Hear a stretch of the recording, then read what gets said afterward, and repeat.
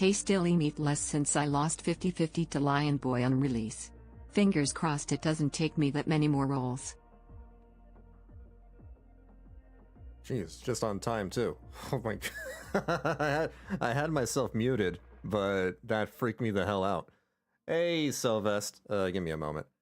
Does this work?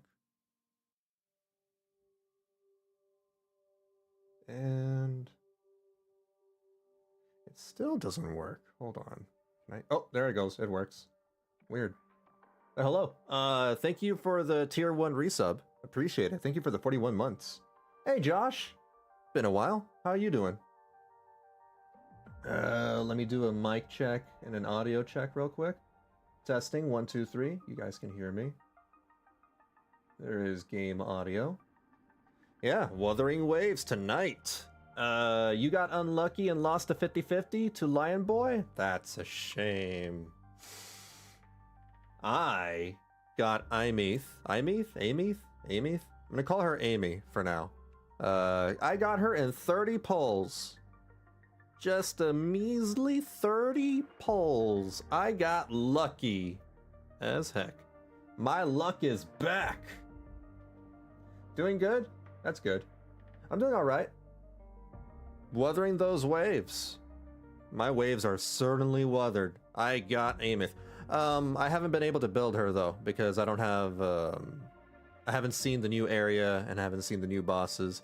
And I want to do the story first before I start building her. Yeah. But before I get to playing the game, there's a couple of videos that I need to look at first. Just a couple of Resonator combat showcases. The usual stuff. Let me go ahead and bring that up. Let me mute the game. And... where is my desktop? I always misplace that. There it is. Found it. Oh. So it's just these two right here, right? The Wuthering Waves Resonator Combat Showcase for Amy. And the, yeah, similar title. These two. Old Times? Maybe? I don't know what that is. I'm not going to click on that because it could be a spoiler. Unless you guys tell me it's not. Alright. Let's see. Start with this one. Let me put it in HD.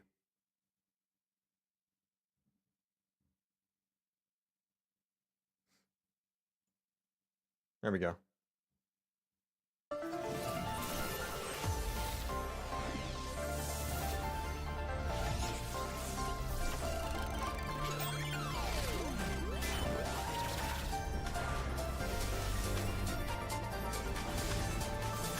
Let's go save the world! Propulsion mode. Enter the ghost.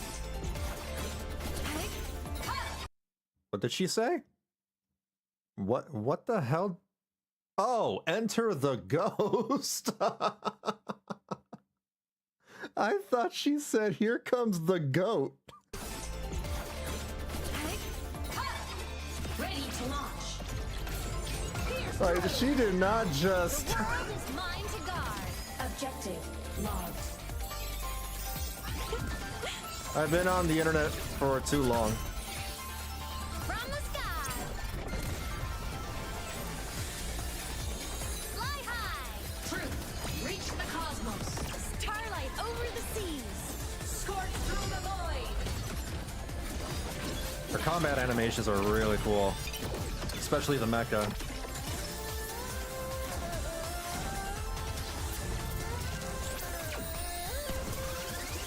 Cluster cannon ready. The savior rises. So she has like two separate mechs? Or they're the one and the same? 'Cause there's like the little mech and then there's the giant mech.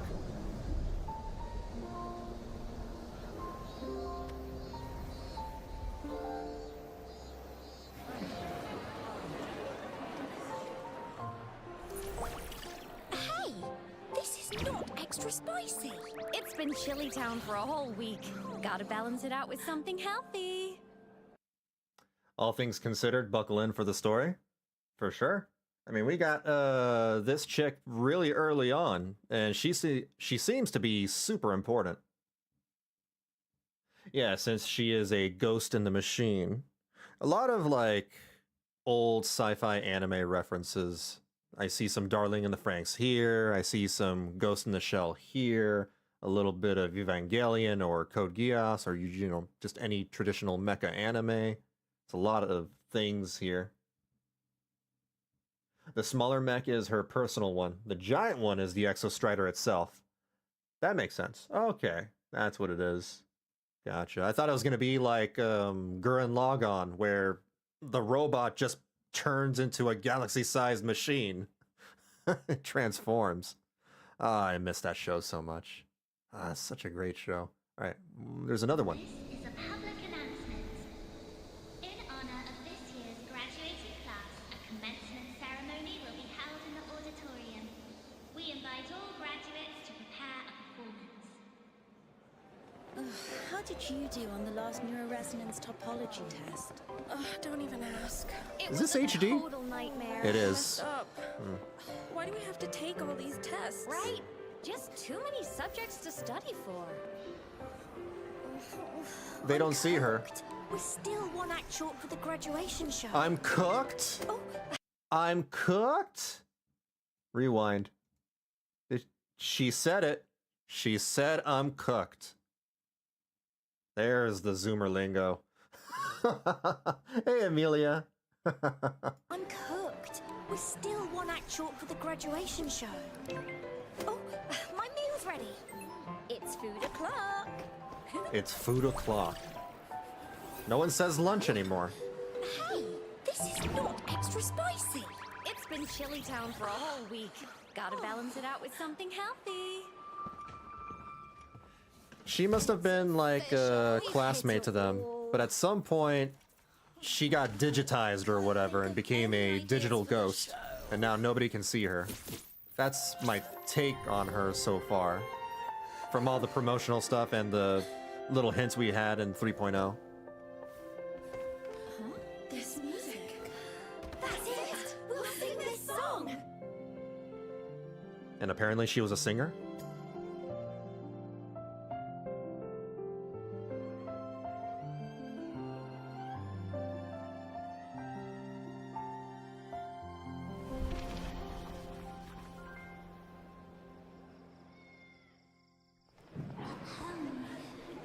That would low-key be pissed someone changing my order. I was looking forward to pizza today. Why am I getting soup? Spread your wings and fly.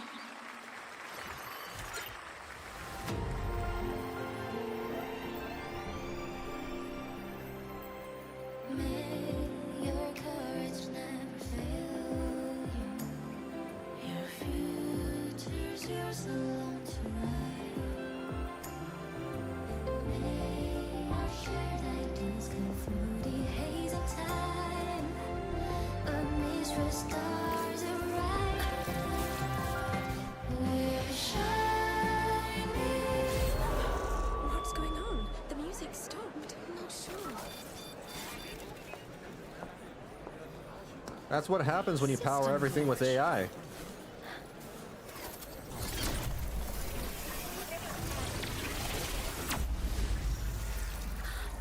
Oh. Why are there a bunch of seals?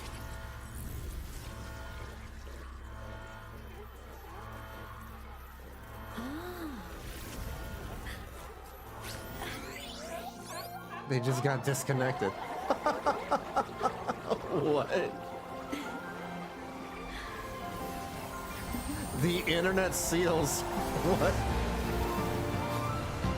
What is it with the seals? It's your Enfield factory.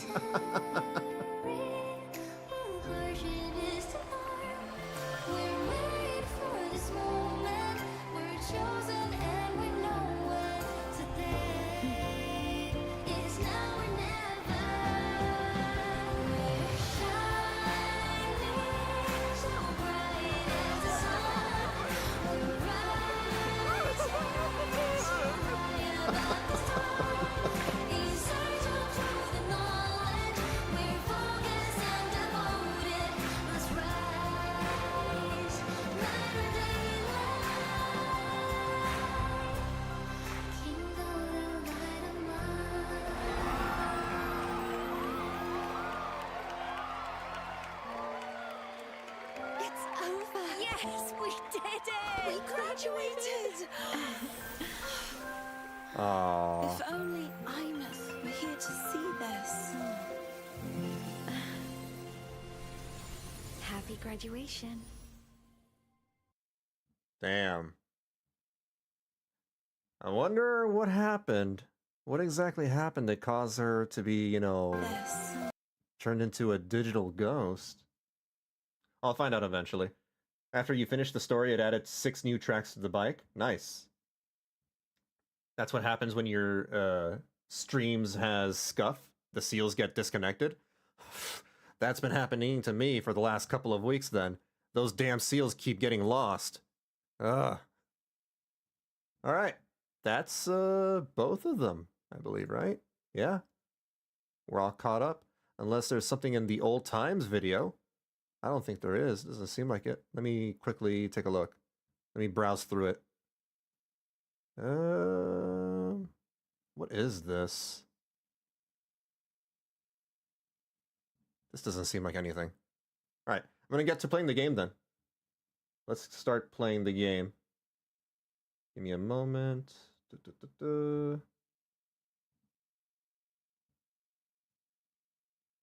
Close that. Bring back the audio. As I said, I managed to pull Aemeath in 30. Just 30 pulls. I got super lucky. Also, I mean, I just remembered, after watching the video, it's kind of crazy that we have 2 idol characters from 2 separate games, come out at the same time, right? We have this girl who's clearly an idol, singing and everything. And then we have the other idol girls that are coming out in Zenless Zone Zero. They both have like that, cutesy, get in front of the camera animation in their combat as well. Aemeath does it, she gets in front of the camera and just, sings, and then Suna does it too. She just goes like, hey, haha. Like, what? They've had the same idea. Claim that. There we go. If for whatever reason the stream bugs out or if it's constantly buffering for you guys, if it freaks out, do let me know. You can even type in the message and I'll likely be able to see it unless, my internet just completely craps out. Last couple of weeks, my internet has been really weird. I've restarted my modem and my router right before the stream, so hopefully things don't, crap out. To the Stars Yet to Shine. Chapter 3, Act 3. To find the Exostrider and uncover the truth behind your frequency loss, you step into the falling snow and venture toward the silent, pale expanse of the Frostlands. Let's go.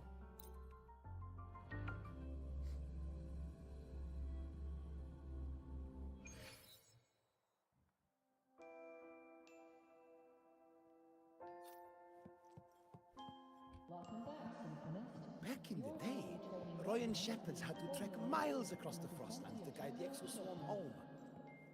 Compared to that, I still haven't finished the road network event. Oh, this is... Huh. I don't think I've ever walked on this before. Cool.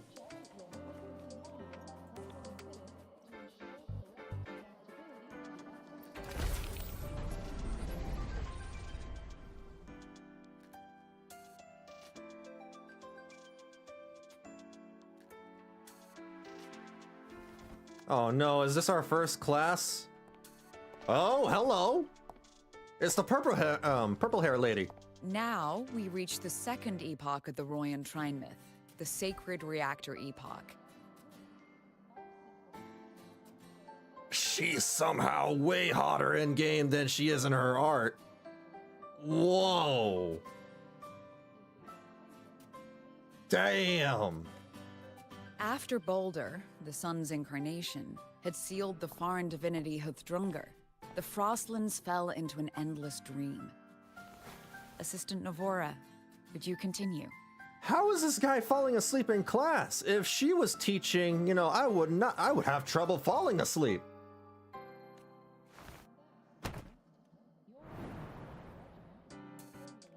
Who the heck is... Oh, Sigrika!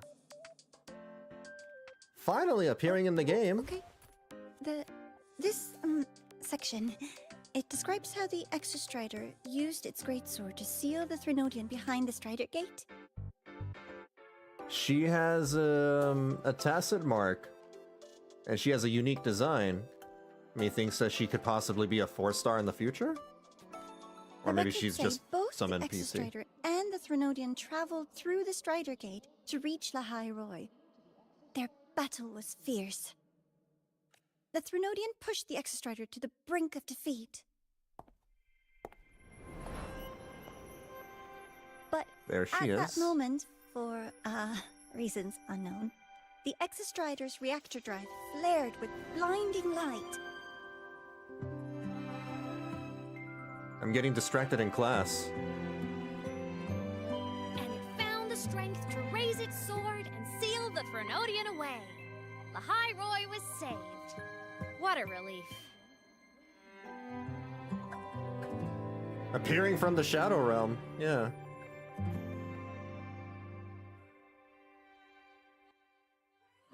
I can see you. Can you see me?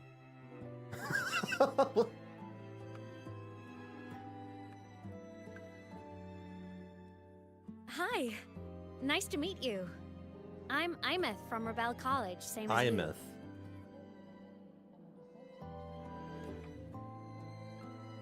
First time seeing you in class. Trying to collect credits from all 4 departments? That's ambitious. Welcome to the academic quagmire. You know, usually in school anime, the girl that sits next to the main character ends up in a relationship with each other. That's usually how it goes. Aemeath, I'm just saying. I've been looking for you. Following trends and all, you know. I never got the chance to thank you. What? Wait. Shut up. Her voice actor is Tracer from Overwatch? Shut up. No, wait. What? Hold on. Tracer, VA, Overwatch. So, no. Lena Oxton is the real name of the character. Who's the voice actor? Cara Theobald? Okay, supposedly it's Cara Theobald. So then, who is the VA for Aemeath? Aemeath, VA. Cara Theobald. It's Tracer. No way.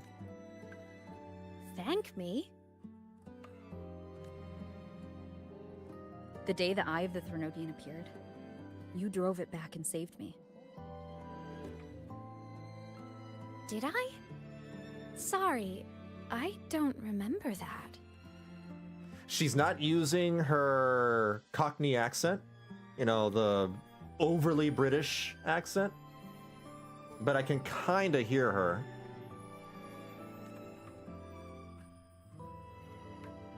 She doesn't sound like she's lying. Then how? Look at the way she's staring at the rover, I'm telling you. A synchronist. Following trends. A freshman.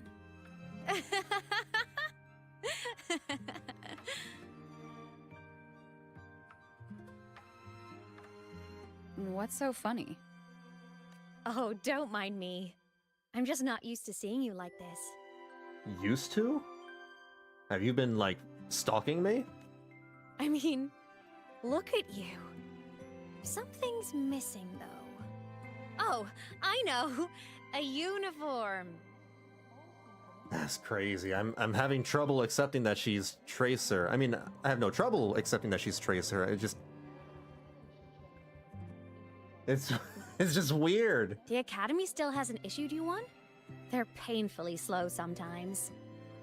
I've never even heard Tracer speak in full sentences. Well, no, like full-blown dialogue. In Overwatch, she just, Tracer here. Cheers, love. The cavalry is here. She has like small little, you know, lines. I have to go. Hearing her talk more than a few sentences is something. Gotta run, Professor! Oh my god, the way she said gotta run. I definitely heard Tracer there.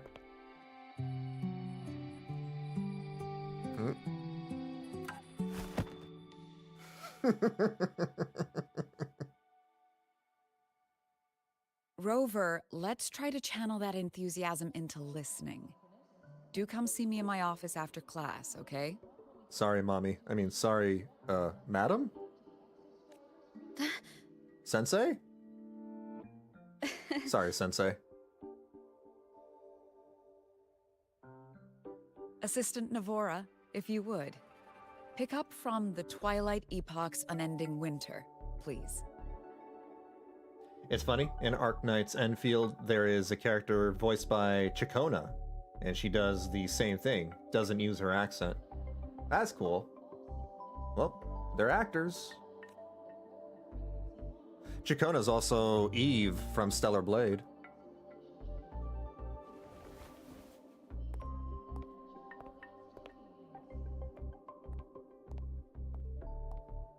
Sagrika, could you come to the library with me? Not going to spoil, but I would not consider Aemeath a waifu since, due to stuff you'll learn later, that would have implications? Really? Okay. Hey, did you notice the new student? The one who kept talking to herself during class? I'm not weird.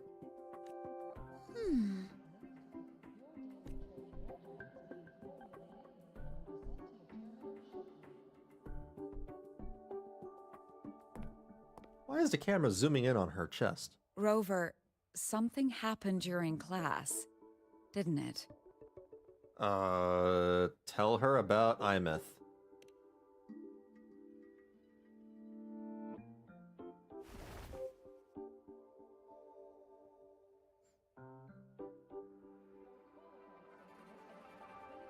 So a girl named Aemeath just got up and left the lecture hall.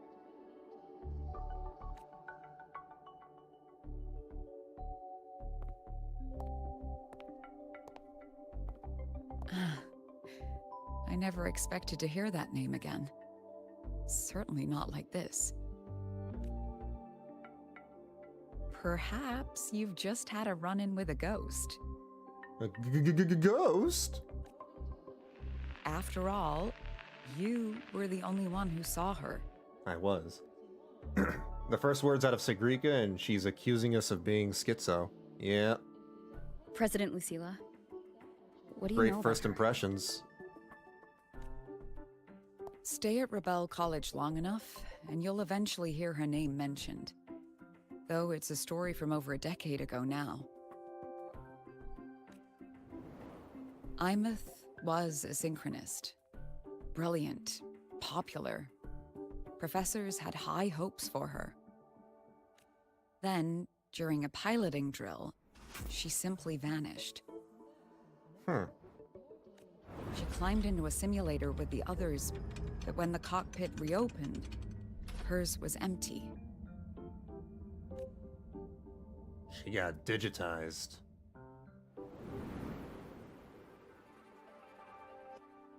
She got isekai'd.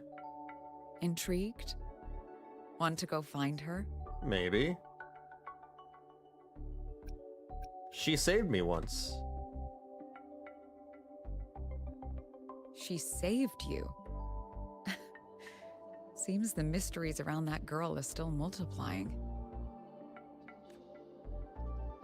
To see someone who vanished years ago, presumed dead, lingering around the academy, a figment of your imagination, or is there more to it? I'm very curious to find out. A ghost? Don't try to get Zone Zero Nicole to help you with anything, as she's afraid of ghosts. She disappeared from the Synchroling training grounds. The very cockpit she vanished from is still there. The Academy turned it inside out at the time and found nothing. But if you're interested, go take a look. I shall. I expect you'll dig up some new surprises for us.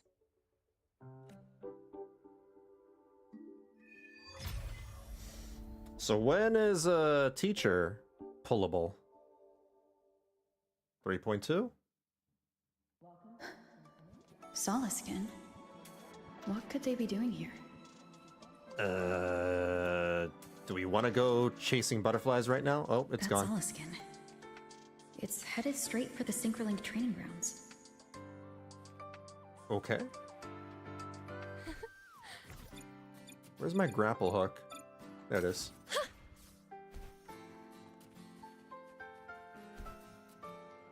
Just worry about 3.1 for now. I already got my Aemeath, whatever. Already I'm, looking forward to the next one. What now? My frequency loss. It's getting worse. Why the hell are we being attacked all of a sudden? And there she is.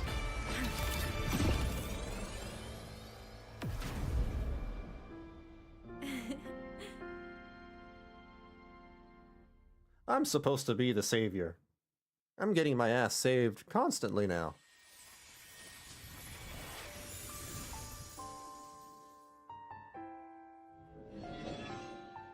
She can't physically touch us. Nope. Still on the fritz. How are you feeling? I can definitely hear Tracer. Yeah, that's Tracer, all right. I'm okay. After that mech flew off, I felt less of my frequency bleeding out.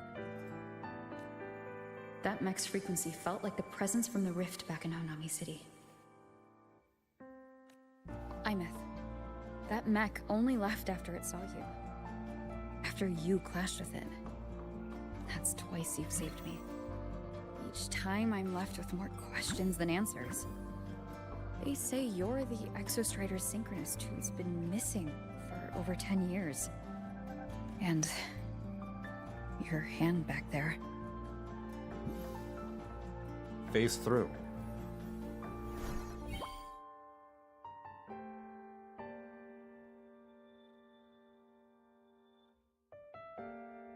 Me? I'm not the Exostrider Synchronist now. I'm its Resonator. It's kind of funny that she is Tracer and she's the one that says boop in 3.0. Didn't she also say boop in Overwatch? Wasn't that a voice line that or was that another character? I know there's a character from Overwatch that says boop. I just died first. Call me a digital ghost.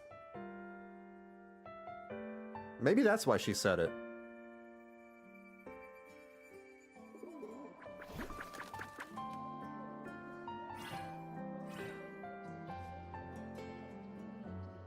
+10 years back, the underground seal broke.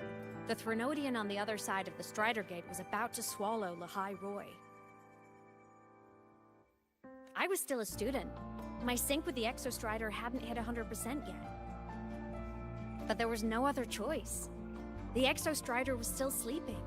So I had to do something unorthodox. Something about her tacit mark? So you overclocked yourself to try to resonate with it? That makes sense. Yup. Impressive, right? I woke the big guy up. If only for a second. She woke up Bastion. The seal held. The crisis averted. Everyone I cared about, they made it out okay. But it was too much for me. My body couldn't take it and got totally torn apart. Literally or figuratively? So yeah, I died. But I'm still here, just floating around. I've been a little invisible. Well, a lot invisible. To everyone until you. So yeah, I died.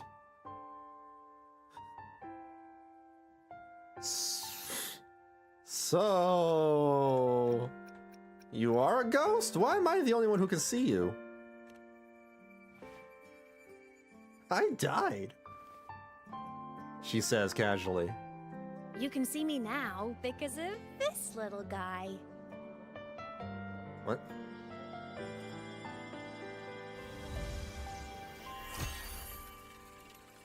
A Pokeball? As you'll soon learn, death to her is actually just a temporary inconvenience. The Exostrider's reactor core. My existence is kinda tethered to it now. Think of it as my heart. Weird. I'm guessing that maybe her mind and her consciousness got transferred digitally or something into the Exostrider. Maybe. Even as a digital ghost, I never stopped trying to pull myself back together. A digital ghost. To get back to reality. I died, she said gleefully. There's something I gotta do. And I gotta be the Exostrider's true resonator to see it through. But our resonance started with an overclock. The power I got was unstable from the get-go. I've spent years building it back up with this core. The Solaskin have been my little helpers too. Then, not long ago, you ended up with it. That became your backstage pass to seeing me. Not long ago. You mean when the reactor drive fell? Her physical body got destroyed, but her frequency remained. Right. Bingo! Since then, the core has become energy stored inside you. This is the first time I managed to make it solid. Took me a bit to figure out the trick. You can make that go solid, but you can't make yourself go solid? Then it was you. You're the one who saved Mornier when she was dying. You and that junior of yours were always close. We even crossed paths a few times back when I was still, well, around. Of course I'd help. You know about Mornier and Rover's past? Interesting. Let's dig deep. What else do you know about that? A junior of mine. Yeah. So I really did know Mornier in the past. Yeah. Maybe you should ask questions. Oh, and by the way, when you charged in to save Professor Mornier, you looked pretty cool. Oh, that's because we are pretty cool. You saw all that?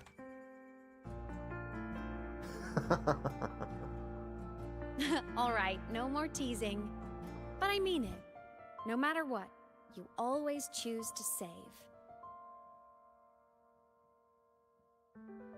And to me, that's the coolest thing in the world. The most beautiful. Anyway, Keep glazing me. back to business.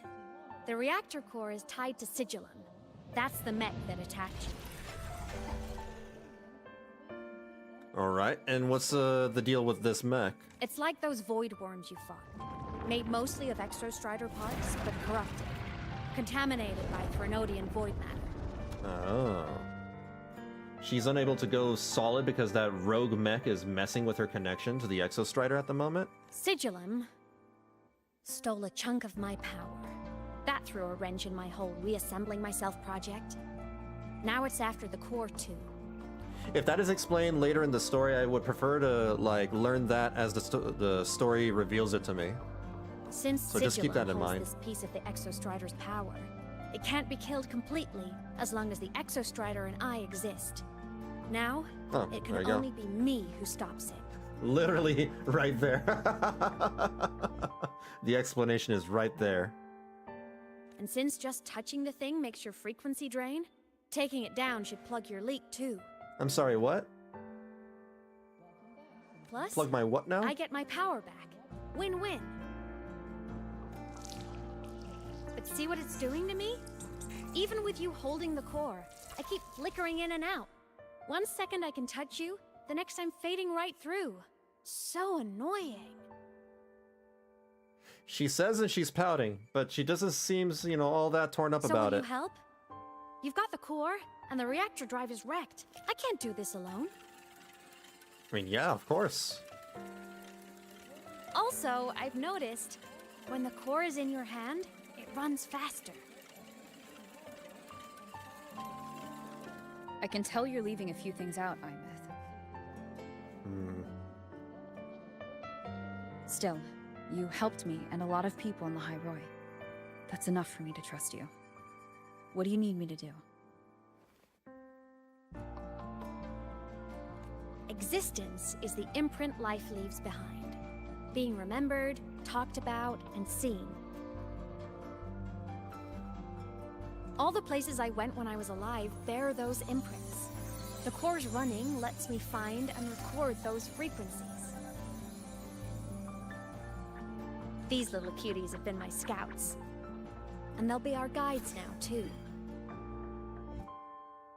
I don't know if I would call those things cute. I would say they're weird. They're like Furbies.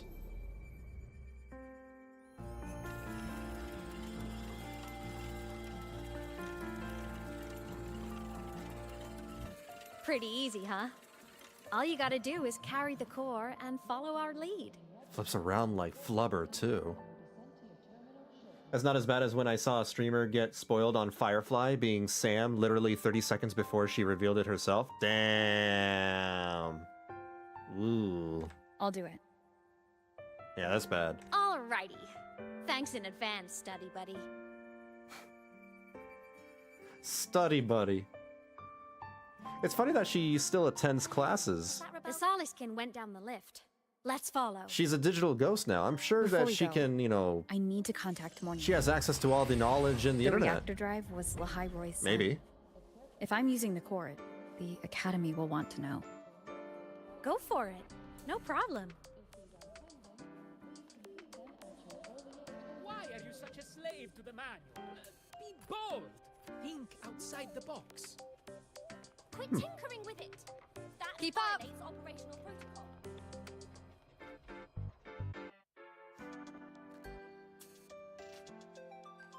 Aemeath definitely glossed over some things. Like what happened during our previous encounter, what she's done since becoming a digital ghost, and the real reason why Sigillum stole her power. After years drifting like this, to still hold on to that spirit. Her will must be strong. Prying answers from her won't be easy. I'll bide my time. The right moment will come. Has something happened, Mentor? Oh god, Mornier, he came out of nowhere. Here, reactor core. I see.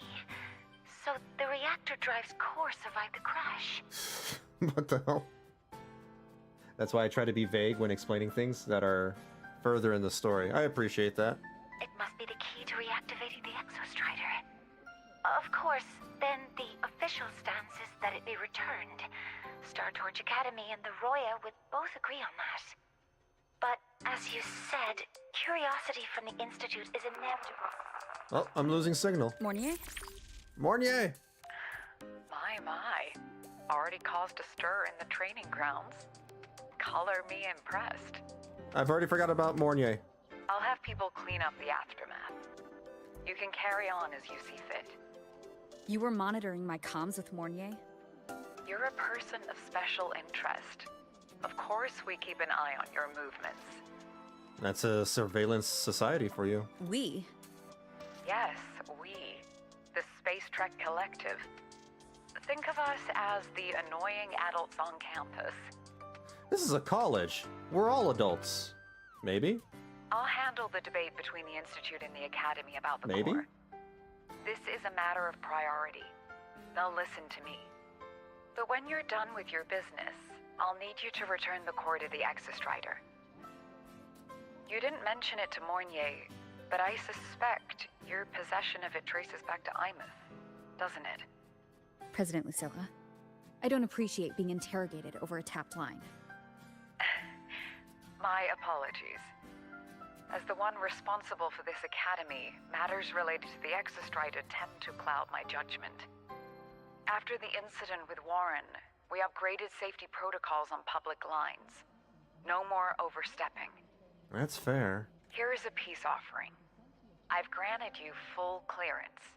Passes for the Starboard Riseway, archive access, and use of Academy weaponry and equipment.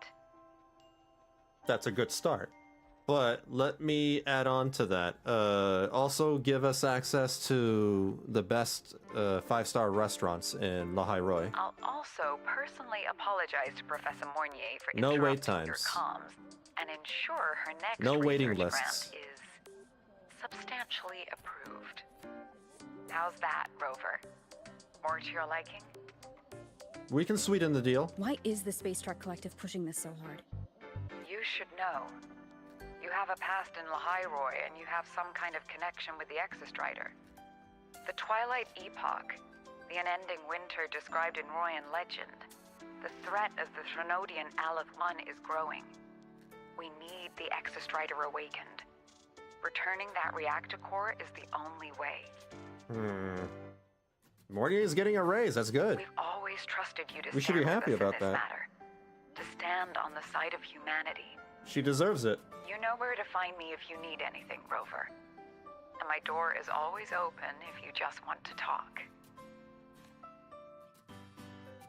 The Solace Kit is leading us to the auditorium first. Ride the elevator. Pull the lever. The new solar celebration is almost here. I wonder what they'll put on this time. By then, exams will be over, and we'll finally get a long break. Ah, vacation. What's not to look forward to? This is the most circular elevator I've ever been in. And like with the most weird things inside of it. Why? If this is an elevator, then why? What is all this stuff? What the hell? Strange. Maybe it's it doesn't go up and down necessarily. Maybe it just goes. It can go sideways. I don't know.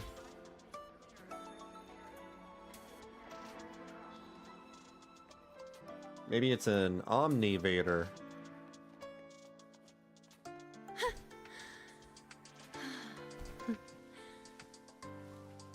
Yeah. Come on. Where is this waterfall coming from? What the hell?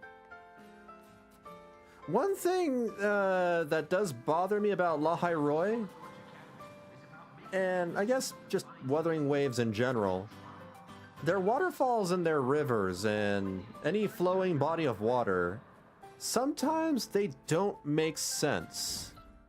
Like, in my off days, when I do my dailies, sometimes I know I'm going around exploring the place. There's this one weird waterfall. Not that one. Where is it? It's like around here somewhere. I was in the middle of building the road network. And when I finished building one of the roads down here, one of the waterfalls they were just clipping through the road. And it just made no sense. Maybe it was unfinished. Maybe it's a bug. And then I try to track the source of these waterfalls, and sometimes they don't really connect to anything. I just hope the fan meeting goes Some of their smoothly. waterfalls are a And little everyone has fun. nonsensical. Maybe I'm just thinking too deeply about it. Oh, hello. Are you here for the Fleet Snow Fluff fan meeting? The venue is still being set up, but once it's ready, please join. Fleet Snow Fluff? She's a singer, a campus legend. She's only released online, but she's super popular. But her site hasn't been updated in over 10 years. She posted one last demo, and then nothing. Don't be such a downer. Maybe she just graduated and moved on to bigger things. Probably never showed her face to keep her life private. Doesn't matter. We still have her music. Here, even if you're not a fan, you should give her a listen. I'm new here, but even I was hooked when I first heard her songs. The outgoing fan shoves a poster into your hands. Nice print. A fan meeting. Huh. If they're happy, I'm happy. Come on. Let's follow the Soliskin and see what's going on in the auditorium. Fangirls of an idol from 10 years ago.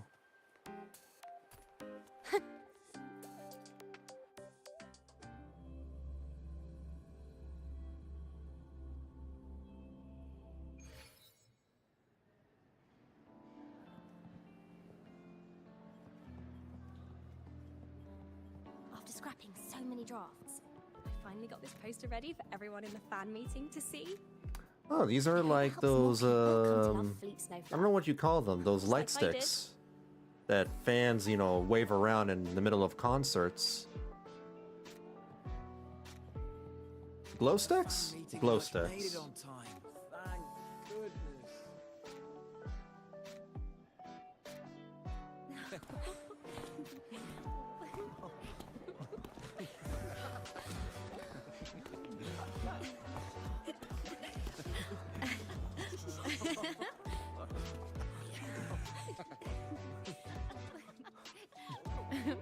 What?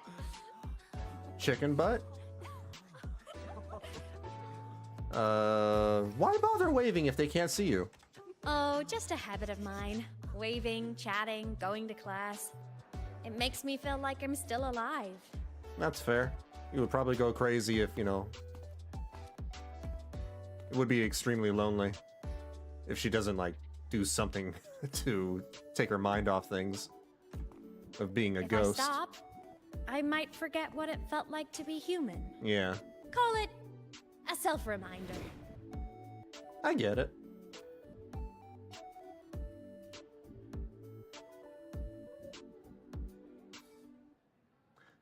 I just thought of something. Fleet Snowfluff? Tracer has a similar condition. Tracer from Overwatch. I don't know if anybody here has played Overwatch, but the character Tracer, you know, her whole power is about, like, time traveling. She can travel to the future. No, she can rewind and then fast forward small bits of time. But she has a device to control her power. Without the device on her person, then she can't really control it, and she basically she gets like weird time travel cancer, and without that device, you know, she would lose herself into some separate reality. She would cease being real. Yep, that's me. But don't say my alias out loud. It's embarrassing. So you weren't just a synchronist. You had a whole other life here. Just one of my many hobbies. I was into photography, gaming, movie nights with friends. Figured you only get to be a student for a few years. And I wasn't the ambitious researcher type. I wanted to soak it all up while I could. I tried a little bit of everything. I just wanted a happy, carefree life.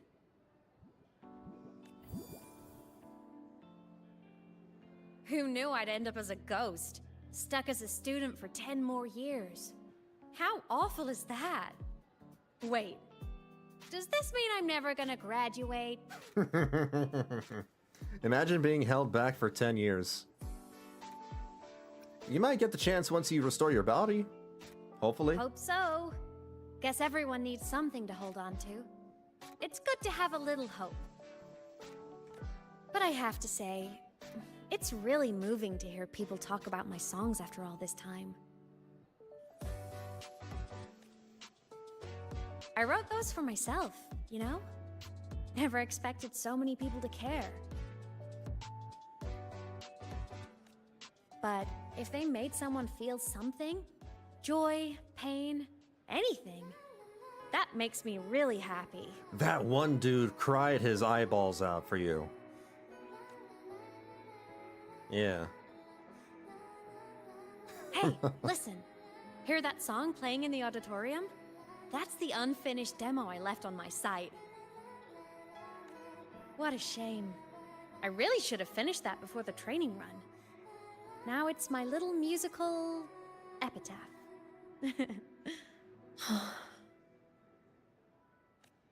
Hmm.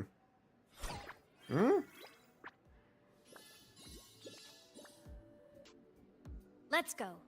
The Soliskin is calling us.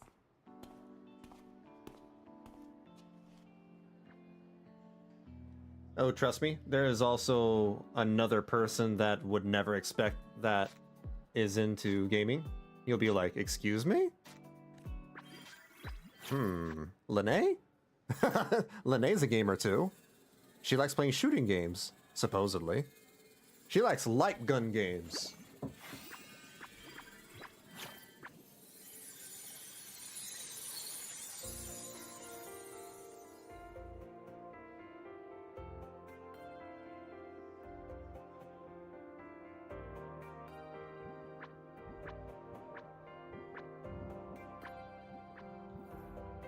Wait, what's this? Spacebar? I'll have to spam it? Is that the student rep from Rebel College? That's one bold speech. Is she giving a welcome speech or recruiting for a space adventure club? Uh-oh, the professors look upset. But she made a good point, didn't she? Isn't that passion the entire reason we're here? To explore whatever's out there again.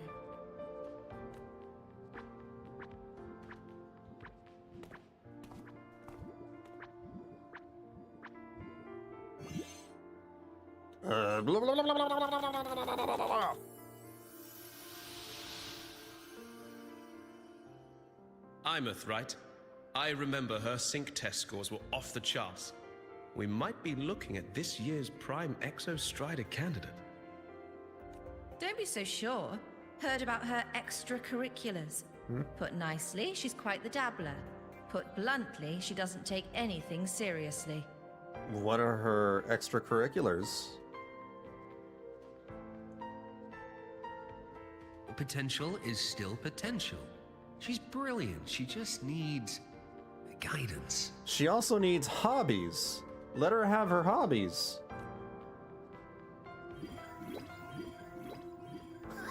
What the hell is it doing? That Soliskin is so childish.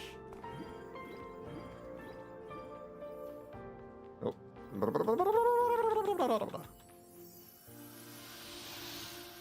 May we one day walk among the stars, to touch with our own hands a universe so cold, so real, and so breathtakingly beautiful.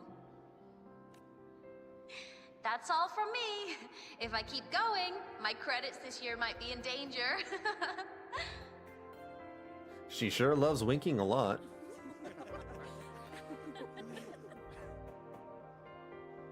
It's an amazing feeling to be here at Star Torch Academy, and to know I'll be sharing this journey into the great unknown with all of you. As a student, I can't wait to start this new chapter of my life. There's just one thing missing today. I wish my family could be here in the crowd to hear this. So, to her, I want to say, I'm doing great. And I'm happy. Everything is just as you hoped it would be. So please, don't worry about me. Is her mom dead? Her parents?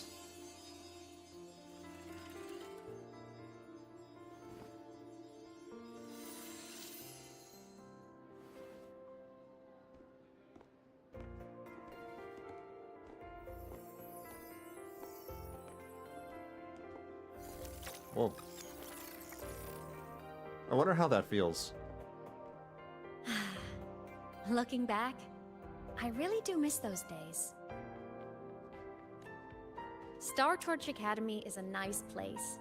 I mean, I caused my fair share of trouble, but the professors never turned me away from lectures. You saved Lahai-Roi, Aemeath. But you paid for it with your future. And no one even knows. So it goes. Yeah, I don't blame her for missing those days either. Do you feel lonely? Maybe a little. But it's fine. Loneliness doesn't kill. Besides, I still have plenty to keep myself busy with. Loneliness doesn't kill. Try telling that to bunny rabbits. I wish I could have been there. At graduation. To hug my friends and wish them all the happiness in the world.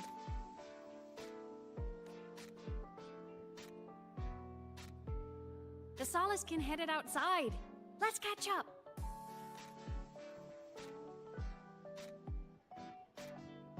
If it's leaving the campus, it's probably going to the Frostlands. Right, we'll need to take the Starward Riseway. That place above the sword? Yes, a frozen, silent plain, white with endless snow. The place where the Exostrider finally sank into slumber. Okay, let's go.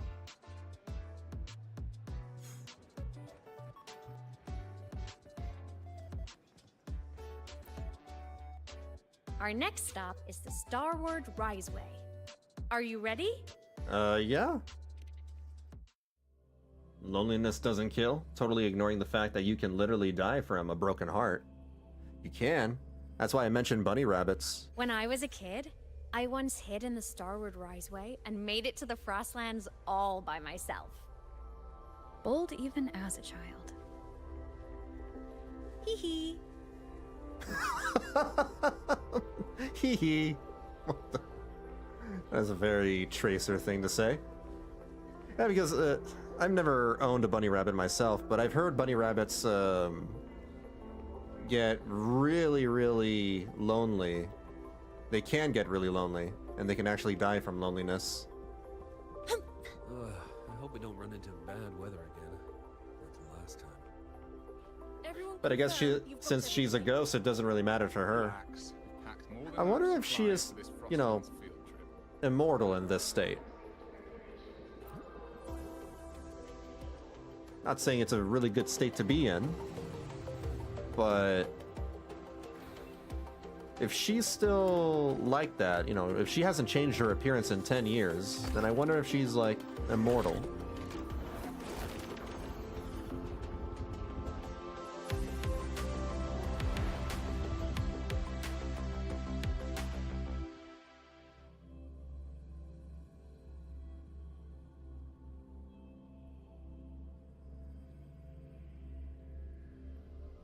Have you got your thermal jacket on?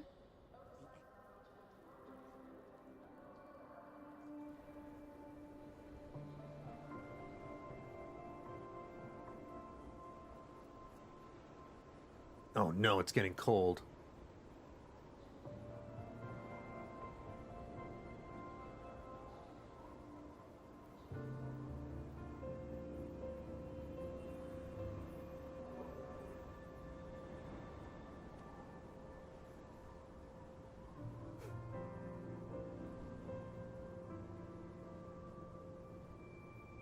You can't touch that, right? No, you can't.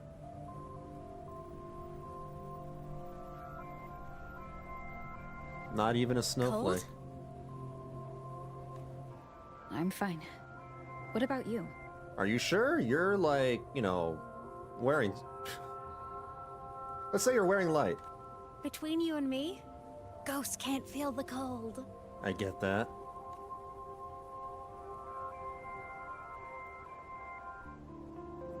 You sure you don't want to put on some pants, Rover? You don't want to catch a cold. Beautiful. What a coincidence to run into you here. Luke. This is a pleasant surprise. Why is Luke here? Oh, it's Dr. Luke. When he's around, just pretend I'm not here. Otherwise, you look like a weirdo talking to thin air. Thanks. That got me into trouble in class. You should hide too, okay? This is our secret journey.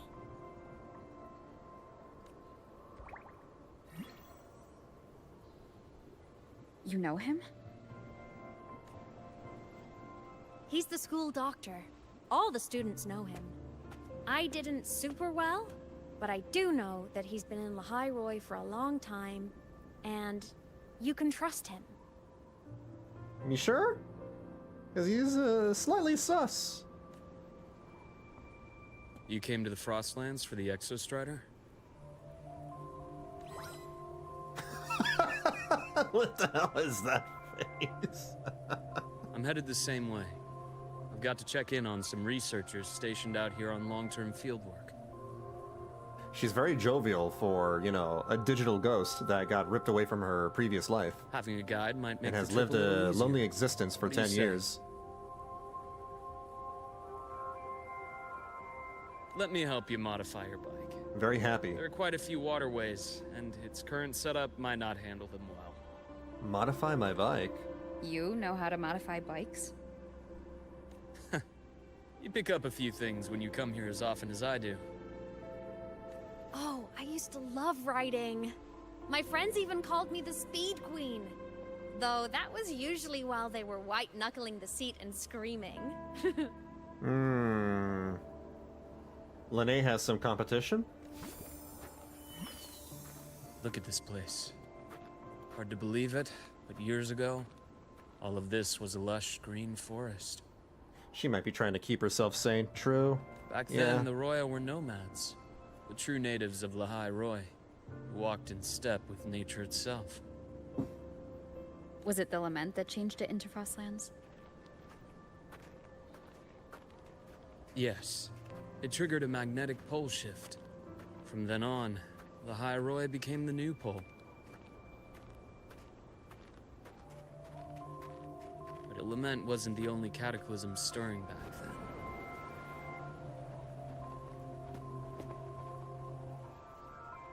In the past, we had already reached the stars, but at some point, the etheric sea spread to cover all of Solaris.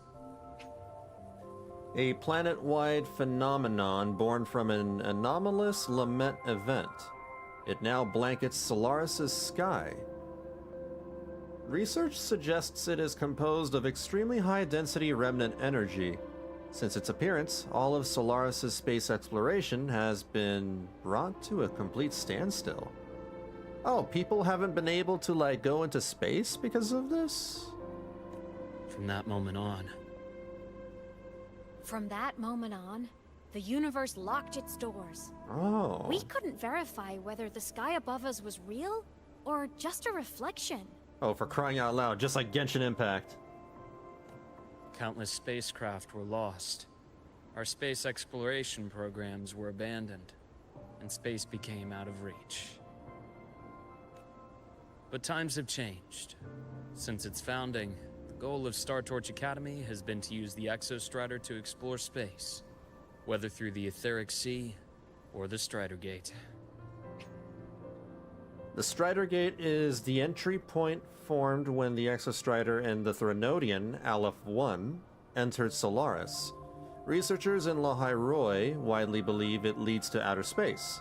The overlying Solaskin root network has expelled Aleph-1's power beyond the Strider Gate, forming a sealed gateway that currently prevents the Threnodian's return. I understand the Etheric Sea part, but the Strider Gate? You know Lahai-Roi's history? Both the Exostrider and the Threnodian first came to Solaris through the Strider Gate. This is the first time I've heard of that. The Academy has its theories, but here are two you might find interesting. The Strider Gate is a gateway to outer space, and Aleph-1 is a Threnodian alien to Solaris. Interesting. The Threnodian is an alien. Huh. Very, very interesting. An alien Threnodian. With a gateway like that, of course we want to open it. But to pass through, we must awaken the Exostrider and be prepared to face Aleph-1 head-on. That probably explains why there's no matching Sentinel? Because this Threnodian is not from Solaris? I've long believed that Aleph 1 poses a far greater threat beyond void storms and void worms. With other Threnodians, we can at least glean clues of their nature from their places of origin and the civilizations they emerge from. But Aleph 1... our knowledge remains blank. So many dream of being the voyager who returns from the stars, the first to walk the cosmos once more. But in all these years, no one has succeeded. The etheric sea phenomenon cast us into isolation, but it also gave birth to all our dreams of what could lie beyond. And those dreams are still alive today.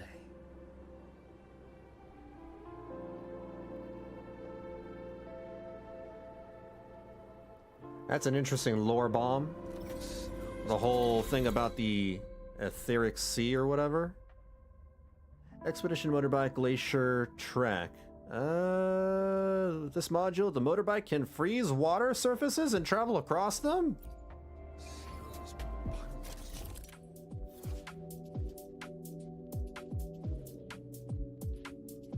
What? Oh, okay.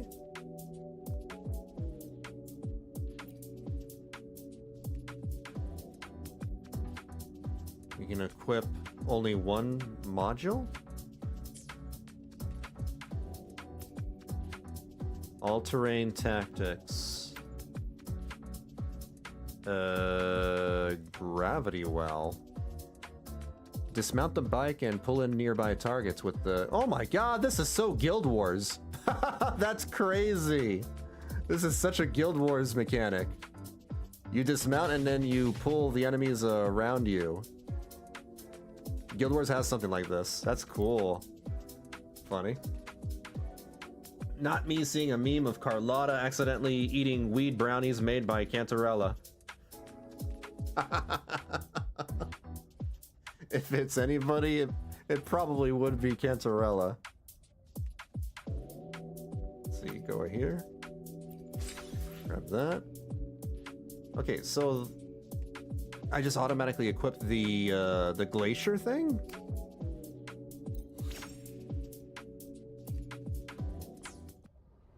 Dr. Herson? Just call me Luke. It has a nicer ring to it, no? Then, Luke, you asked about my feelings on the Academy. What about yours? How long have you been here? It's the Raptor, yeah, About the 20 Raptor years. mount. I was a traveler before that, seeing what Solaris had to offer. Then I guess a I can friend go asked and me ride. to come to Lahai-Roi. Oh. To keep an eye on things here for her. The students make it easy. Watching them find their way is its own reward. They enjoy talking, and I enjoy listening. The work suits me well. I got distracted. There was a avalanche.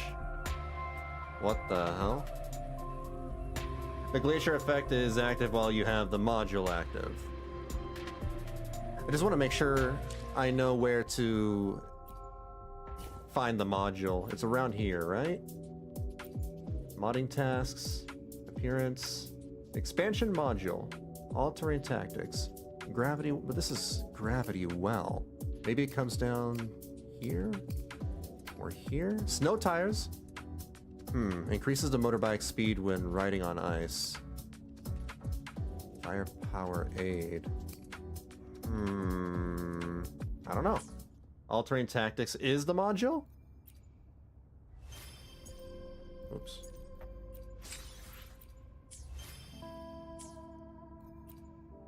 It's a passive effect of the module overall. Okay. Alright. Carlotta about to feel good.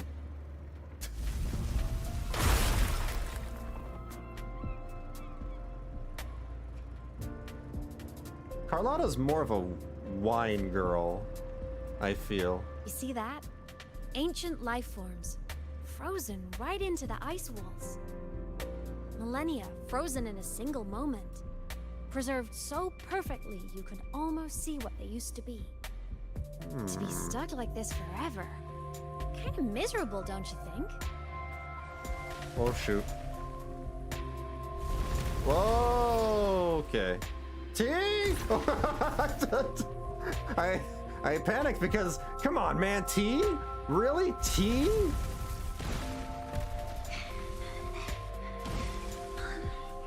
Must be around here. Who is, what? Someone's ahead. I was like, where's the T button on my keyboard?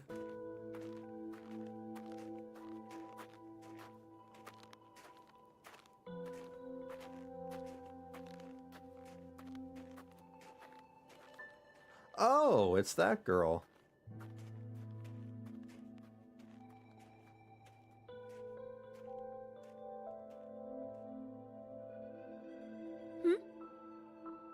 You were the one who was talking to yourself in class.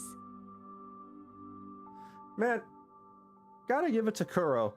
They seem to be like the only ones who actually give a damn about making unique looking NPCs. Other games just don't care. Everybody else is like, you know, some generic looking N64 looking model kind of character with a flat, you know, texture. And over here we got, like, we're always constantly getting unique NPCs that may not even appear in the next patch or onward. They're only just like a one patch sort of deal. This character not only has like a modeled hat, a modeled, you know, coat and everything, she's got freckles. She's even got freckles. I don't think I've ever seen a character with freckles in this game before. Whoopsies. I've never seen a tongue sticking out facial expression either. That's also new. Gotta give them credit for making, you know, some neat looking facial expressions. Oh, and Dr. Herson. You are traveling together? Did the Academy greenlight a new field trip? And you already know that if she gets tipsy, her flirty side gets turned up to 20. Just my routine checks on the field researchers. Carlotta Rover here does. has their own business to attend to, but we're headed the same way. Carlotta's already flirty without alcohol. What about you, Miss Navora? Chasing more fallen debris? Yes, exactly. I heard the Frostlands have been experiencing changes since Helios was launched. I had a hypothesis that new debris fields might have been exposed. Debris? Space equipment that fell from the sky long ago. Probes, satellites, and even space stations. Even her eye shape is very unique. Some previous digs unearthed wreckage containing records lost during the lament. Oh, and images. Photos taken in orbit of other planets. They were absolutely breathtakingly beautiful.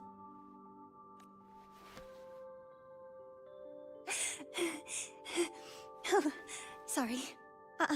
I got carried away. I was literally about to say that. It's okay, passion is a good thing. I was literally about to say that without reading the dialogue choices. Thank you. Sometimes I'll just start info dumping. I know it's not the best. I know some people who are like that.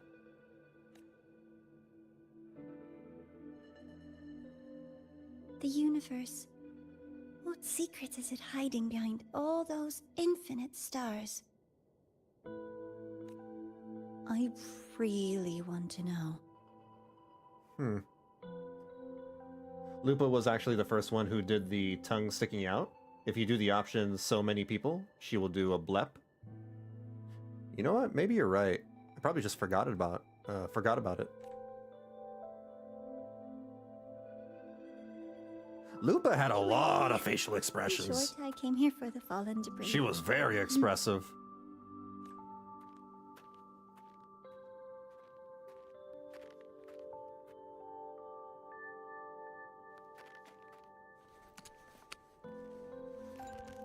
data on the instrument shows there's a high chance that close by... Huh?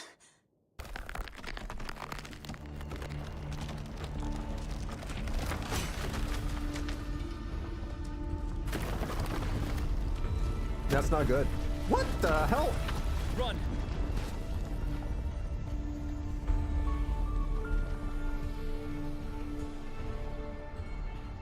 And she was here by herself. This place is dangerous.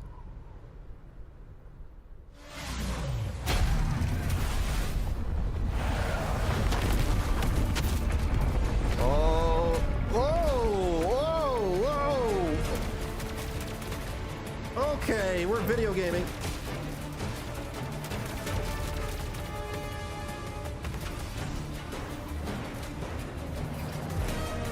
Tea? I'm creating ice? I'm like that one guy from The Incredibles. Honey, where's my super suit? Space? Oh, where am I going? Oh, we're fine. Wind.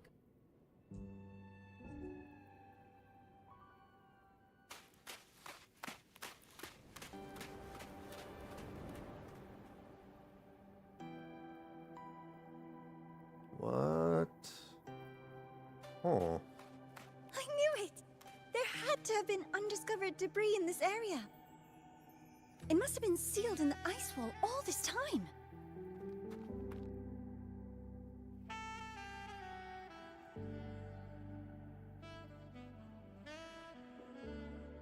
And suddenly jazz. Wow. Jazz. I like it. Not the saxophone. I'm actually not opposed to it. Just wasn't expecting it. People wanted her back in the story really bad during the later half of the Renacida arc, besides the finale, obviously. Lupa? Yeah, I get that. Lupa is just so damn lovable. She's one of the most lovable characters in the game. You all right? Oh, I'm good. Perks of being a ghost, you know? I'm so sorry. It's my fault for putting everyone in danger. The collapse was an accident. We're all okay, so don't blame yourself. But the way we came in is completely blocked. Scaling that ice wall? It's too high. Too risky. I'd rather not have a student on that climb. I've contacted the Academy. They're sending a rescue team. Once Navora is safely returned, we'll set out again.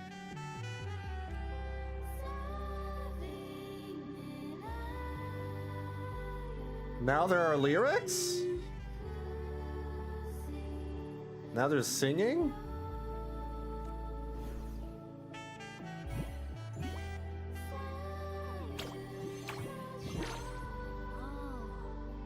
Hey, little guy here says our next stop is deep in the ice. There's a path at the bottom of the station. Want to check it out? Damn, dude. It's crazy. Always coming up with, like, some really unique and interesting kinds of music in every patch. We got our freaking Attack on Titan music in the last patch, and now we got our, you know, very strange but relaxing jazz. What about waiting inside the station? It's freezing out here, and another collapse is possible. It's safer to wait for the rescue team indoors. I agree. I want to see what's inside, too. With Rover on the team, a quick recon should be manageable. Up to you.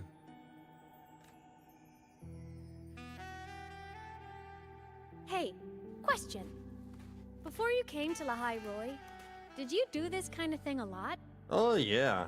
I mean, her name's Rover. What do you mean? We rove. Like traveling with a crew, seeing the sights, stumbling into trouble, then going your separate ways. Again, her name is Rover. Like a classic road trip movie, you know? Self-explanatory. The saxophone is killing you? What's wrong?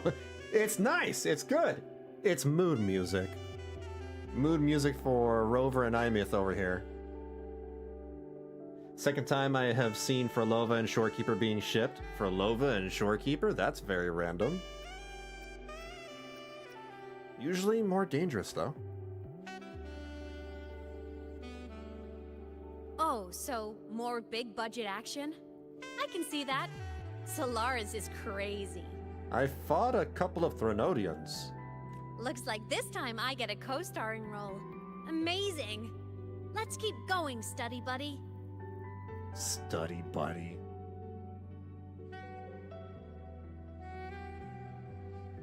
Saxophone. There's a collapsed entry point over there, but it's blocked. Some kind of barrier caused by unstable frequencies. The Exostrider sleeps in these frostlands. Void storm activity can make local frequencies unstable with fluctuating void matter levels. Oh, taking this opportunity, let me grant you access to the module adapter. Huh. It's already unlocked. That must have been Lucilla. Probably. Let's move to an area with a stronger signal so it can be deployed.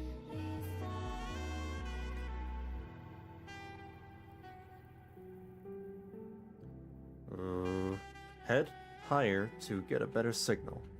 What's this? Oh, these things! They're back! These were in Renacida.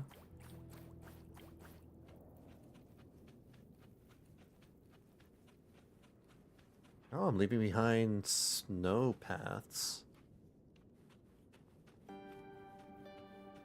Huh.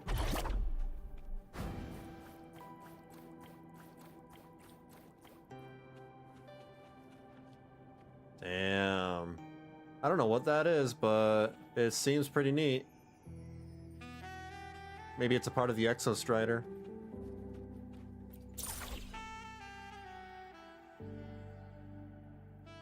This module adapter was developed by Star Torch Academy for Frostland expeditions. It lets you interact with frequencies disrupted by void matter. I'm glad that they don't have any, like, BS cold mechanic in this area. What I hate most is whenever a video game has, like, some cold mechanic where, like, it acts like a stamina bar. And the longer you stay in a cold area, you know, you freeze to death or something. I get it, it's realistic, but I don't play video games for realism. Give it a try. You'll need it here. It's a nuisance.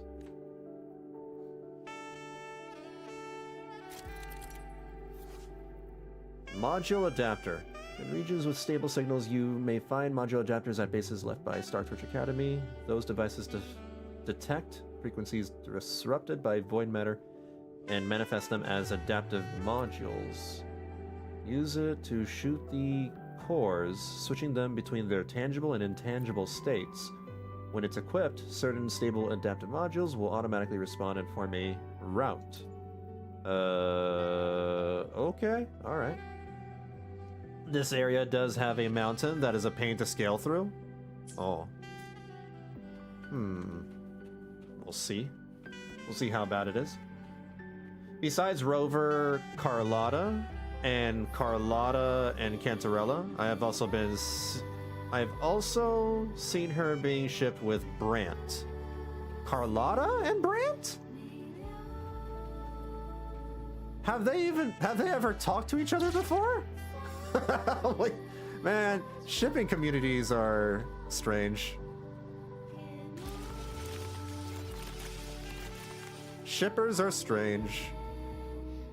I understand Rover and literally any other character in the game, because Rover interacts with everybody.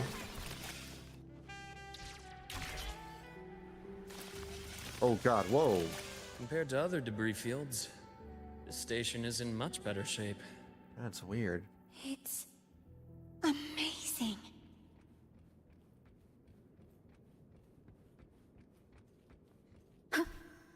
Oh, it's dark.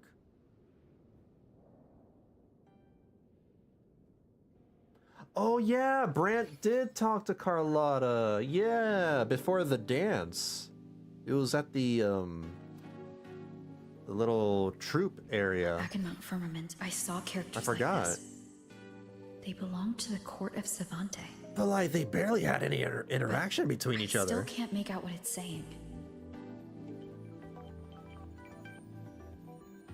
Funny enough, they did invite him to join the Montelli family before. Oh.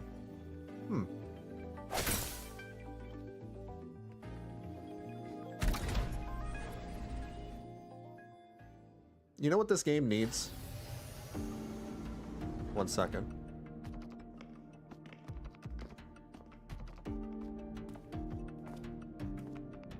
I'll wait for a stop or a break. What the hell? Is that a ball pit? This is...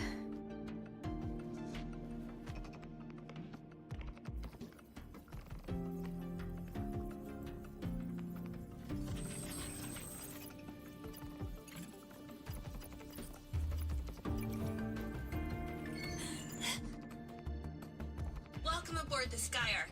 I'm Wenlu, your guide for today's tour. The Skyark. What this game needs is like a way to not make old characters obsolete in the story or the narrative, and maybe like bring some sort of like seasonal events, kind of like how Hoyoverse does, you know, with their games. Because as much as I love this game, and I do, it's still my favorite, you know, of all the gacha games that I play. One thing that the Hoyo games do better is making characters relevant, you know, throughout the years, and also providing like fun little events like, oh, here's a Chinese New Year event, or here's a Christmas event, or some made up in-universe festival event, right? I would love to go back, you know, for a festival event in Renacida and just see Carlotta and the rest of them again doing whatever. It would be nice. The only event that we've ever had, or any kind of festival we've had in Wuthering Waves, was in the first year, in 1.2? 1.2 or 1.3? Yeah, ball pits. Like doing the moon chasing festival consistently for WuWa. Yeah. Teachers, please stay with your assigned groups and ensure this one-day tour goes smoothly. Wuthering Waves really needs something like that.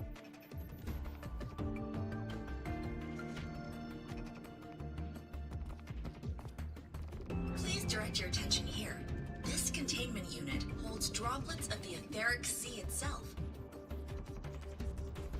Droplets of the etheric sea? Wait, so the etheric sea is just one gigantic ball pit in the sky?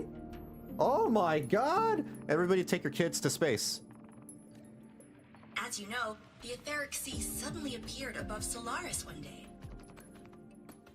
During that initial event, the court of Savante briefly glimpsed a figure of a white-haired woman. She vanished in an instant, leaving countless puzzles in her wake. A white-haired woman. What is the etheric sea? What does it do? And why does it appear? That is a good question. The Court of Savante conducts research here at Skyark to seek answers to these questions. Yeah, that's the only way people met. Yeah, Shangli Yao or Zhezha. True. Skyark Space Station, a Court of Savante space station launched into near Solaris orbit before the etheric sea fully enveloped the planet. Its primary mission was the study of the etheric sea droplets. Research intended to pave the way for further space exploration. Next, please scan your clearance with the system and follow me in an orderly manner. We will now proceed to the central deck. Awaiting us is this station's most significant breakthrough, a mass relay device powered by a stabilized sample. A sample of the etheric sea? If it's part of the fallen debris, can it be? This research started before the phenomenon first appeared? Oh my, this is an absolutely incredible discovery! Thank my lucky stars I came to the Frostlands today. That guide was probably a hologram frozen in the system's memory. Those brilliant minds in the Institute will be wetting themselves over this. One-day tour, huh? From the way she spoke, the visitors must have been school kids. Guess hopping a shuttle into orbit wasn't a big deal back then. The containment unit looks custom-made too. Transporting those samples safely would have been a massive logistical operation. I wonder if they needed permission slips to go into space. Huh. Court of Savante Space Station. This is an exceptionally rare find. How do you know how to operate the systems here? The Academy has recovered other debris from this era. The systems have enough common architecture for me to manage a basic reboot. As for the Court of Savante's characters, let's just say I developed an interest in it, under unique circumstances. The characters on that pen, they're Court of Savante letters. I obtained it by chance. In fact, it happens to involve you. This isn't the place for that story. When we're back at the Academy, come by the infirmary. I'll explain then. After all, it is a long story. Ooh, sounds mysterious. I want to hear the story too. Please, pretty please. Is she gonna hang around us for the rest of Lahai-Roi? Like Navi? Is she gonna be our Navi from this point on? Like I could stop a digital ghost anyway. Fair point. Don't forget I can even sneak into your terminal. Wait a minute, can Abby see her? This way, please. Abby hasn't Visitor appeared registration yet system is here. in this patch. I wonder if Abby can see her.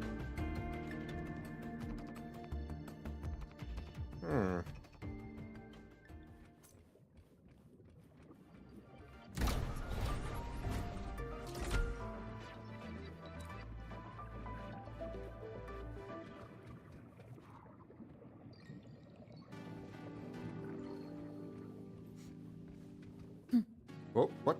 Welcome aboard the Sky Ark space station. It's an honor to share this vessel of knowledge with you as we journey across the stars. Oops.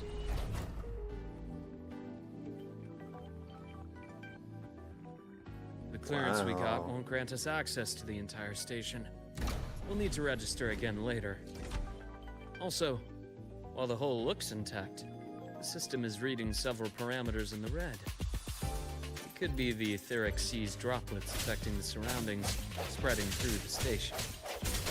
Luke, we got bad guys. Disperse.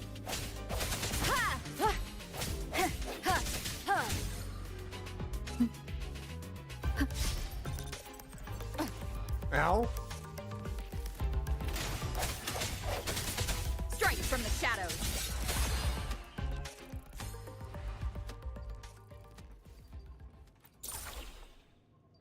We got Tessa Discords over here.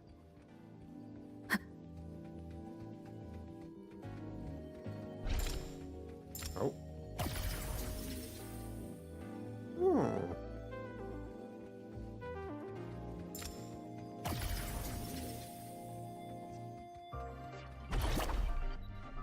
Gotta go fast.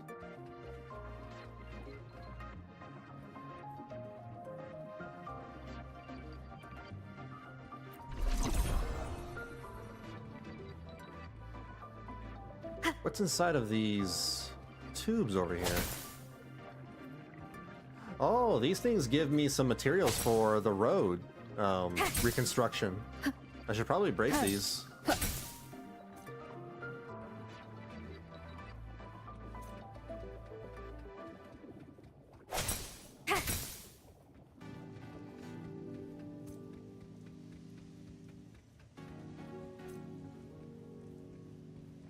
That flowing sphere is the mass relay device, with the etheric sea as its core. Let's check the console.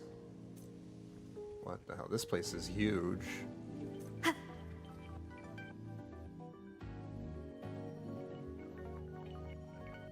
With the droplets dispersed, some space station sectors have become unstable. This mass relay device shares the same origin as the droplets. It can stabilize them and also punch a corridor to other sectors. Incredible that it has such capabilities.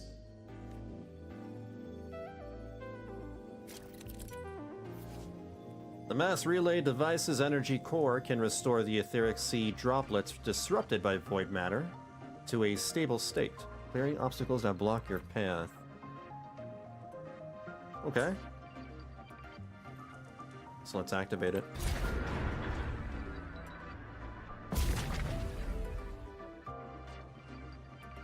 The hatch over there is back to normal. Wonder what happens if you try to drop down. Whee! Oh. Never mind. Nothing. Nothing happens.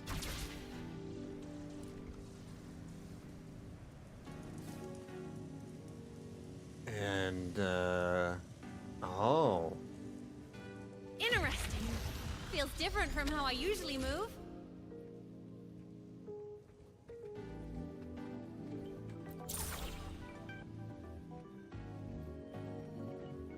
What's the... Oh, no, that's a speed up thing.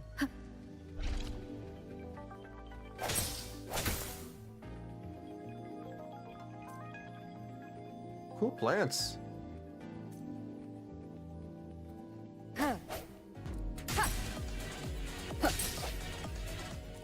Yo, thank you for the follow over on YouTube.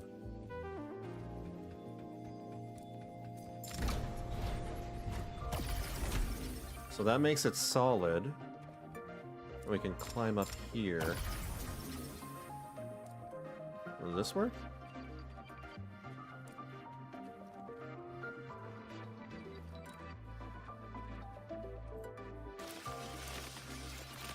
Oh. 6. 6. Whew. Pathway's blocked. Let's try the Are we modular side-scrolling? reactor. We're side-scrolling. Wait, what? Oh, God, okay.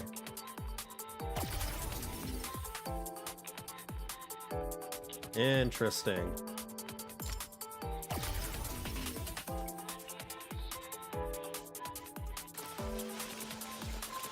We're platforming. When's the last time we did something like this? I feel like it might have been... Here. What? Hello? Digital Ghost, remember? Hacking this is easy. Welcome to Aemeath. Aemeath, what are you doing? Can I go this way? Oh no, I have to do something over here. I was gonna say, I don't know if we've done this, the last time I remember doing this is with Lion Boy. Lion Boy had a platforming section. Oh, we're flipping the gravity. An unexpected discovery. I haven't heard Rover say that in ages. Remnants of the past. An unexpected discovery.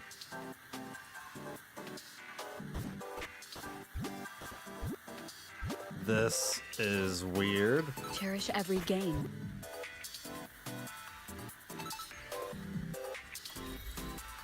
Oh!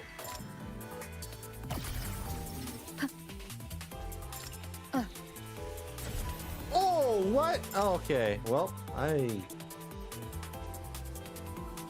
can fix that.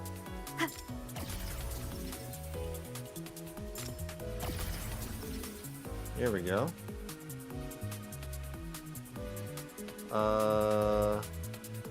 Can I like, wait, what? How, oh, I see. I know what to do. Wow! Solaris' rising star, everyone! What a leap! Oh, come on. You're just patronizing me. What did I do wrong? What was I supposed to do there? No. I wanted to figure. Oh, I wanted to figure it out myself. No, I didn't want a shortcut. I didn't realize that was a shortcut. Lame. Lame. Let me go back. Let me go back. Oh, I can't go back. Wait, no, I did go back. Okay, all right. Okay, we're good. Yeah, I want to do this myself. I'm no chump. System activated. Done. Yeah, I would have missed out on this if I hadn't, you know. From space. The storage facility should be just ahead. Ooh, be careful. There are no rails. This isn't OSHA approved. Oh boy. Oh boy. Oh boy. Oh boy. Oh boy. Oh. Woo.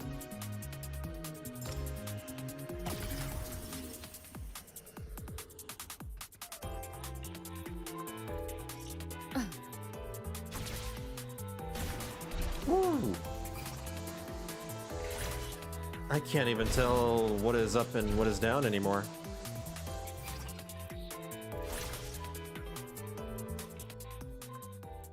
Ugh.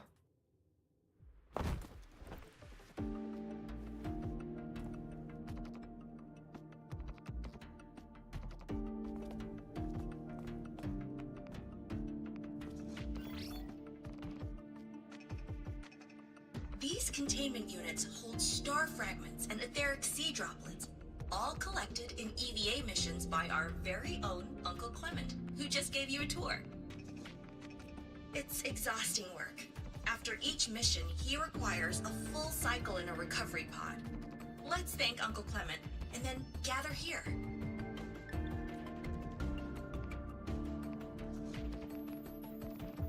Now, please welcome Project Director Junshi to give us an overview of the Etheric Sea Initiative. By now, you will have experienced our mass relay device. It is our first major breakthrough and definitive proof of our theory that Etheric Sea can be utilized as a gateway.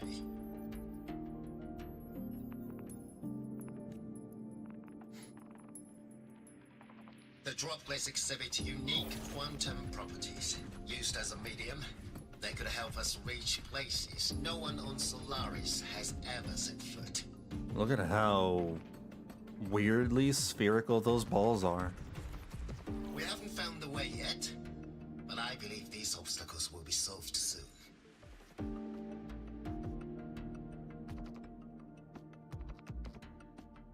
I have faith, not just in the court of Savante, but also in humanity's resolve to explore the stars, and in the budding curiosity I see before me.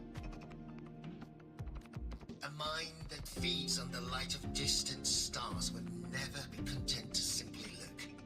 It will find a way to make the journey. Recently, a brilliant new mind joined Skyark. Our work was instrumental in developing the mass relay device. Let's welcome Professor Wei Ying to share her vision. What? What did she do?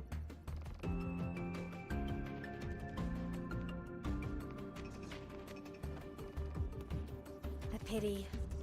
His hopes never came true. Humanity's quest to reach the stars has only gone backward. To feed on the light of the stars. Technology doesn't seem to have advanced that far enough, you know, considering this is all like relics of the past. And all these relics are already futuristic. Romantic idea. High tech. Though who says something ugly isn't waiting out there in the dark? Like a giant space alien? Or Cylons? Over here. I Some found weird something eldritch interesting in horror? the system logs. The station fell long ago. Maybe it's But Galactus? according to this, the Skyark system was briefly reactivated after years of silence. Could someone still be alive? Not likely. We'd have found signs of life long before now. The activation sequence was used only to seal hatches and lock equipment. After that, nothing. Can you see who activated it? Hold on. Yes. Clearance belonged to Clement. The one who gathered the droplets. That's all I can pull for now. But the Academy will run a full investigation later. I'll keep you in the loop. Good. Keep me posted. Shame the director's speech got cut off. I can't help but wonder what that colleague of his was going to say. I wonder if Novira had something to do with that getting cut off. Because the camera did pan to her. She is not acting... You know, she's acting a little weird.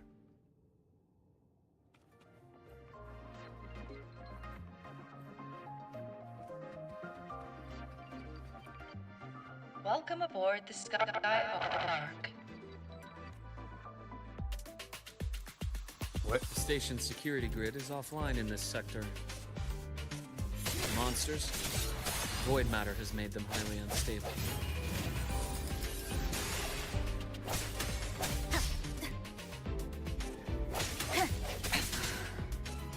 Disperse. Come on. Why do they force you to play the rover in these story missions? Hopefully this helps.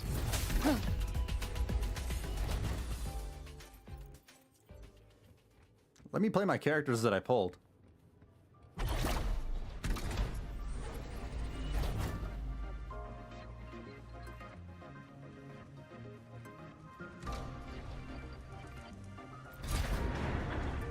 Yo, bro, hello. Yo, how's it going? How do I say your name? Lear? Hope I get that right.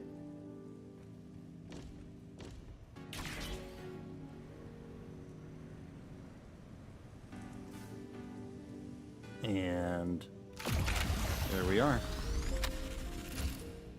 This place is way too spacious. It's huge. Wait. There we go.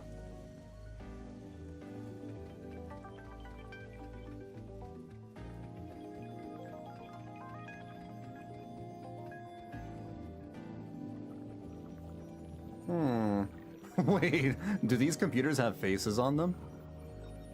They almost look like they... Yeah, they do. They're blinking. They're blinking.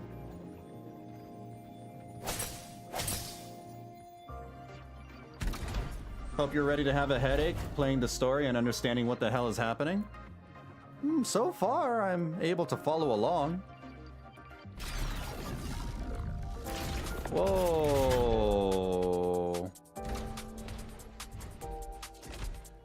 It's like micro cubes, but the cubes are not so micro. I sense. Hopefully this helps.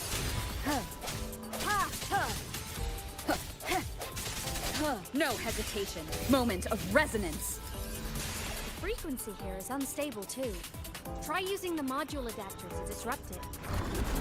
Got it. We're doing more platforming? Look left. Oh. What if I want to look right? The Skyark system. Nothing. This is the data archive sector. Those blocks are all storage modules. And that moving one? An anomalous module gone hostile due to the Skyark system's glitches. Wow. These levels are crazy. Strike! Void matter levels seem to have risen.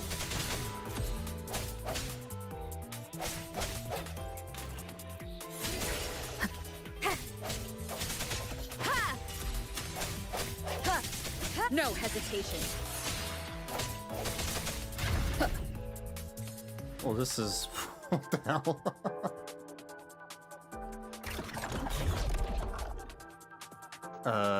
Do I jump? Into the sector. Oh, oh! I'm on it. Isn't that great having a Lahai-Roi Blocks hacker is ghost complete. buddy? In the Space Fantasy Katia series, every copy included this minigame. I love it so much, and I'm really good at it. It's like we have our own Cortana.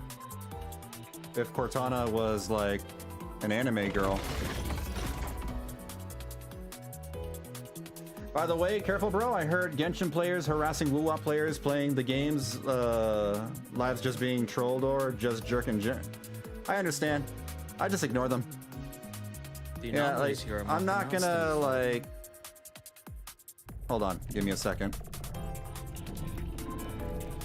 I'm gonna play whatever I want and not worry about, you know, some weird, childish elitism. Hang in there. I'm working on something in the Skyark system. Use the adapter to disrupt these error modules. What the? Oh, shoot. Okay, alright. And 6. Got it, 6. And 6. Breach complete. Hey, do you know how to play rock, paper, scissors? Yeah? Good. Now, go rock!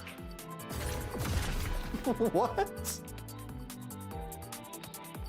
Yeah, we won! Amazing play! Wish we could play another round of Lahai-Roi blocks again. Oh no, I messed up! Oh! What happened? Try again. 6. 6. Ooh, ooh. Oh no! Oh, okay. This is a little slippery.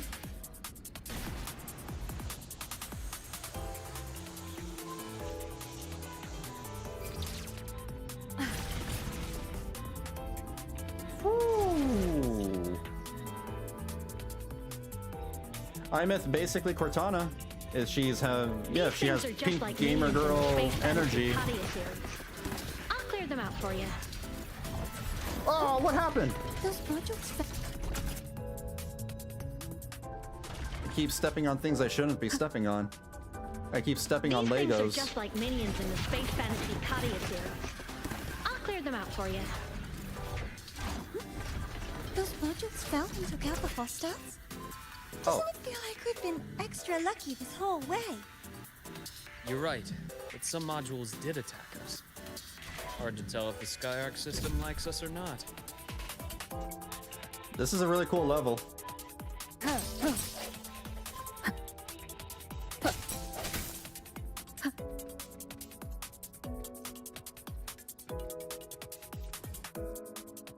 Welcome aboard the Skyark space station. Your one-day tour has ended.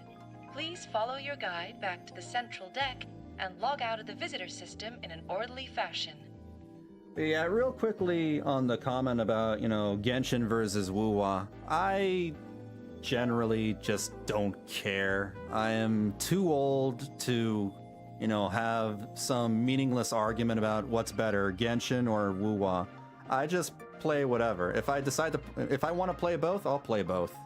I'm not going to worry about, you know, what kids on the internet, you know, are getting angry over. I'm not, you know, get into that tribalism stuff. I'm too old for that. May we meet again I'm not a kid. among the stars. I'm just going to do what I want to do. I'm going to play whatever the hell I want to play.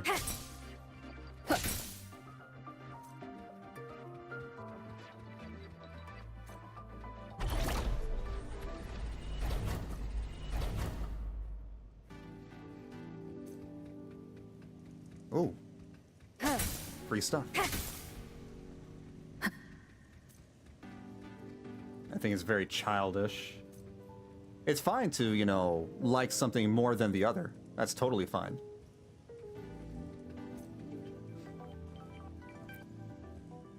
But getting, you know, caught up in it and, you know, getting overly angry over, you know, video games is such a really weird thing. I don't know.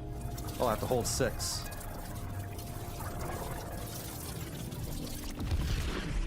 Seems like a very terminally online, you know, thing to do. There are traces of void storm contamination everywhere. This concentration of void matter should have flooded the upper decks by now. Could something be containing it down here? Further in. Something's down there. Hmm.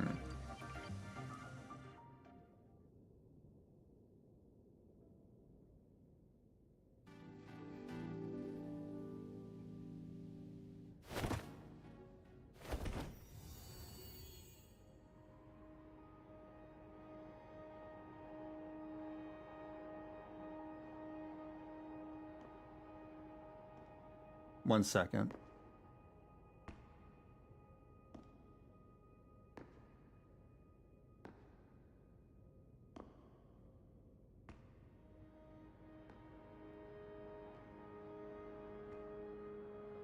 There are floating tablets.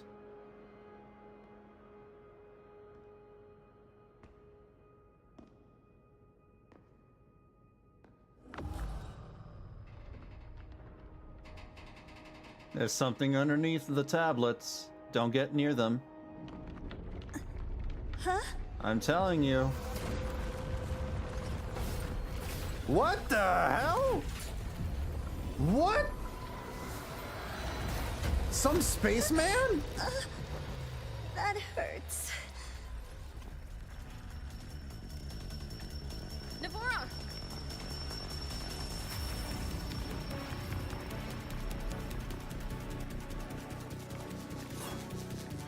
It's a man in a spacesuit.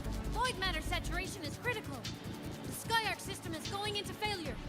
I'm going in to try to stabilize it. I'll get back to what you're saying in a bit, Lear. Let me take a look at this fight, and then I'll read what you got to say about 3.1 and 4.0. Contaminated, including that.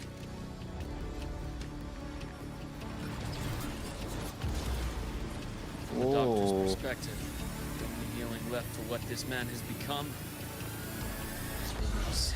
You're going to fight it with a scalpel? You're gonna fight with a scalpel? With a scalpel? Oh my god! Oh. What happened? Why can I not move? Bro? Oh, okay, I can move, I can move. What the hell was that?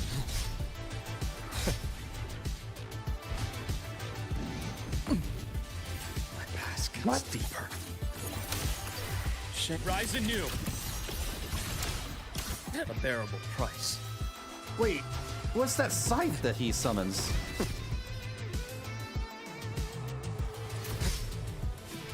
Come on, get down. Get down from here.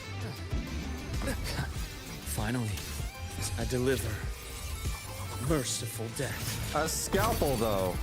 A scalpel. Game over. Split in four. Veins exposed.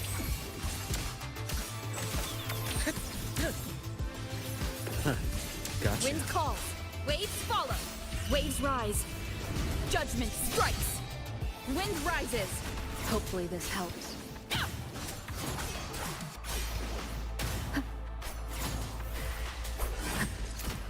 Jeez. The wicked will face judgment. Immediate procedure. My scalpel etches your epitaph. I still can't get over the fact that he's attacking with a scalpel. I know he's a doctor, but... What?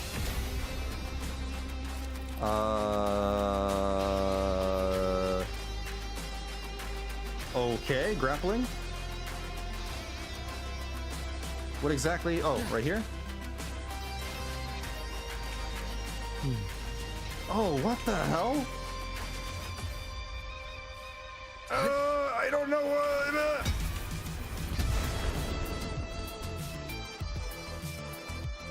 Interesting?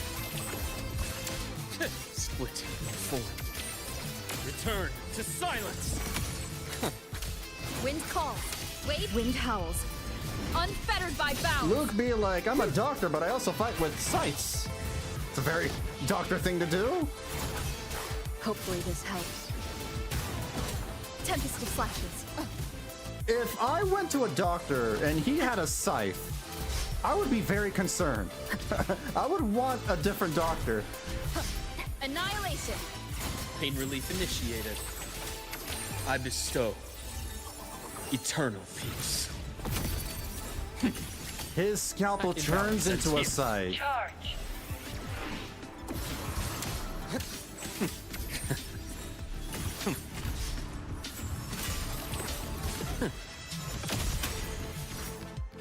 Wow. Fighting a spaceman is certainly a pretty unique boss. That was cool. Whew. Luke, you're not allowed to go to another doctor. The scythe thing is a very normal thing for a doctor. Like they always said, a doctor always needs to prepare for everything. He's a doctor, not a surgeon. Not the Grim Reaper, not an executioner. A scythe? Alright, let me see. So 3.1 asterite in total base on player calculation between 13,000 asterite.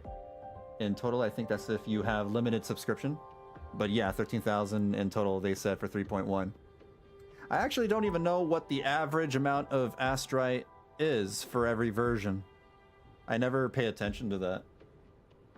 Also, the 4.0 live stream was today, and you'll be happy to know that Sparksy's model looks a lot better in the trailer than in her 2D splash art.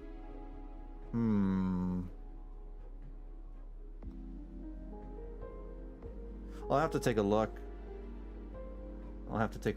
I don't want to run into any spoilers for the 4.0 thing, so I'm avoiding trailers until I finally get around to playing it.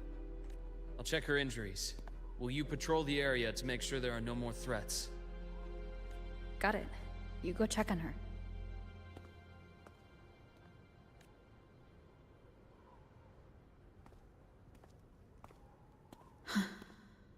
What's that?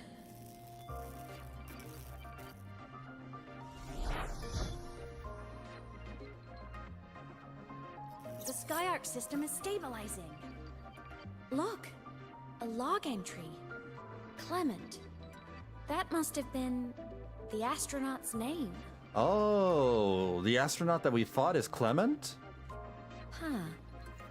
After he woke from his sleep pod many years ago, he initiated a lockdown that sealed in this entire wrecked sector, including himself. Oh man, and he got himself corrupted or something. That's sad. The void storm had ripped through the sector. He must have been contaminated the moment his pod opened. Oh, what a way to go. That's awful. Don't worry, bro. If someone about to die, Luke can yoink their soul with his scythe, fast and clean. He healed people and he becomes a blonde reaper of Lahai-Roi. That command was a fail. I want a second opinion. He knew he was going to lose I want a his different mind, doctor. So he wanted to stop himself from reaching the upper decks and hurting anyone. Tragic thing is, the station had already been down for years. There was no one left up there to save.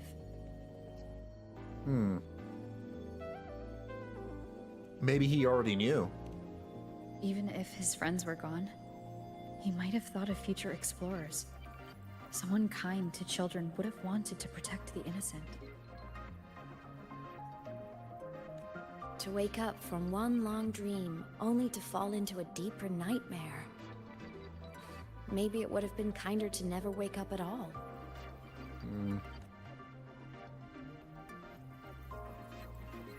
This file? It looks like a recording. By the way, those who never watched Doctor Who, this Echoes is based on the show, and the reference is based on Vashta Narada, which has the same lore like the Nameless Astronaut. Both got possessed into a puppet, and just a hollow monster controlled by the entity. The Nameless Astronaut is possessed by the Threnodian. Really? Yes, Kuro watches Doctor Who. I've never seen Doctor Who. Whoa.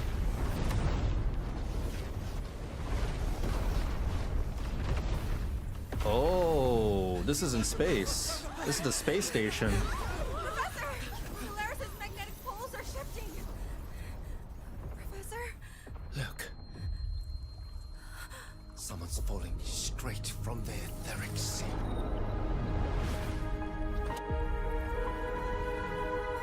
The rover?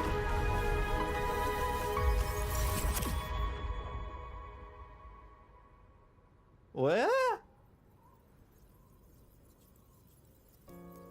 Was that me in that recording? Wait, what?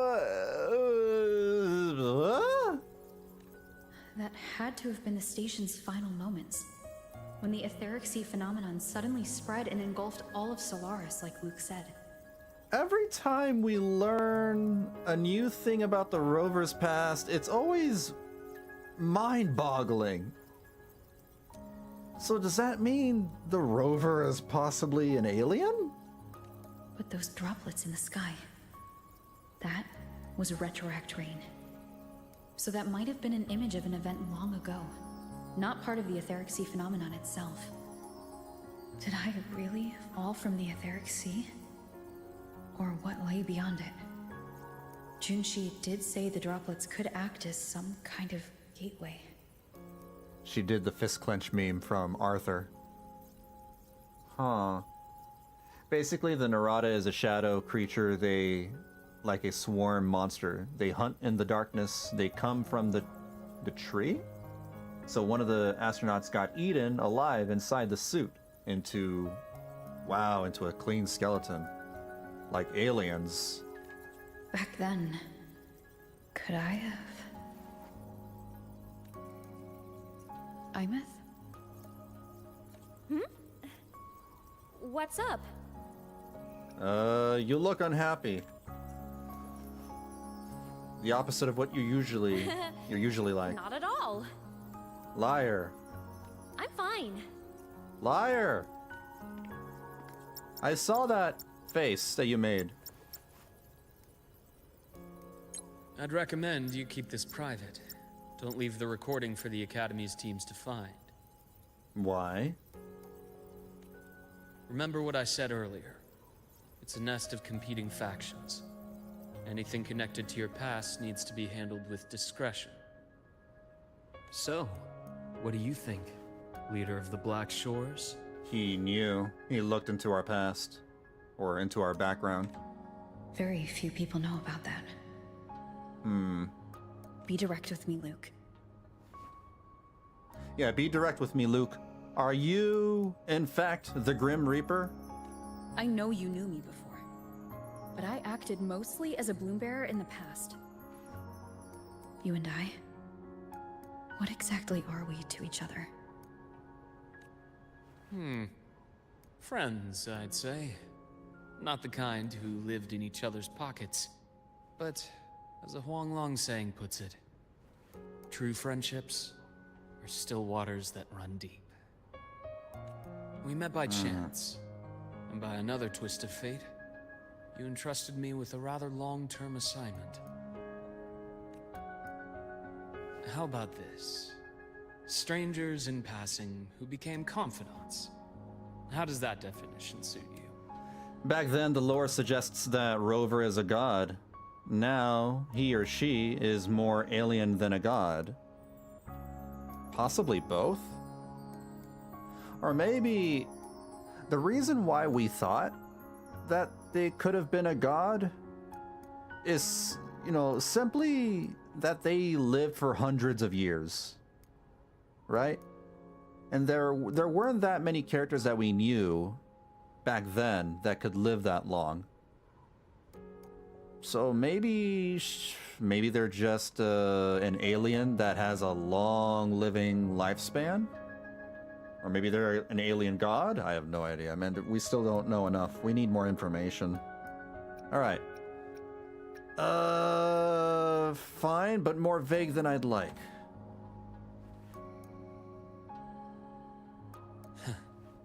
Sorry, but it's the truth. We didn't spend much time together, but we got along instinctively. Star Torch is a web of competing interests. If this video leaks, it'd create quite the cleanup operation. After your sudden exit years ago, people were lining up to unpack your history. Solaris's golden girl, forever a mystery. Sorry for the trouble.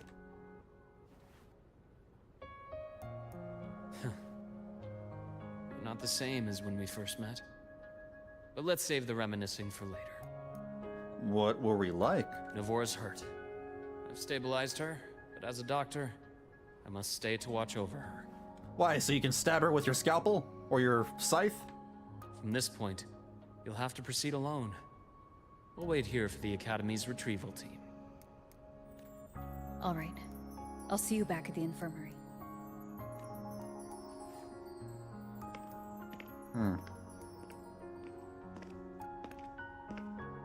Luke, when you said I'm not the same, what did you mean? Just my impression. I could be wrong, but you seem lighter now. Oh, he probably means that we used to wear pants, and now we don't. More hopeful. Happier. Oh, that's what he meant. And that's not a bad thing.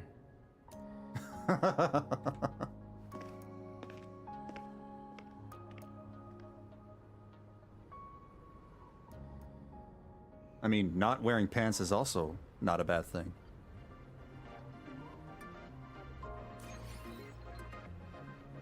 By the way, when Luke says we are more lighter or more warm than before, he means our past self. Yeah, I figured that out. We were probably more like, calculate, analytical. Or maybe we had, more knowledge of certain things back in the past before we lost our memories. And though, that knowledge might have, made the rover sad, mad, depressed, who knows? I think past rover, knew a lot of things going on and decided to wipe away some memories for related reasons. Okay. Keep up! So, our squad of 4 is now a squad of 2. Wait. I don't really count, do I? Guess that makes it a solo squad now. I once got accepted to work at a research outpost in the Frostlands. I took a different route back then. That's a surprise. I thought you'd prefer hobbies over field trips. Well, I was really into void storms. Could count as a hobby, I guess. This is a huge elevator. Everything here is just huge. Looks like a long way. Better take the bike. I think more angry, frustrated, and depressed because he keeps failing saving the world over and over again and seeing them die. Possibly. Let's follow the Maybe light the ahead. rover found a solution, and in order to enact the plan, rover needed to rid their memories. Since this world had already been shaped by him, more hopeful and warm. Threnodians still exist. We're still living in a post-apocalypse. Things are still dangerous out here, with the threat of the Threnodians and tacit discords and all that. Things aren't simply hunky-dory at the moment.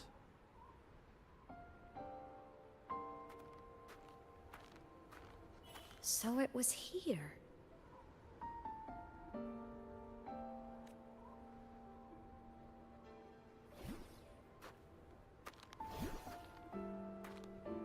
This is the research outpost you mentioned before?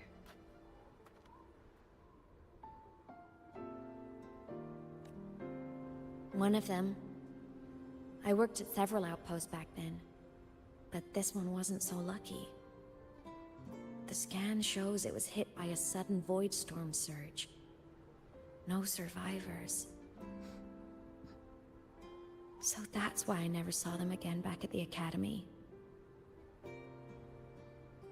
Yeah, the old world might have been way worse.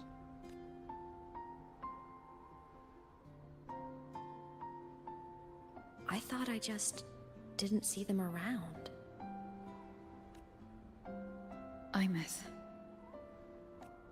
Anything swallowed by the void storms slowly loses its existence until it's forgotten entirely. If a cassette makes it out, at least there's a record. But if that gets erased too, then even the fact that they died is erased.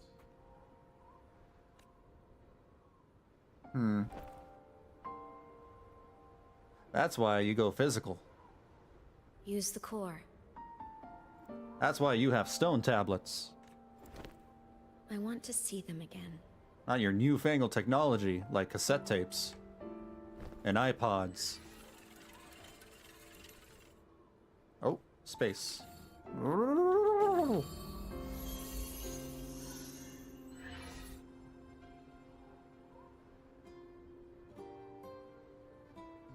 Aemeath, you were amazing. If not for you, that Glomoth would have crushed us to a bloody pulp. I'm still shaking, but you're already cool as ice. Are all synchronists from Rebel College as composed as you? If you want to thank her, share your Voidstorm research. To the Frostlands came our little Aemeath for this curiosity. You should show her that thesis you've been writing for years. Aemeath, you think cassettes might be a breakthrough? Cassettes? I'm not sure. Right now, they're just for archiving. Actual transcription feels like a leap. Try looking to the Exoswarm for inspiration. In Lahai-Roi, only one power against the Voidstorm exists, and that all comes from the Exostrider. Your thesis or your delicious stew, either works. I'm not picky. As for the void storm, I'll try all your ideas. The problem is, we don't understand the void storm deeply enough. Especially in the depths with high void matter concentration. No probe survives the journey, so research is stuck. I can't shake the feeling that...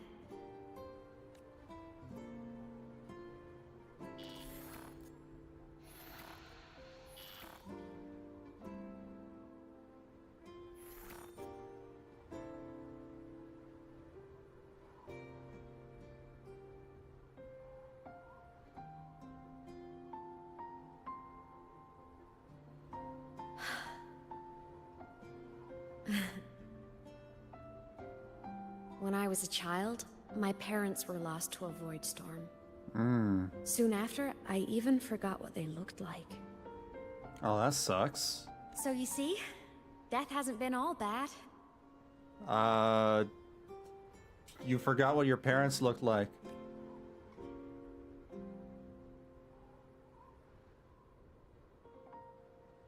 Once I became a digital ghost, void matter couldn't affect me anymore. Even if the whole world forgets my friends and colleagues, I still get to remember every single one of them. Aemeath? Yep. You don't always have to smile through everything. Yeah. You seem like you're bottling up, you know, a bunch of stuff. What's that supposed to mean? I'm happy. Really. It's the way I choose to live. You're too serious. Always overthinking. Hence the long face. She's coping. She's 100% coping.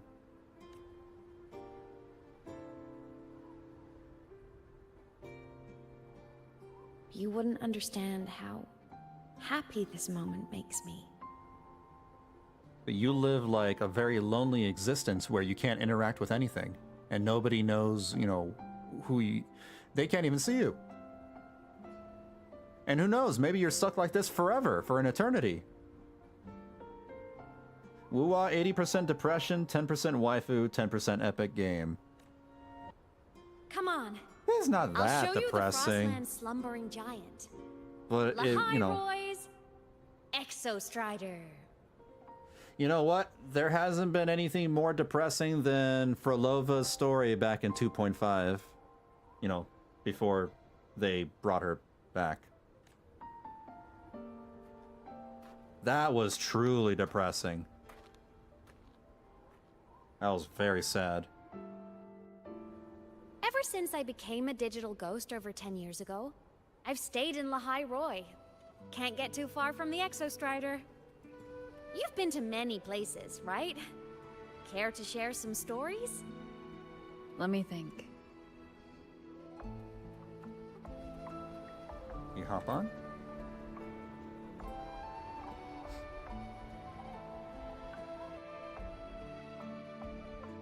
There sure are a lot of waifus, though. I wouldn't say 10% waifu. I would say like So the rain 50% waifu. captive stopped. Time began to flow again, and everyone got to celebrate a new beginning with the Moon Chasing Festival. Then you returned to the Black Shores, to the place that's always watched over you from afar. Oh, and the archipelagos, Raguna and Septimont. Oh, I just love how different these places feel. It's all so wonderful. I love hearing these stories.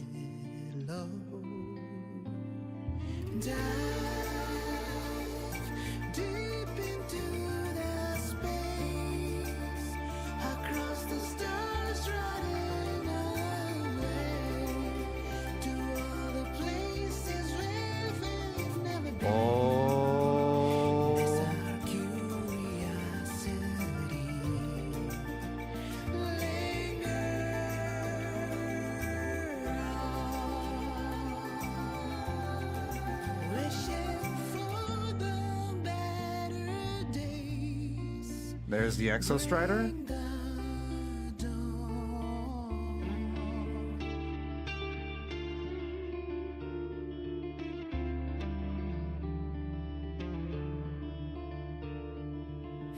Satellites, quiet core, resonance is hard to find. Meteors For you who walk in snow.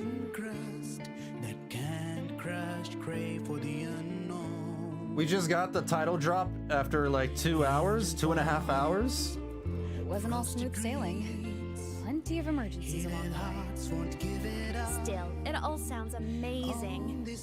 And I know you must care for some of the people you meet. Tell me, this journey you've been on since losing your memories, have you been happy?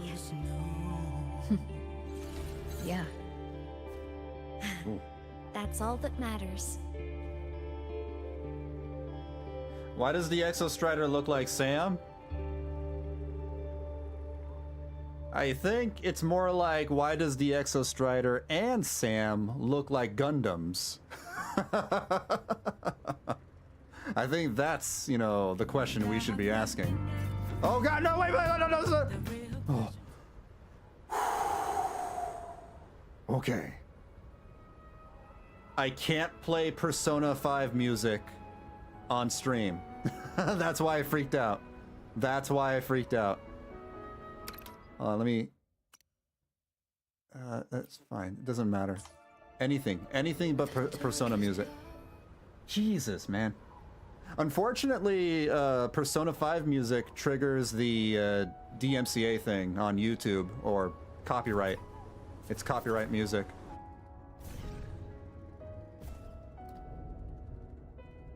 Oh. Oopsie.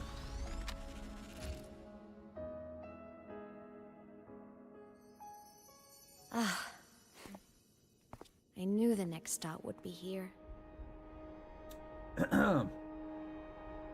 It's WuWa. They love to put lots of references from anime, games, and everything else entirely. Yeah, they love putting in references.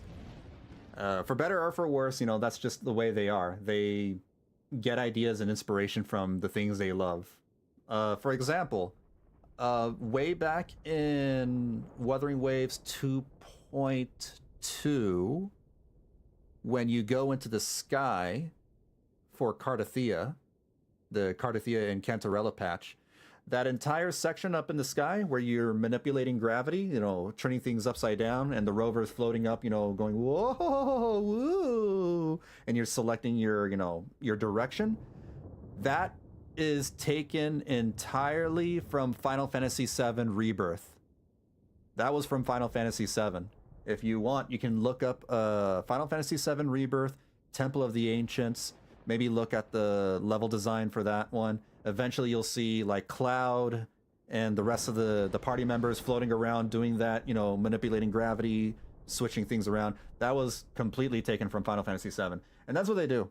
That's what they do. They just, you know, take ideas and try to, like, you know, put it in their game. Yeah, Aemeath, we even got 2 ladies wanting us to join their families. Carlotta and who knows who else. Oh, Cantarella. Why the long face? The cabin up ahead. It's where I used to live with my family. Yeah, Persona music, unfortunately. That sucks. That means, you know, I wouldn't be able to put a Persona 5 stream on YouTube.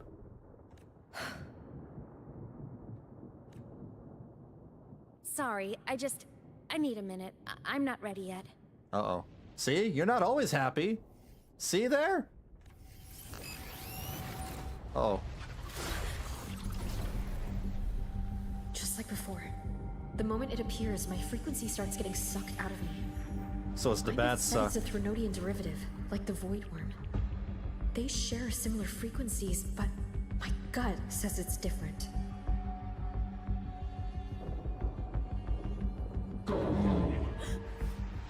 Go home.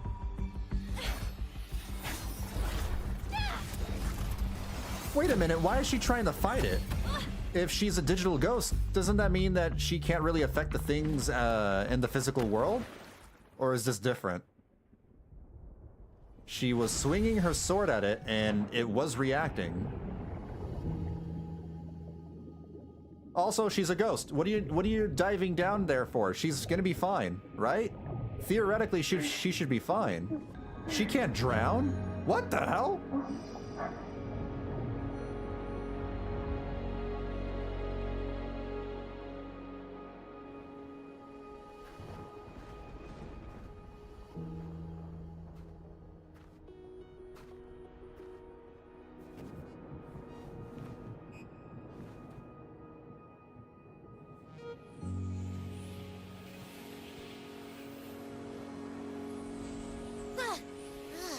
What happened to ya?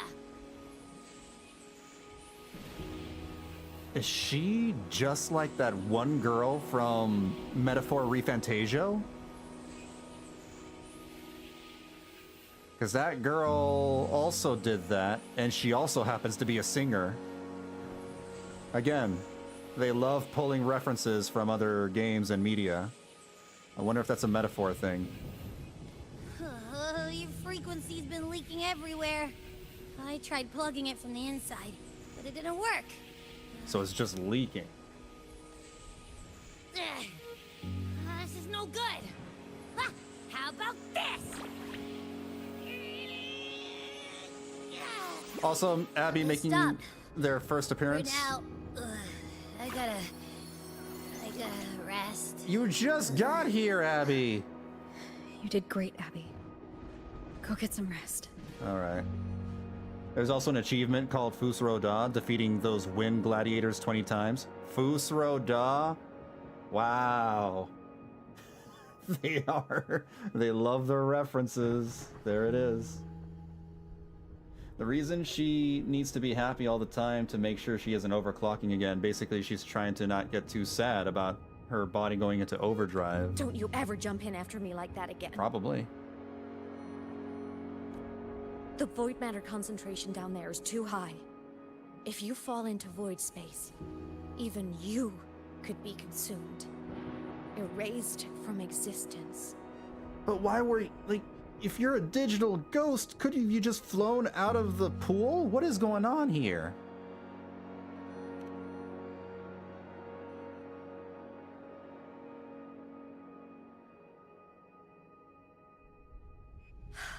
Always making people worry.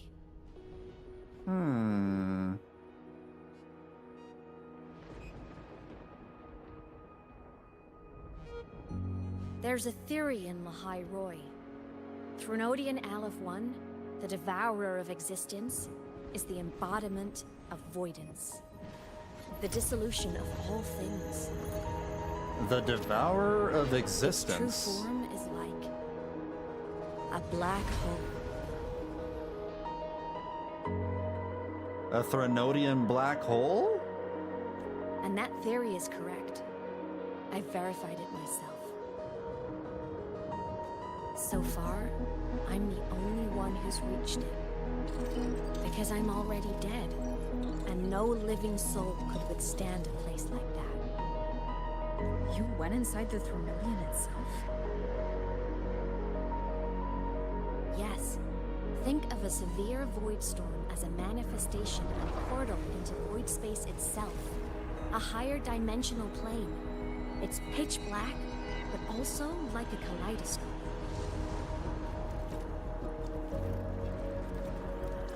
Inside, time and space aren't linear. Everything is warped. Things the Threnodian devoured from different eras can be sitting right next to each other. What the hell? So it exists in a different time and plane of existence from our world. I know you fought many Threnodians, but Aleph 1 is different. It's already won elsewhere. Wow. This Threnodian is super dangerous. Wandering through the void space, I saw the proof. A graveyard of civilizations is already ended. This thing's way more dangerous than the one in Renacida. The Threnodian's presence in Lahai-Roi is only a sliver of its true self. It's been trying to break through the seal on the Strider Gate to devour Solaris. And if it breaks through, that's it. That's the end of the world. Because it's a freaking black hole.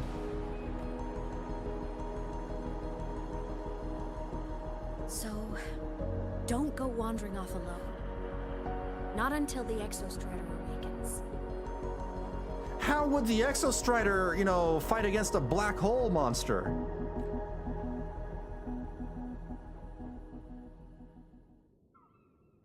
Come, let's rest at the cabin. The hell? Calcharo would be like, pathetic. All of you complaining about, overclocking while I can handle it just fine. I know nothing about Calcharo's story. Calcharo doesn't even have a story. He appeared once and that's it. Calcharo barely exists. Aemeath 1 base, what I calculate on power scale, the lore I read, is at least galaxy level or slightly higher. Can erase someone from existence, memory, soul, mind, and body? That's what I'm saying. That seems OP. Like an extraterrestrial monster. All these Threnodians, keep getting more and more powerful the more we fight. The first one was a joke compared to, like, the second and third. The first one was just a giant monster.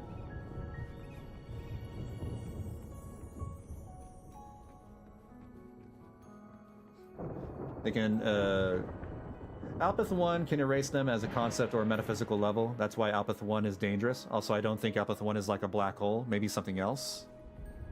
Well, she literally said, it's like a black hole. I'll stay outside and keep watch, just in case Sigillum comes back. You rest. Don't go anywhere, okay? Similarly, black holes just rip your atoms apart. Churn you into nothing. This is a cool place. It's a fireplace. Oh. Cozy couch. Is that a video game console? You sit down, weakened by severe frequency loss. You faced many dangers, but this exhaustion is different. It feels more like a chronic sickness wearing you away. Darkness envelops you. After a brief rest, you wake up. The room is empty. Aemeath hasn't returned. You decide to play your Xbox 360 and turn on Castle Crashers or Halo 3. I thought I remembered something before in the lake. I should look around this cabin while I wait for her to get back. Let us play Halo 3. A game console? 2 controllers? The screen is covered in dust. Hasn't been touched in years. I think that game console is basically an NES. It's way too big to be an NES. This is an Xbox 360. Xbox 360s were huge back then. And they were white. Space Fantasy Katya 6. Split stars. Most games here are RPGs or co-op games.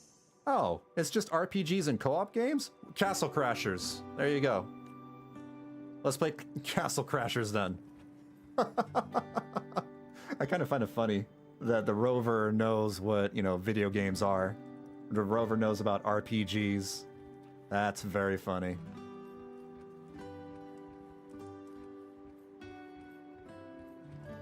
Imagine your friend got erased by Aemeath 1 and you can't even remember him or more as days go by because Aemeath 1 found it amusing erasing people and just said, lol, cry harder.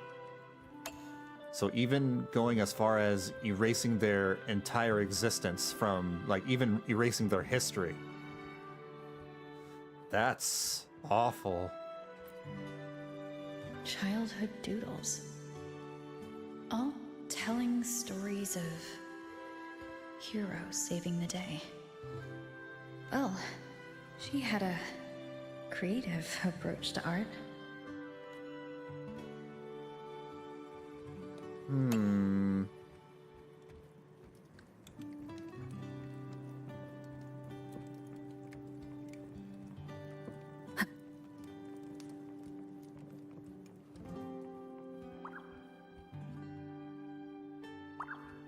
What the hell? Is that a plushie? I mean, Aleph 1 is basically a sentient black hole, so I don't know if it knows amusement, only hunger. Maybe.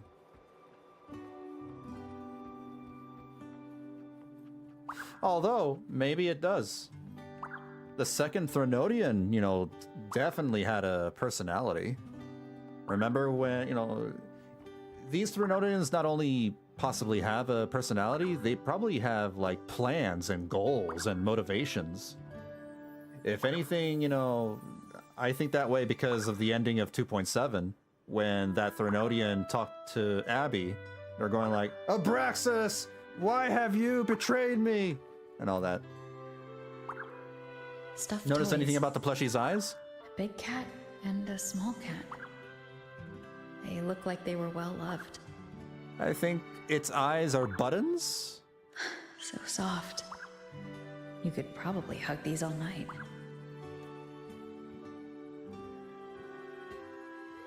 The saws can rush towards the couch. Yeah. Yeah, they're buttons. That's funny. That's cute. The color of the eyes? They're orange? They're orange? I don't understand the significance of the color of the eyes. I don't get it. Yeah, I mean, other Threnodians can possess you, kill you, and be killed, or take down and put them down, or even hold them back for centuries. At least other Threnodians can be beaten. We'll find a way. Maybe we beat the new Threnodian with another black hole. Maybe we create one ourselves. I don't know. I'll see.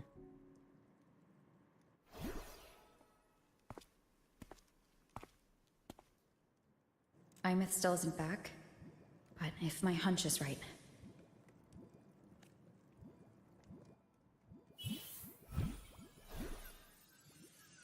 Hmm.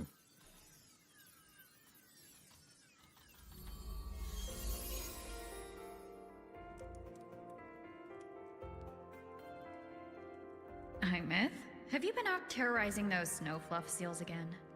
They scatter the moment they see you.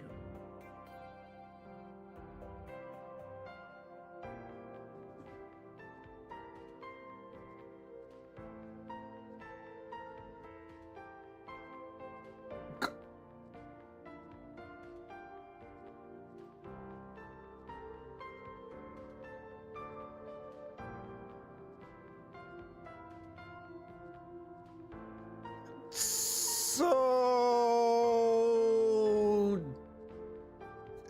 Did we raise Aemeath? Are we like... is the rover a foster parent? Keep this up, and it won't be long before there isn't anyone left in the Frostlands to play with.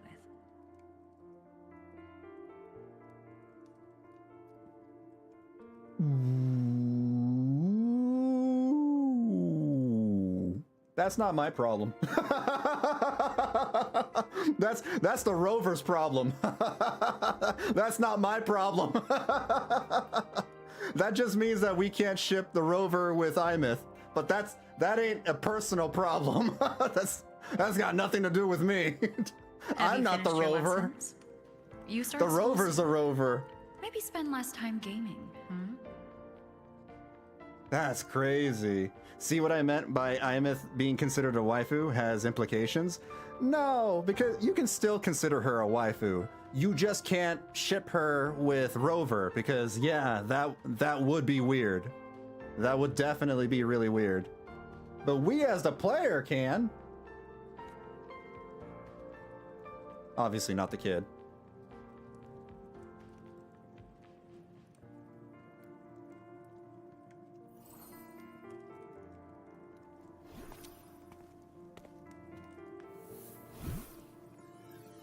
What the hell?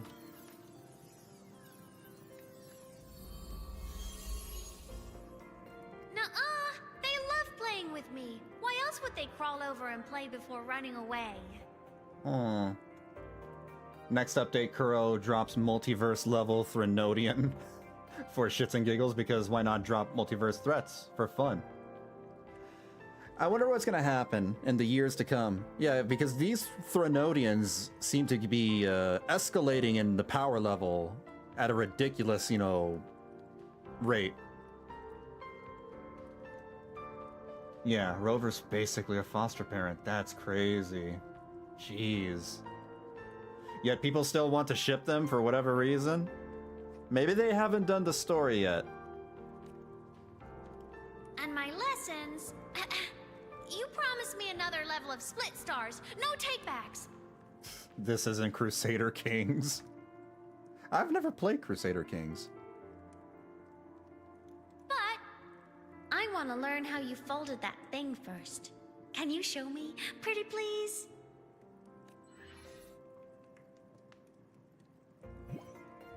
Oh, the Rover's eyes are orange, so the cat is Rover. And the cat was holding a little pink cat. Okay, I understand now. I get it.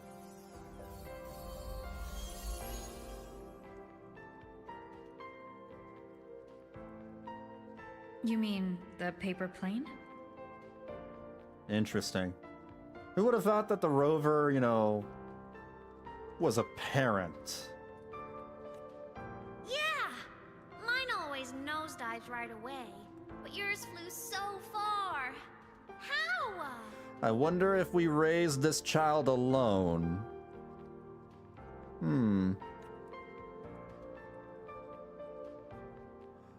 Wait.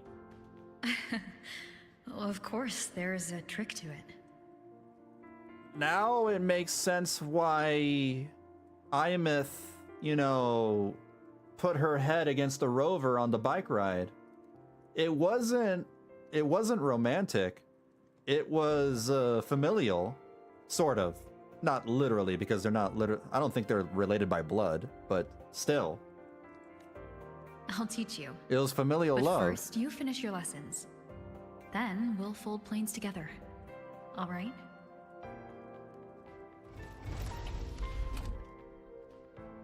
Ah, okay. You promise? Pinky promise. I promise. Cross my heart. Aww.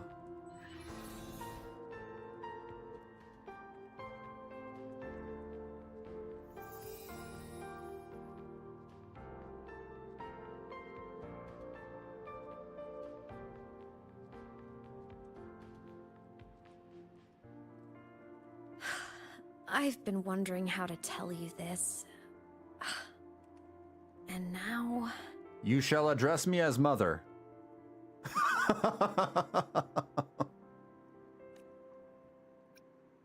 Wow. I mean, they have a parent-child or sibling relationship for sure, which also allows us to see another side of Rover that is rarely shown. Yeah. I should also note that Rover and Aemeath's dynamic reminds me a lot about one of my OCs and his daughter, not gonna lie. We lived here together?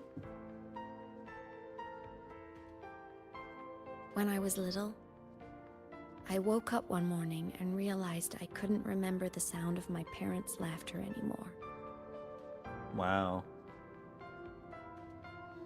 Aemeath sees Rover as her parental figure, but since technically Rover teaches her how to survive and take care of her, and so on, she developed those kind of crush. You mean a crush feelings towards Rover?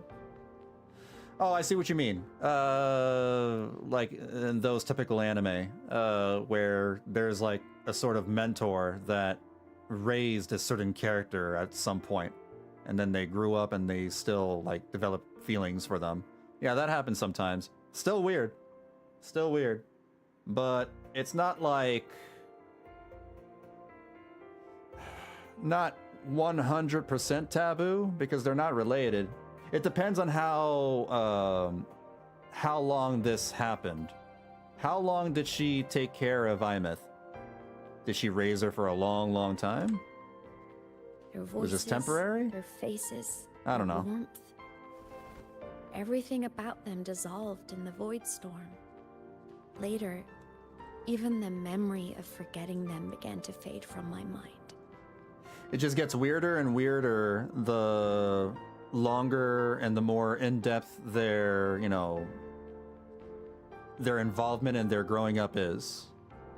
If that makes sense. It terrified me to the bone. I didn't know how to fight it. I felt cold, and I knew I had to do something. Anything to make it stop. So I ran away from Bjorder Woods by myself. I hid in the Starwood Riseway and made my way to the Frostlands. How many children does the Rover have? How many children did we leave behind?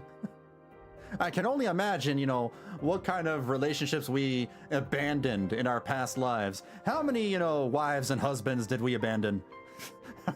How many hearts did we break?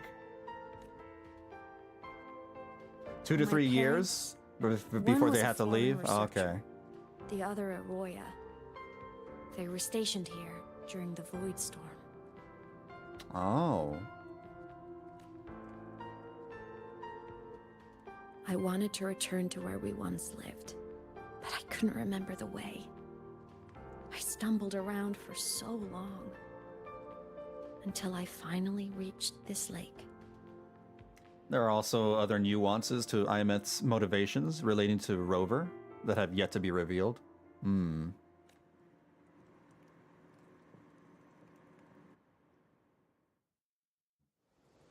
Oh, cutscene.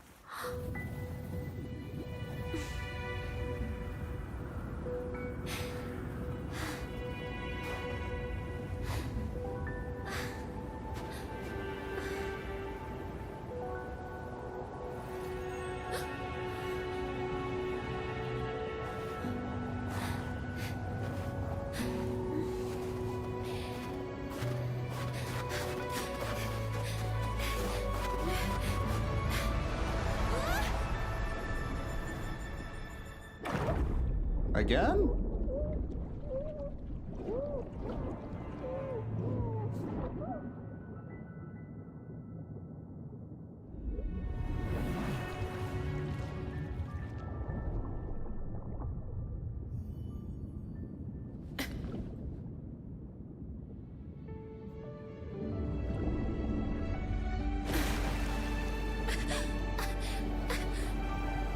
Don't worry.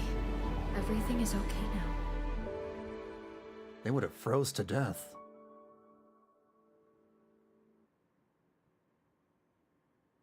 Huh.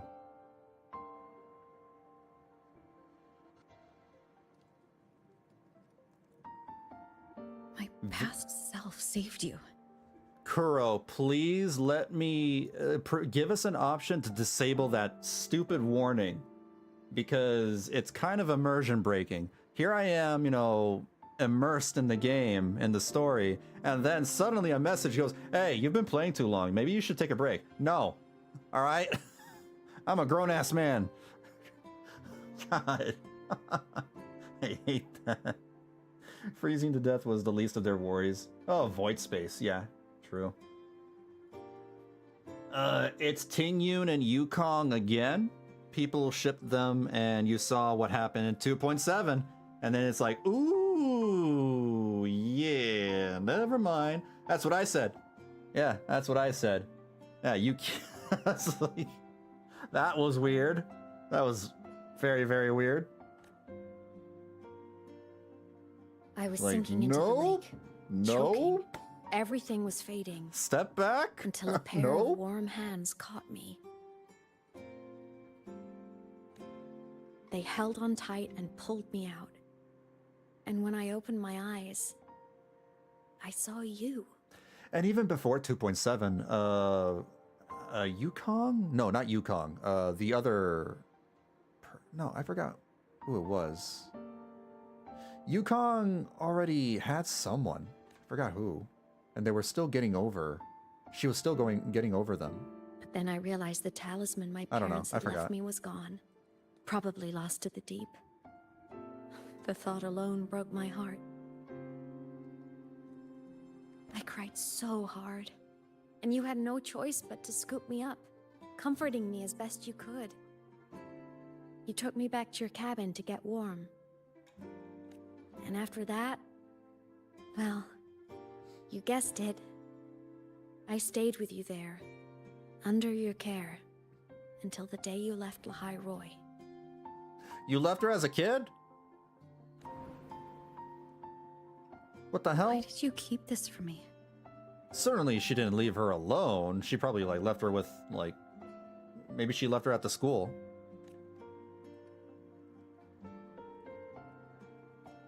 Yeah, Rover just raised her temporarily, I guess. Because it would have been awkward. Imagine someone you don't remember runs up to you, all smiles, saying, "Long time no see. I'm the kid you used to look after." I would have been so flabbergasted if like the first time we meet Aemeath and Aemeath is like, "Mommy!" I'm like, whoa, wait, what? And what would I even say next? Want to go visit our old cabin? I listened to you and topped my class, or yeah, I accidentally got myself killed. My bad. The hell?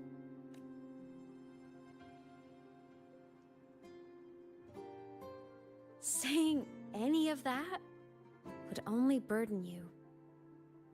You never asked for any of it.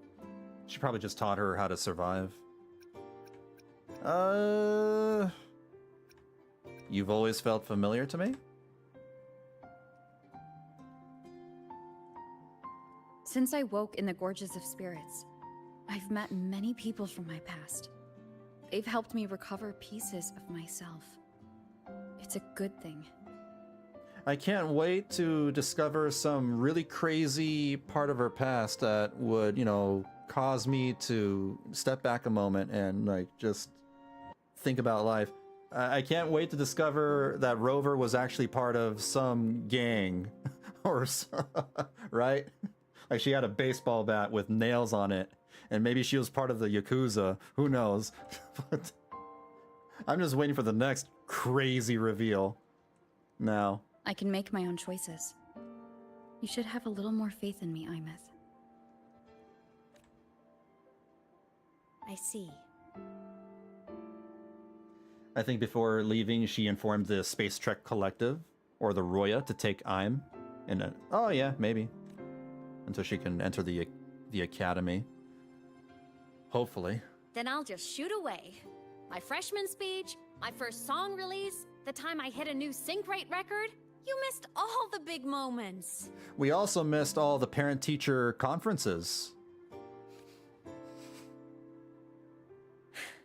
But I couldn't be mad. I knew you were busy. Damn, I could have been the one signing all your permission slips. You were always off saving Solaris from the lament. You had to. And I do think that's a good thing. So I thought, why can't I do the same? Look, I kept Lahai-Roi safe while you were away. Sure, there was a cost, but not bad for your unofficial apprentice, right? Unofficial apprentice, she says.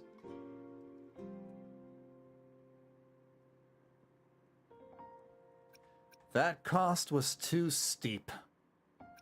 You know what? No, let's go with this. You did well. Really well.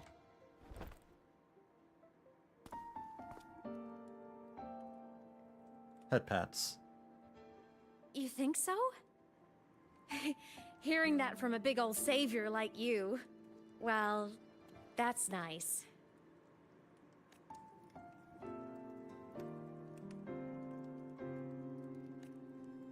How were you all those years? You mean after you left? Well, pretty normal, I'd say. Went to school, enjoyed my days, just like you wanted me to. That's good, that's good. Made any friends? Made any boyfriends? Girlfriends?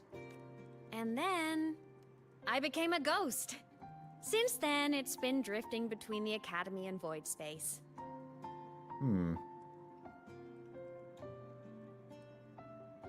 See? There is a bright side. Dying gave me a free pass into Void Space. I'd call that a win. Gotta explore somewhere, right? I don't think that's a fair trade. You really never saw me before? Saw you? Oh, you mean that thing you brought up in class? About me helping you take down the Eye of the Threnodian? Honestly, I don't remember a thing. But if the Threnodian was involved, it must have been in Void Space. Anyway, no clues from me. Threnodians having weird powers is nothing new. Mm-hmm. Or maybe you were just seeing things?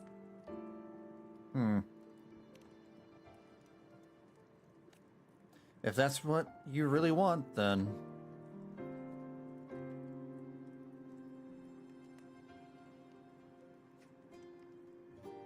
Hey, easy now. Just rest here tonight. We'll handle everything tomorrow when you're stronger. Project Rebuilding Myself is going great. Once we reach the Exostrider and recharge with the reactor, we can make for Sigillum and finish it for good. Not her saying we are seeing things. I will take care of the problem for you. When we're seeing her as a ghost and nobody else, you know, can see her.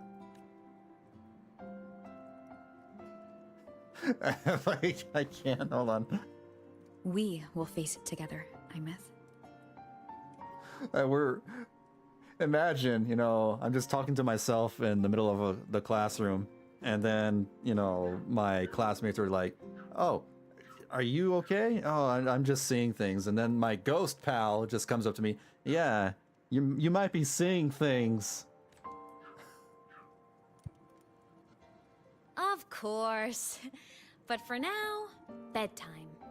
You take your old room. I'll be in mine. Don't tell me what to do. You're not the mother in this relationship.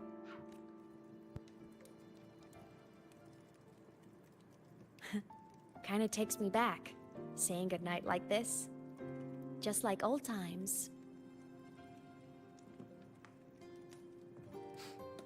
She really said, "Let's get you to bed, Grandma." Oh no, not Grandma. Good night, Aemeath.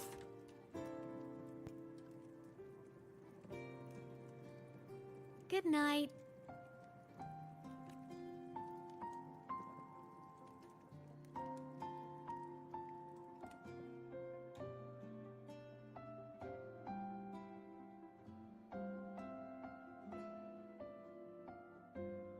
Her bed is a race car. It's a freaking race car. Huh? When did I fall asleep?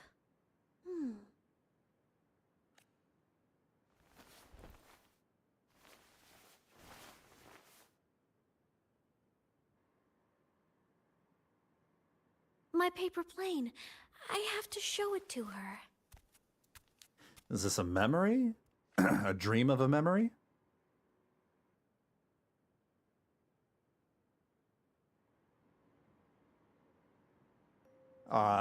We are playing as little Aemeath. Oh my god. I'm a little brat. Where's my Nintendo Switch? I want to go play Roblox. Let me play Roblox with my friends.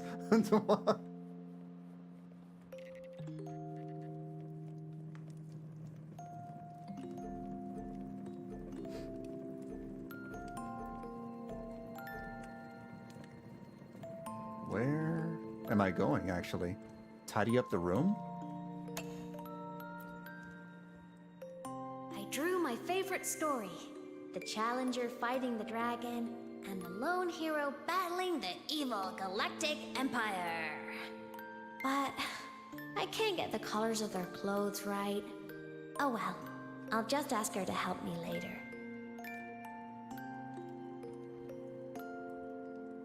Cute. Remember how we taught her to fold paper airplanes? Think about she also has one in her idle stance as well. Oh, that's neat. Oh my god. This machine is like the size of her. This thing is huge. It uses cartridges. Hold on. I forgot to save my game. That was my best score ever. It has memory cards. Oh my god. Remember when video game consoles used to have memory cards? Oh, I remember. I grew up with memory cards. Oh, hold on. I'm having an old man moment. Oh my god.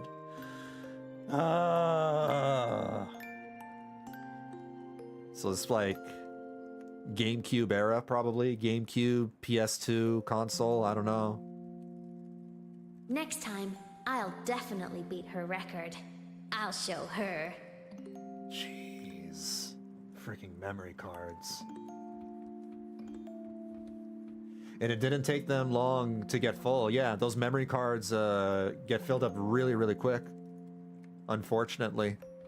So you have to decide which, save data to delete if you have, if you play more than a few games. Or you have to buy another memory card. Which sucked. I wonder, how long will she stay this time? I wish she didn't have to go deal with all those annoying people. On the bright side, it was very easy to take your save data to your friend's house. Like, if you unlocked characters in a fighting game, say, for example, and they don't have, the characters, you just bring your save data to their house and there you go. How tiring to have to work so hard every day. Ugh, but she never listens. I'm just gonna talk her ear off while I can. Like Smash, bring your Super Smash Bros. Data to your friend's house when you have all the characters, and they don't. Those were simple times. We're missing one more thing. Maybe, back in our room?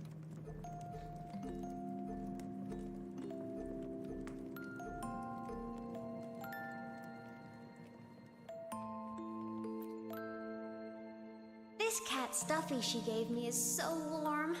I love cuddling it when I sleep. Feels like she's right there with me. Damn.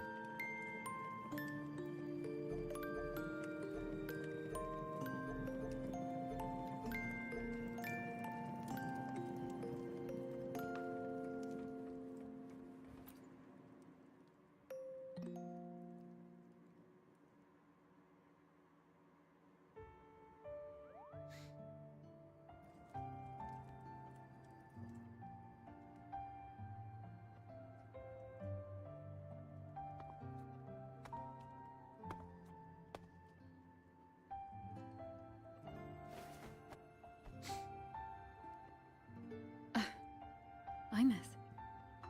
What's wrong? Can't sleep? Gotta give her a bedtime story. Are you sad right now? No. Just thinking about some things. You're lying. You are sad. Oh my god, she takes up after past Rover. Oh my god. Like mother, like daughter. She's doing the exact same things as Rover did. You see right through me, huh? I'm not sad. I just... Well, to put it in your words, I guess I'm thinking about my homeland. Homeland? Then, do you want to go back for a visit? Your homeland in space? Your other planet? The planet that you come from? Your alien planet? I can't go back. Because it blew up like Krypton? Are you like Superman? Why? Because it's Krypton.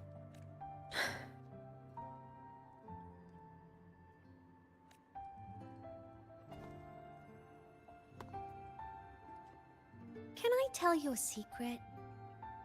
After Mom and Dad went away, my chest always felt all tight and heavy. Apparently those earrings were in female Rover's beta design. Oh.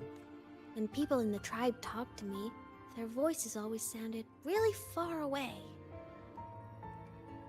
But that day at the lake, after I cried in front of you, the feeling got a little smaller.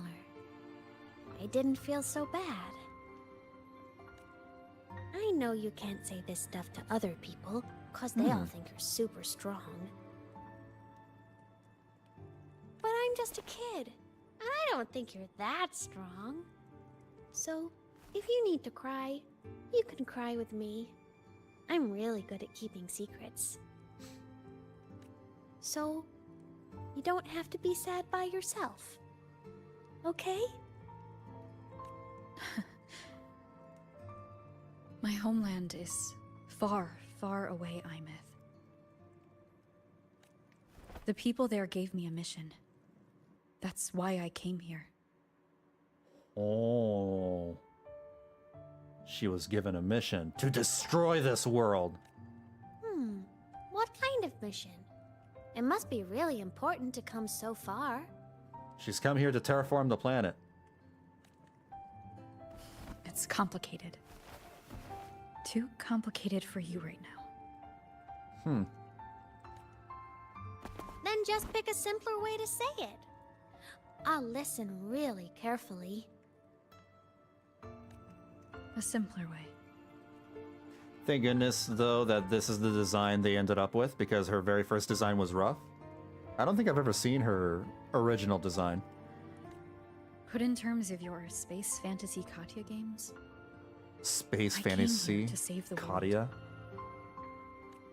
To do whatever needs to be done to fulfill the mission, for as long as it takes.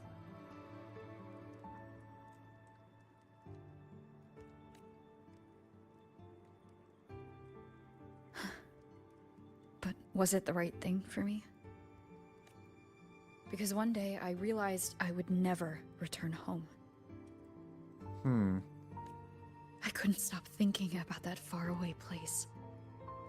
More than I ever had before. In what you'd call dreams, I'd go back. Stand there. Just stare at what I once called my homeland. Even if staring didn't change a thing. Even if it was pointless. Oh, I see. You miss home. Maybe. But talking with you makes it not so bad. There's still a lot I have to do in this world. This won't stop me. Don't worry about me, Aemeath.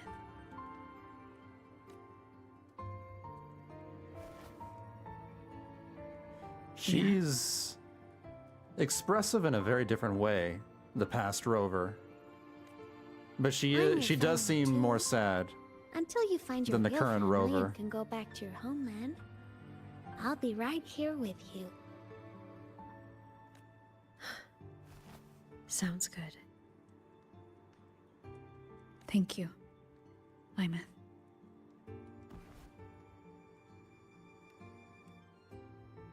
Hmm.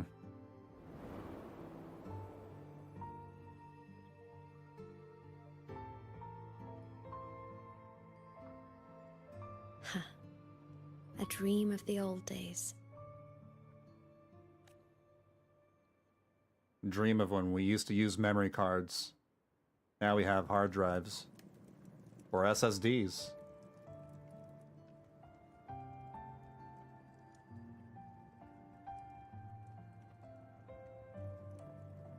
Now everybody's gaming on their phones. Instead of their Game Boys.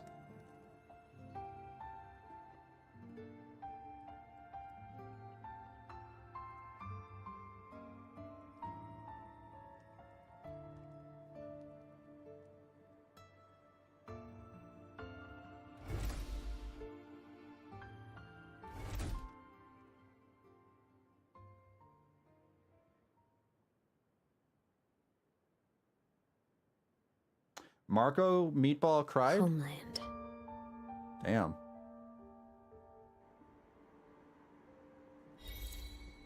I wonder if he cried for Frolova. I've never seen his reaction to, like, anything in Wuthering Waves.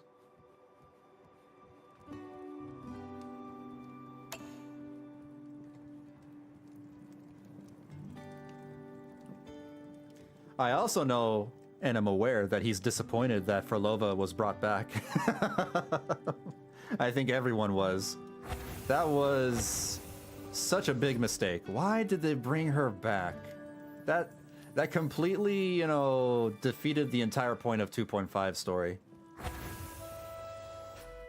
Such a tremendous misstep. Off to see the Exostrider we go.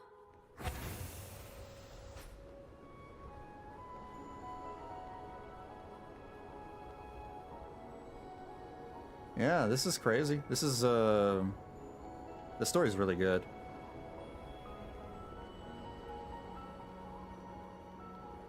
I think it's more that she never actually truly died. Her existence is weird. Keep up.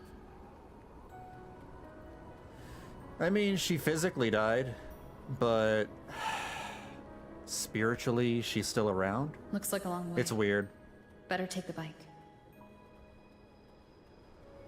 Because Wuthering Waves, their, you know, version of spiritual, the whole spiritual stuff is the frequencies.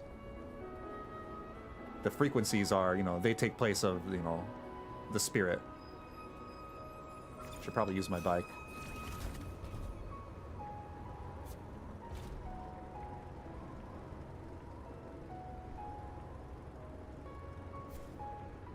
Oh, penguins.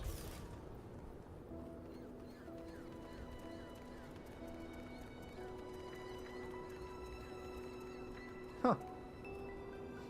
Keep up. At least Frolova's still a villain, not like the other games. where the villains become our pals. Genshin Impact, right? Yeah, I know. More than half of the Harbingers become your friends. That does get annoying. The Traveler in Genshin Impact is basically Goku, and every villain we meet, we turn them into our pal, like Vegeta, Piccolo, Frieza, you know, so on and so forth. It's not an entirely bad thing, but I can see how it can get on some people's nerves. Because they seem to do it way too much. They do it way too much. Is surrounded by water. Perfect chance to test out that bike Dr. Luke modified for us. And off to get... What the hell? Are they playing ball? I saw that one playing ball. There it is. That's funny. If I remember correctly, she's like half Tacit Discord, and she is bound to that beyond space. So as long as it persists, it serves as her respawn point. Oh, for Lova, yeah. Are you ready for the end? I mean, that's the explanation now. That is definitely the explanation now. I would have preferred if, you know, they had... I mean, I don't want to make it sound like she should stay dead, but I think it was a tremendous mistake to bring her back to life, because that... the impact of her story in 2.5 now doesn't mean much. It doesn't feel nearly as impactful when they just brought her back. I heavily dislike that. It's very much like the ending of Halo 4 and then what happens in Halo 5. I don't mind spoiling that because that happened like, what, 15 or 20 years ago? When they, you know, offed a certain character and they brought that character back in Halo 5. That felt awful. That felt incredibly stupid, and I just hated it. Absolutely hate it. It reminds me of that. It reminds me of Halo.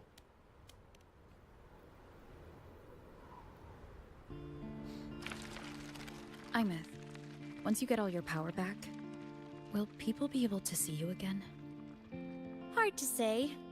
There's no precedent for my situation. It's all just theory. But what if it works? What would you want to do then? The seals are the inspiration for her but I'm idol definitely name? going on a proper tour of the academy. Oh, that makes if that sense. happens, can you come with me? Snowfleet something something. Her name.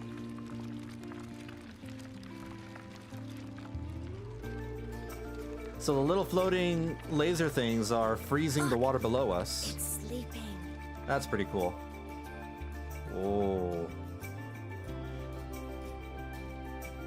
You know what? It does kind of look more like Sam. The more I look at it. Yeah. Yeah, the Exostrider does kind of look like Sam. We've reached the Exostrider's feet. But only from like certain angles. It looks more like a Gundam from this angle. Right here, it looks like a Gundam, but from above, it looked like Sam. Once I find more pieces of my existence here, I'll be strong enough to face Sigilum. Yeah, Snowfleet Fluff. There you go. We take that thing down, and this is all over. All right, let's race full speed ahead to the finale! Yeah, I'm starting to feel like Kuro doesn't actually want to kill off playable characters permanently. Yeah, it's what I liked at first from, you know, Wuthering Waves, that they're willing to kill off playable characters. I felt, you know, that was very special.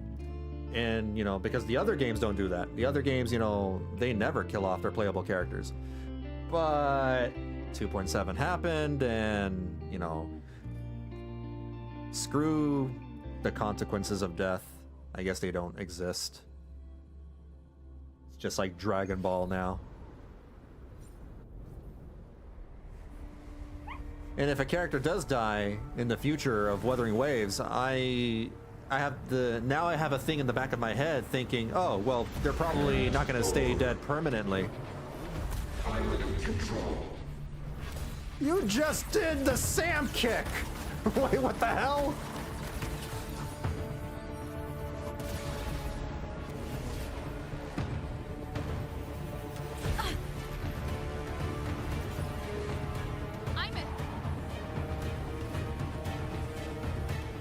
She's disappearing. It's alright, she's probably, you know, in some other space right now. Oh, she got absorbed by the robot. It's heading straight for the Exostrider. I have to catch up and get Aemeath back. Oh no. Let's go. Yeah, I know, right? Firefly, what are you doing here?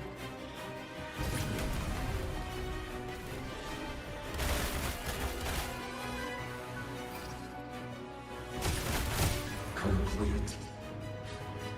Oh! It's throwing up barriers to block my path. T? Oh my god.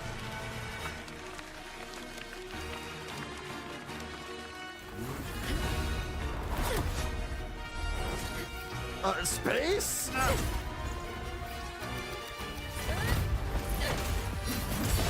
I just flung the bird?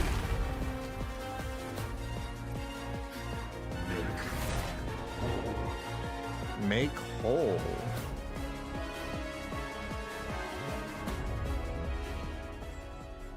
Need to find a way out of here first. Sigillum isn't What just the after the hell? reactor core. It's targeting my frequency, and Aemeath's piloting control of the Exostrider as well. What exactly is it planning? What the hell? What is this?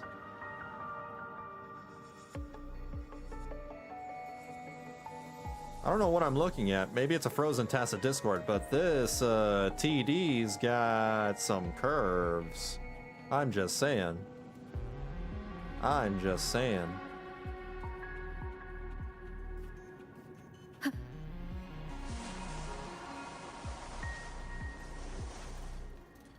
There are no rules against the tacit discords, Batman.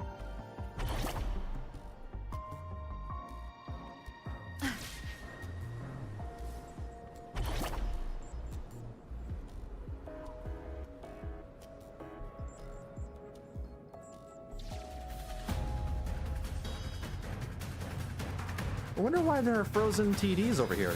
Can I... Oh. Well. Yep, I can. I can do that.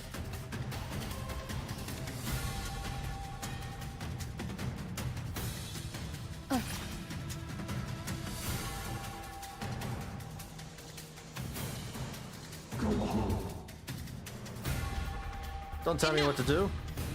No more of this stupid idea, Sigil.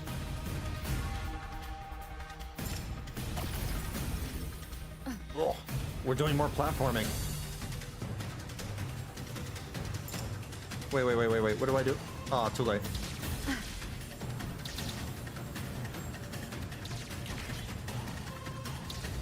Woo!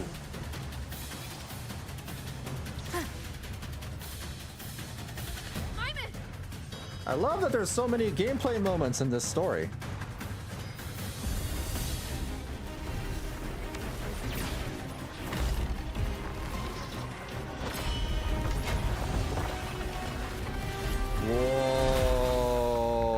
Whoa, it's moving.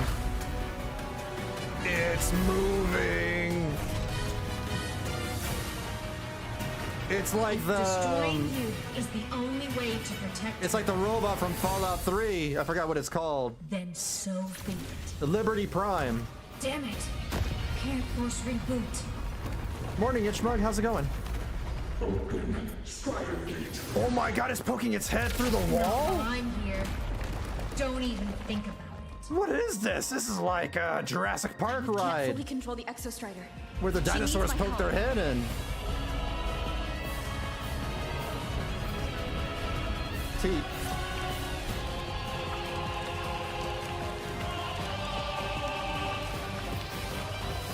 Eat. It's like Aemeath is doing everything she can to keep Sigillum away from me. And then there's the Strider Gate. There must be a connection. Alright, this is pretty dope. I'm doing well. This story's really good.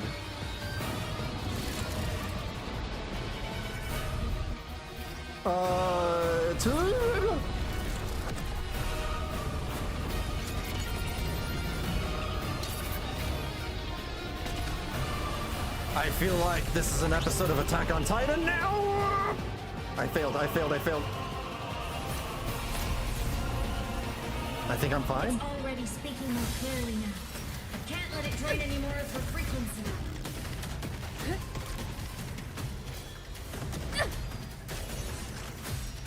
There's a lot of adrenaline. Inside. Gotta end this for good.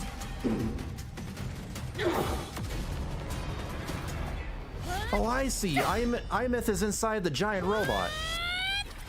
So the giant robot is on our side. I got a little confused. I thought that giant robot was not. And it just woke up.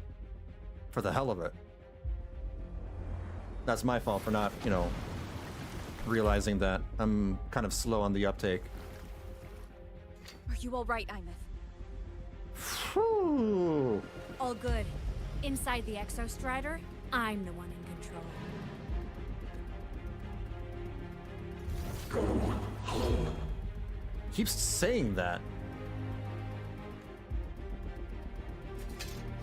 I'll destroy Sigilum. So, just go. Stay away from it, okay? Please. I'm begging you.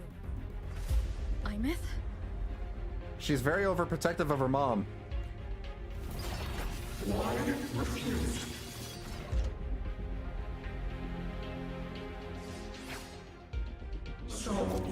Oh, here we go. I know how to play Aemeath. I know. Ow! Okay, maybe I don't know. Ow! The end has come.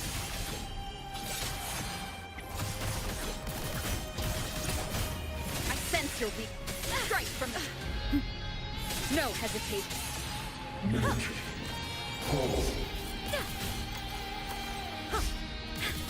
Evil repelled. I sense your... The wicked. Swift and resolute. Okay.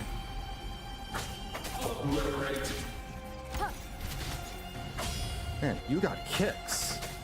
One with the sound. And there we go. 5?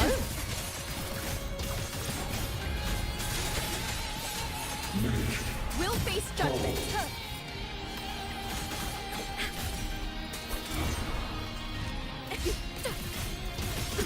Moment of resurrection from me.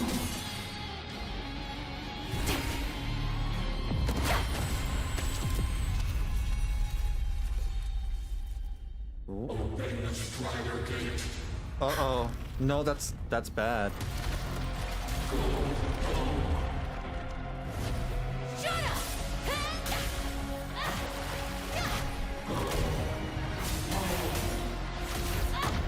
I said, shut up! E.T. phone home?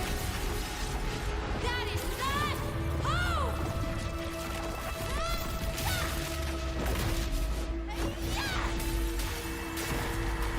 Wow. What? She ripped out its heart. I won't allow anyone.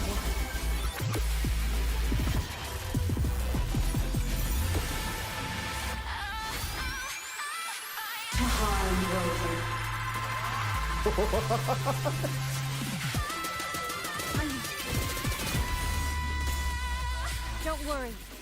Eat.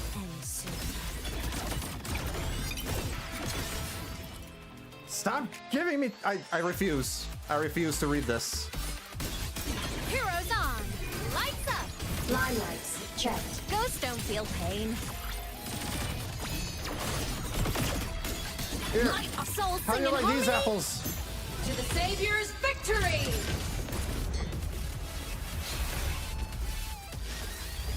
This fabricated dome shall melt away.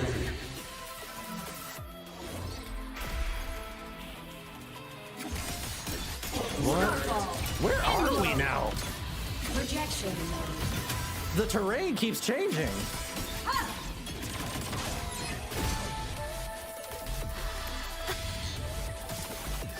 Swift and resolute. Whirling up! Smile! Sparks. Ignite the world. Eclipse! Meltdown! Light wings activated. Stars shine tonight. Here's a big one.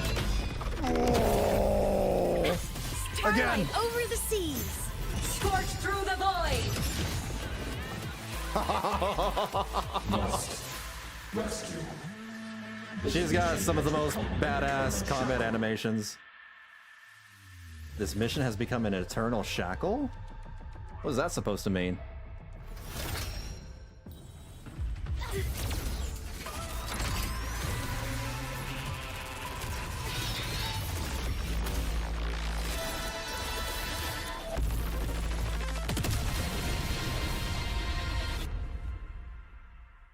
The hell?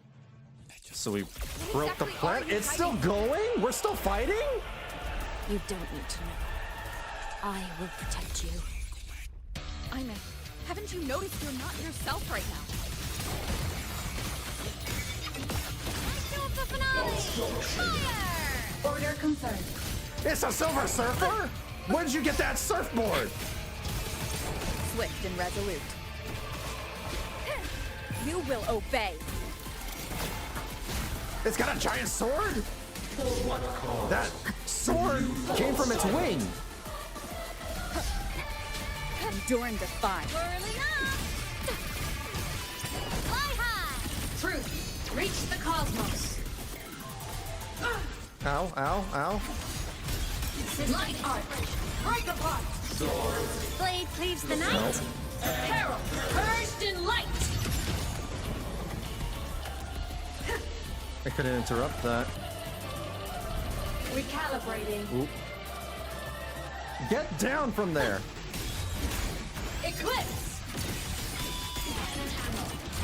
And light wings activated. Stars shine tonight.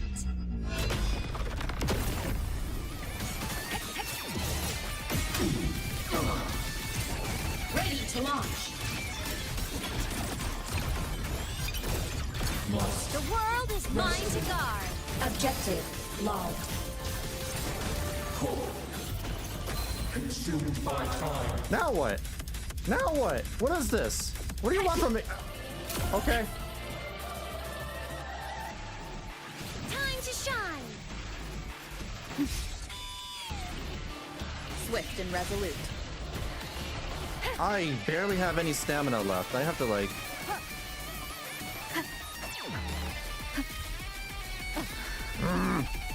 I'm very bad at timing those counterattacks when it's flying around. Down with the curtain. Nowhere to hide. Whirling up! Souls sing in harmony. To the Savior's victory! Eclipse! Heroes on. Lights up. Line lights checked. I can't get close to it. It's ripping a hole in space.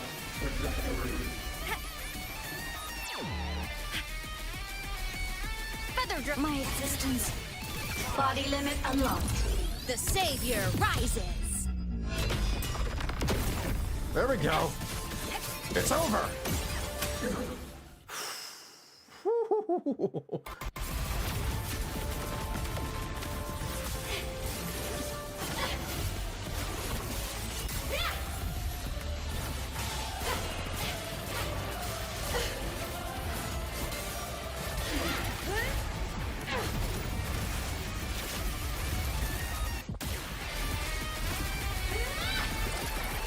Nicely timed with the music.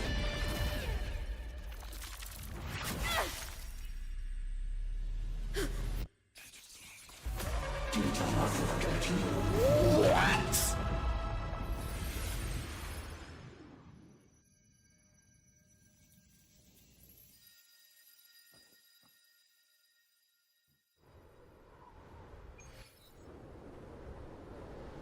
Aemeath and Sigillum are gone.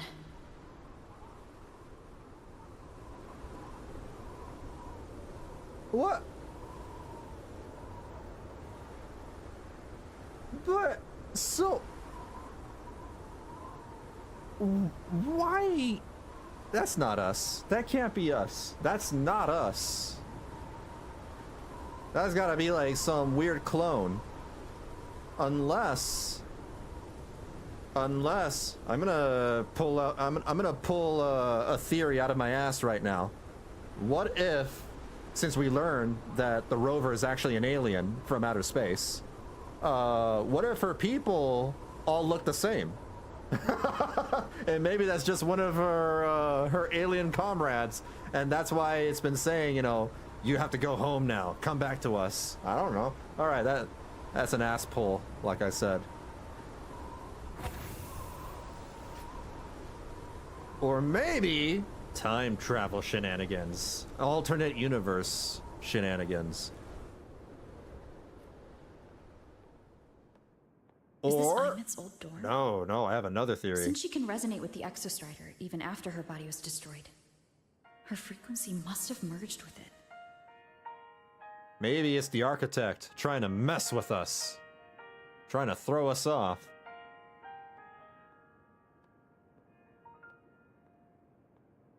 That was a crazy fight.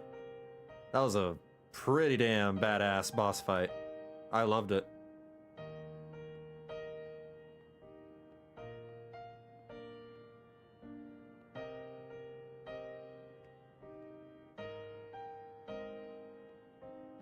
She had an electric guitar? What is this? Oh, it's a... Isn't it so incredible? We're here sharing the same time and space. In your eyes, the stars look like thousands of bright stars. I've gazed at for thousands of time.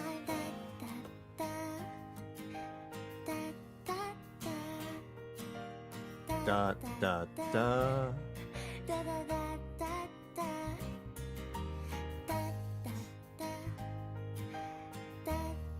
We missed all her school years. Goodbye.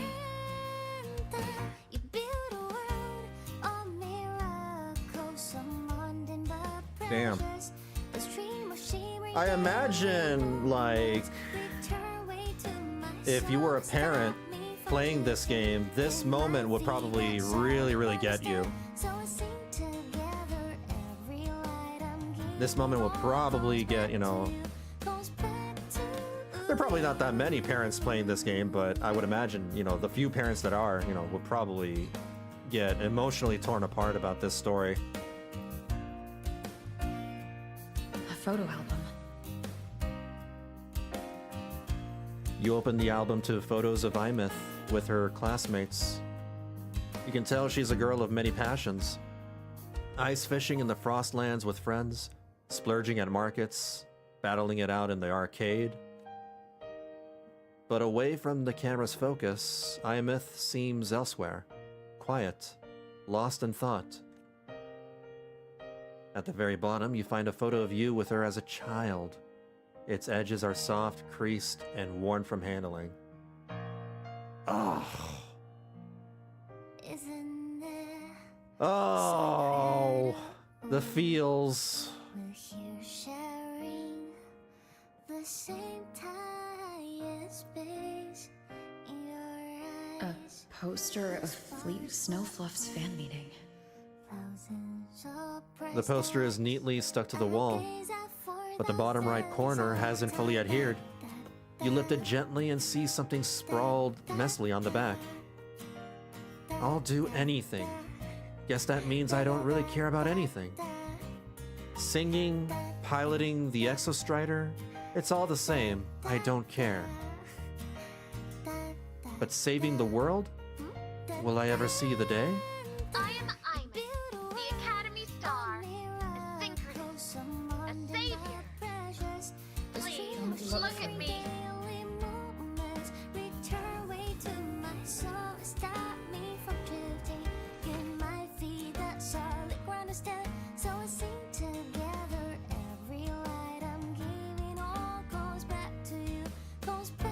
Yeah. Just taking a moment to listen to the lyrics of the song. Really makes you wonder how much her smiling, bubbly personality may have been merely a facade. All of it. All of it. I'm pretty sure all of it is. She's been holding it all in. She's been bottling it up inside. Because who would, man? A normal... You got... You died. She died. She essentially died. And she's been put into a half existence where she's not allowed to really interact with anybody. She's been alone for 10 years. Yeah. There's no way she's actually happy.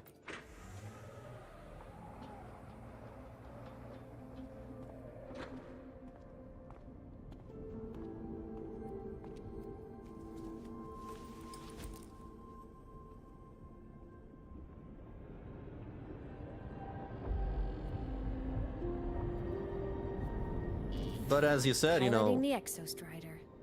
Huh. It doesn't matter to me.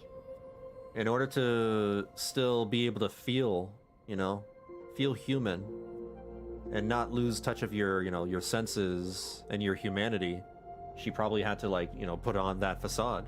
But if this is what it takes to lighten her burden and ease her pain...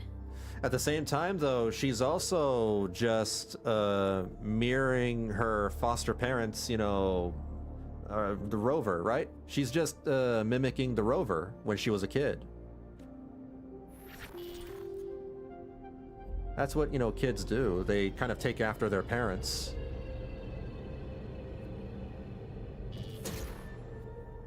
In some ways. She's going a little crazy. Nothing but a pair of shackles.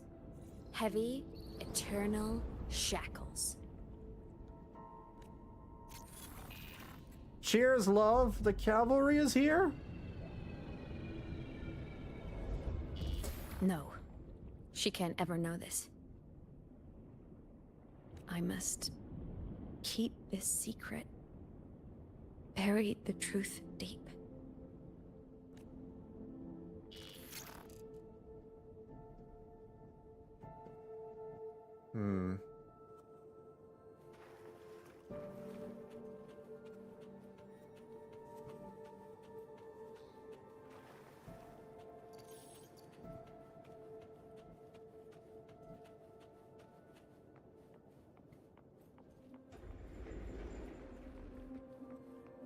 Oh. Oh. Come on, game. Don't do that. That's messed up. Here. We're gonna try and make you cry. So, wait, come on. That's just sad.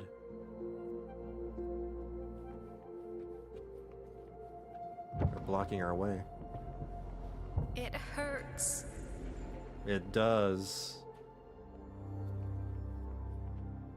Her sacrifice in the end was all for the sake of repaying Rover in her own way.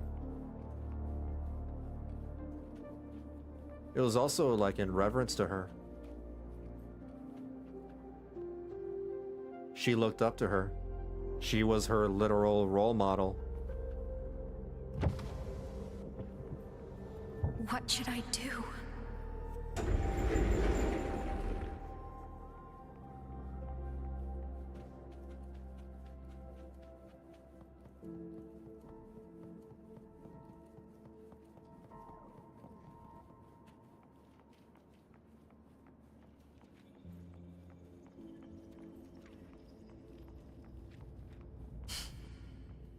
I can't go back.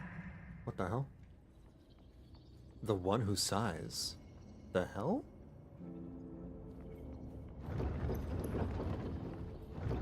Oh, this is weird.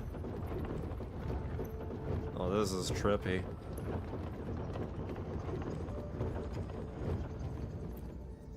That's really trippy.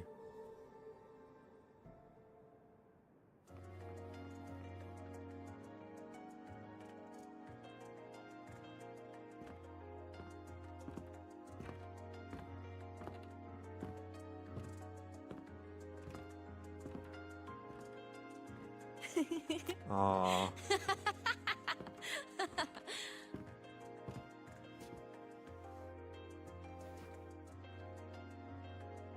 Why are you laughing? Oh, are you talking to me? I just heard the most hilarious story. Couldn't help myself.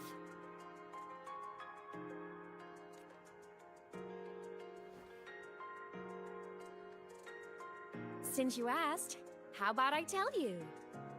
Share. Do tell.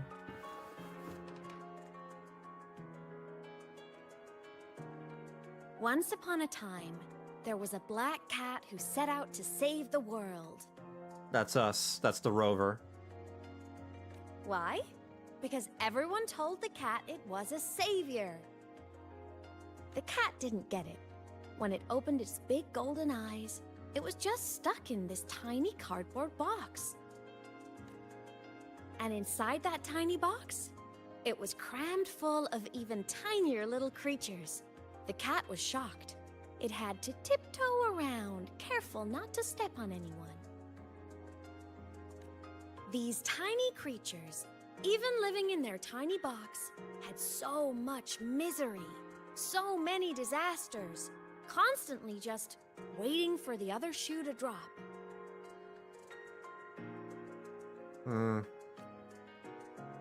Please save us, they begged the cat.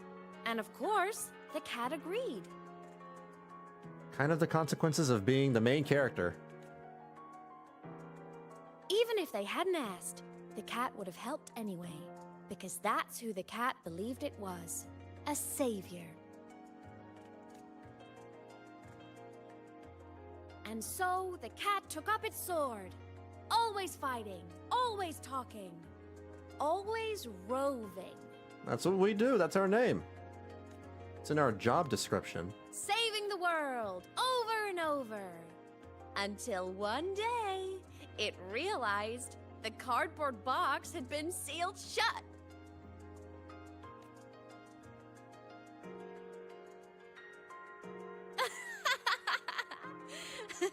Isn't that kind of laughable? I don't get it. Where's the punchline?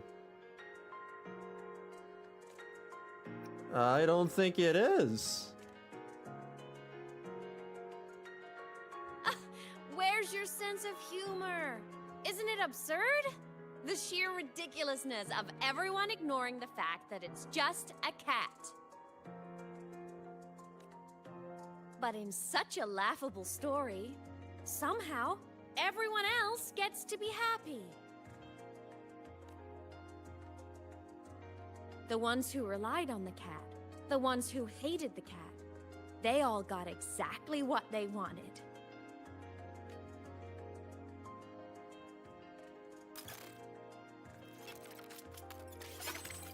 But what about the cat?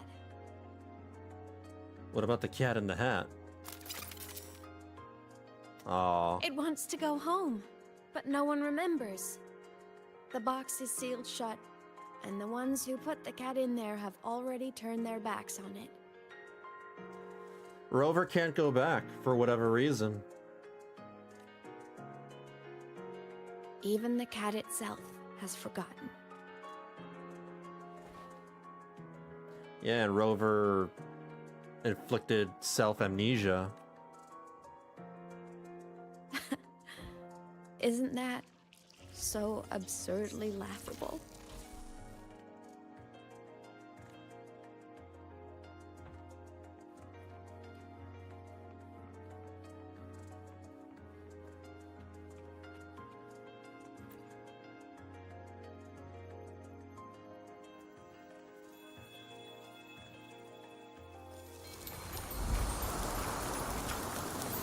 Ooh, that's a crazy effect. Wow. Damn. This field of flowers. That's beautiful.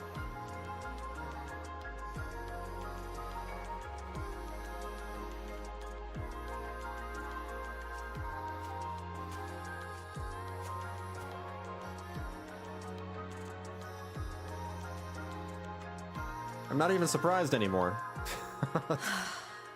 My head's been loud.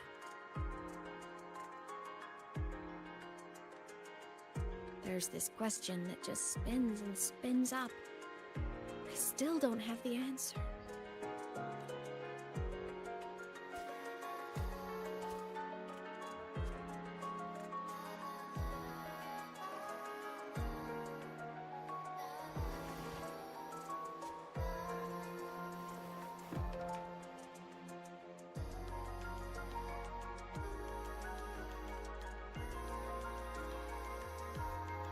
Now that you're here, I want to ask you what you think.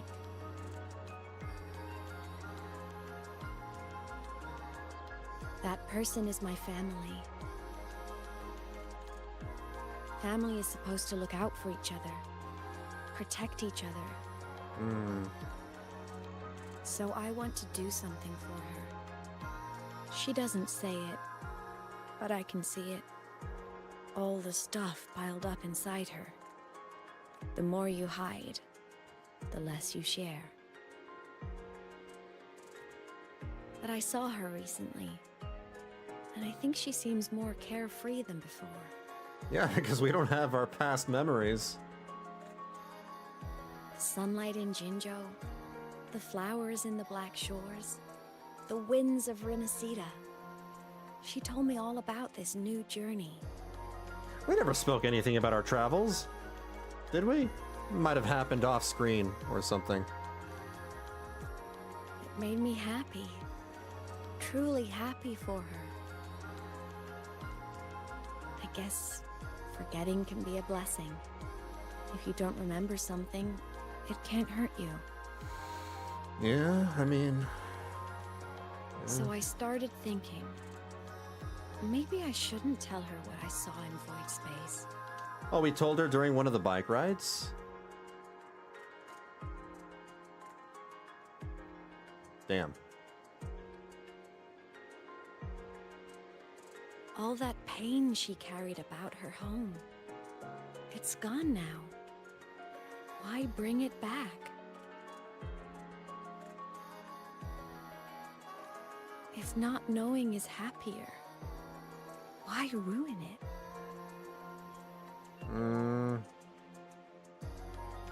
It's more complicated than that. People need to know the truth.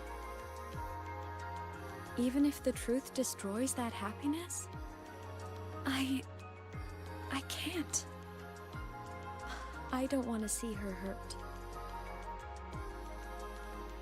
I want to protect her.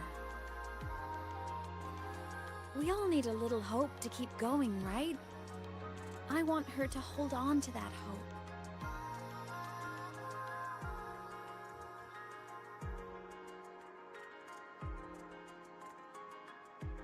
What Sigillum said is unnecessary. It's been feeding on her frequency, trying to complete itself. Oh, wait. Spouting things that should have stayed unsaid. Things that would ruin her peace. That would probably explain why Sigillum had Rover inside of it, because it's been feeding off of her frequency. I might have been overthinking it. It's probably just that.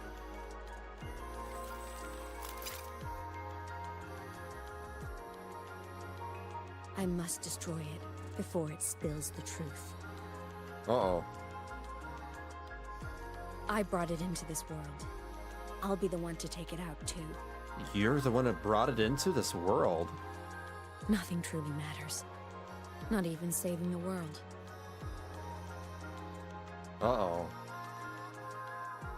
But you have to believe what you're doing has meaning. That's the only way to keep moving forward. And that's why. This is what happens when you bottle everything up inside. You go a little crazy.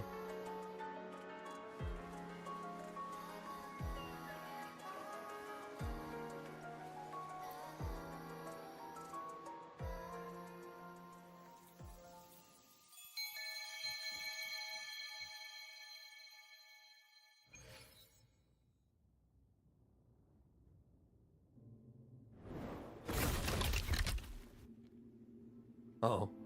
We're back.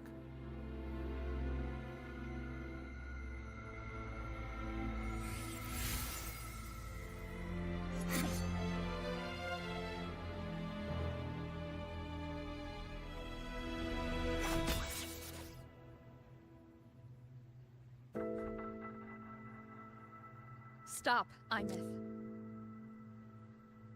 I told you to stay out of this.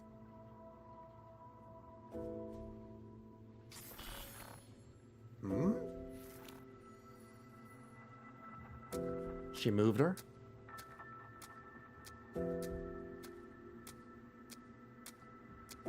She gonna ground her? You're grounded. I know you did this for me, to protect my happiness, and I'm grateful. But it's over now.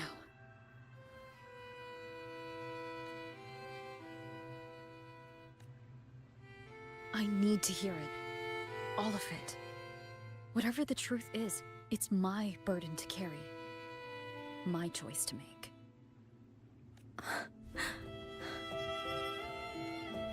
Carrying this on your own hasn't been easy, has it?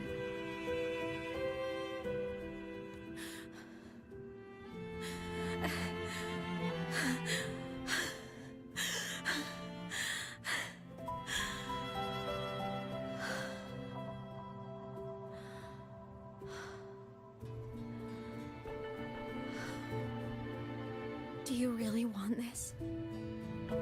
Even if it changes nothing? Even if it only weighs you down? Nothing can bring me down. Things only weigh on us because they matter.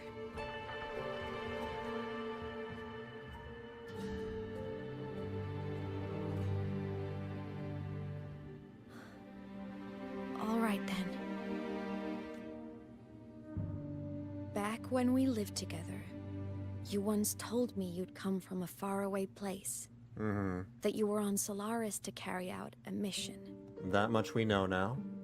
Current research suggests the Exostriders and Sentinels were made with technology from the same civilization. I think that civilization is the faraway homeland you spoke of. The Sentinels are also aliens? Wait, what? You never spoke of it to me or anyone else again. So I kept it to myself.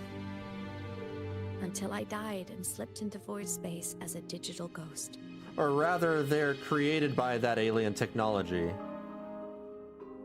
What?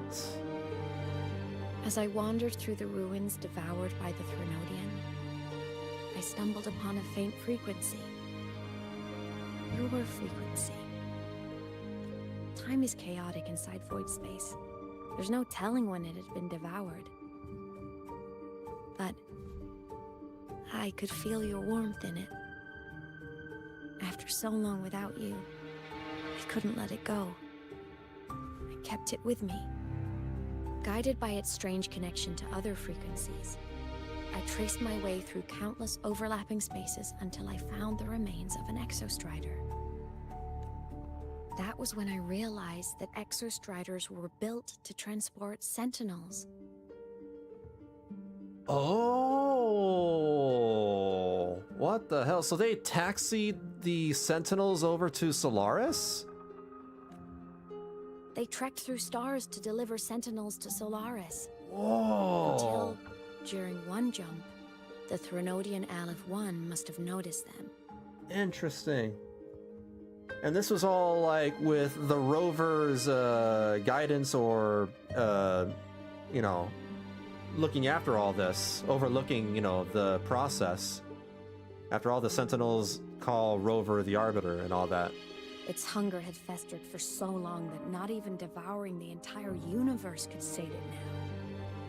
Basically, the rover was like a shepherd for the Sentinels, transporting the Sentinels from one place to another, from one planet to another. That frequency then led me to another relic consumed by the Threnodian. A creation built by the same makers of the Exostriders. It was beyond my understanding. I could only guess its purpose. A communication satellite. And there's more than one Exostrider. And within its ruined shell, I discovered frequencies tied to you. From those fragments, I saw the messages you sent home.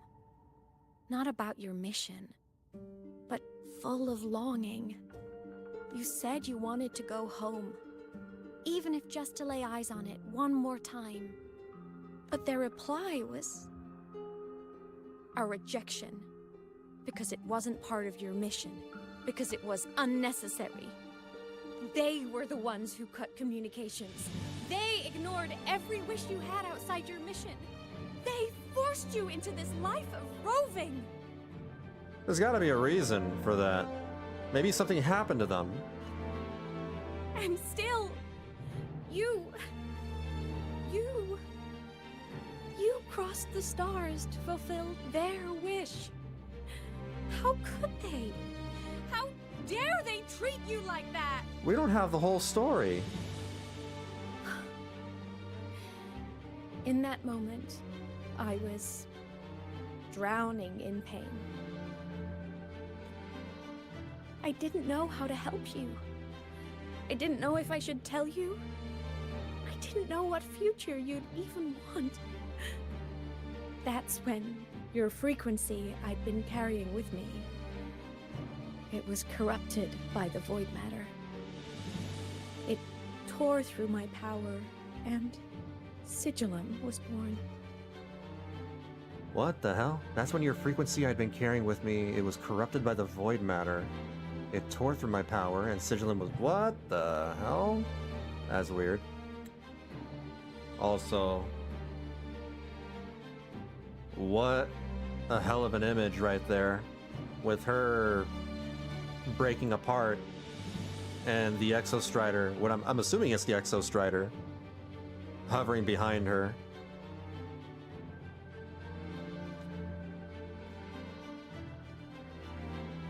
It was born from my mind, from all my worries, my fears, everything I imagined you'd suffered. At first, it acted on nothing but the instinct to go home.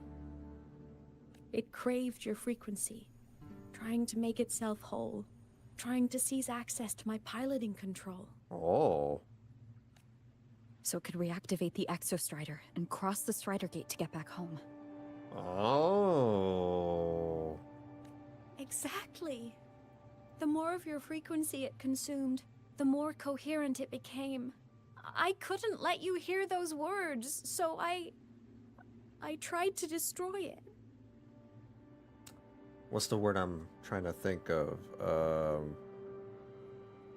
The baby bird having trouble leaving mommy's nest, I guess. It's kind of like that. This is what I've been keeping from you. I'm sorry. She already lost, you know, her parental figure, and she doesn't want to lose what's left of her parental figure.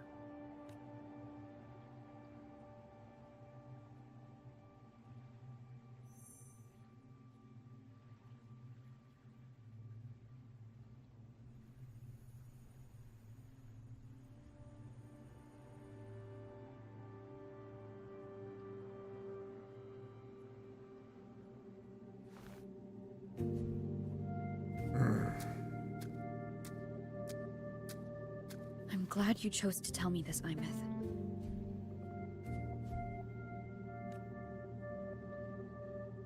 Hearing this, it's a lot to process.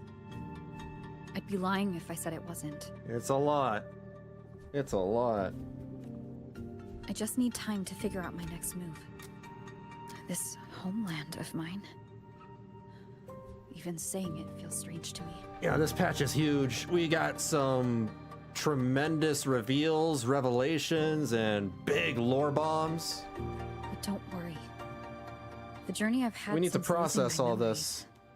the hope I found. That's mine to keep. No one can take that. Saving the world. I never saw it that way. The people and civilizations I met, they saved themselves. I was just there to help. That's how Superman sees things. She's just like Superman. Jinzhou soldiers fought through retroact rain till dawn. The Black Shore's bloom bearers ran themselves ragged across distant lands. Renacita's factions all dared to defy the Dark Tide. Lahai-Roi's people never stopped reaching for the stars. I'm no savior who fell from the sky. And no one ever saved themselves by waiting for one. There's been plenty I couldn't do. Losses I couldn't prevent. Sacrifices I had to accept. But I'd do it all again. Every bit of it. If this was a mission from my past, I'd be lying if I said I didn't care what they thought of me now. But that's a question for later. Right now, we have more important threats to face. The fact that I'd choose this path even without my memories, that tells me this is who I am. I can't stand by while the lament brings suffering. I care about this world too much. But I'm afraid you'll feel alone. With everyone here? With you here? Not a chance. Yeah, especially since we've pulled quite the harem. I will be there for everyone as we head toward our shared future, leaving the past behind. That... Oh my god. I can't believe they brought that back. Wow. As we head toward our shared future, leaving the past behind. Wow, she said the line.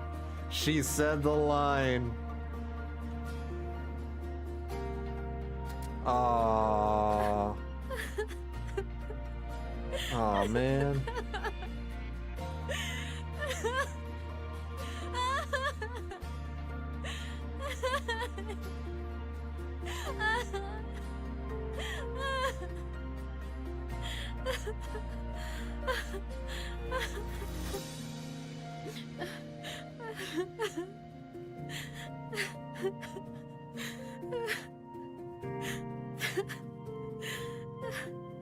They both had it rough.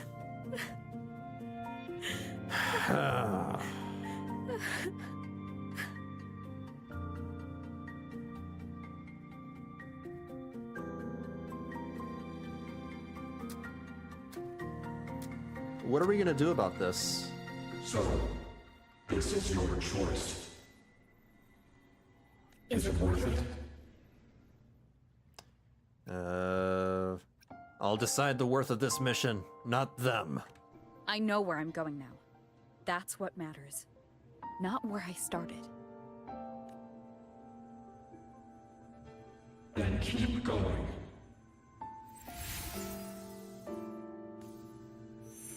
No matter what. We got our frequency back. No more sucking. No more bat sucking. No more bat suck. The core. It's returned to the Exostrider. It's one step closer to finally awakening. And you? Your power should be restored now that Sigillum is gone. It's more than restored. The core's return has rebuilt my frequency from the ground up. I'm a full Exostrider resonator now. But wait, what does that mean? Do you have a physical body yet? Or no? My original body is still gone, of course. Oh. I'll always be a ghost in the machine. Damn. But my existence is now strong enough to be detected. So, does that mean people can see you now? It's like a faint current turning into a bright, flickering spark. So, will others be able to see you now? That's right. Guess our little road trip movie's come to an end. Time to head back to Star Torch Academy. Together. This existence still, you know, sucks for her, even if she is, you know, now perceivable.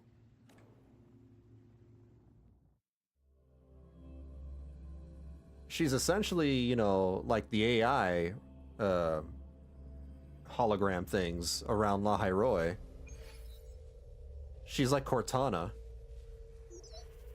Mayo. Hello, VB. Are you around Rebel College right now? How do you know that? Are you actually psychic? I wish. That would have been so cool to say, but gotta be honest with a fellow fan club member. Is this that's, you know, the stupid daily quest guy? It is, isn't it? That would explain why this isn't voiced. Yeah. Skip. It's the daily quest. I'm in the middle of doing the main story. No distractions.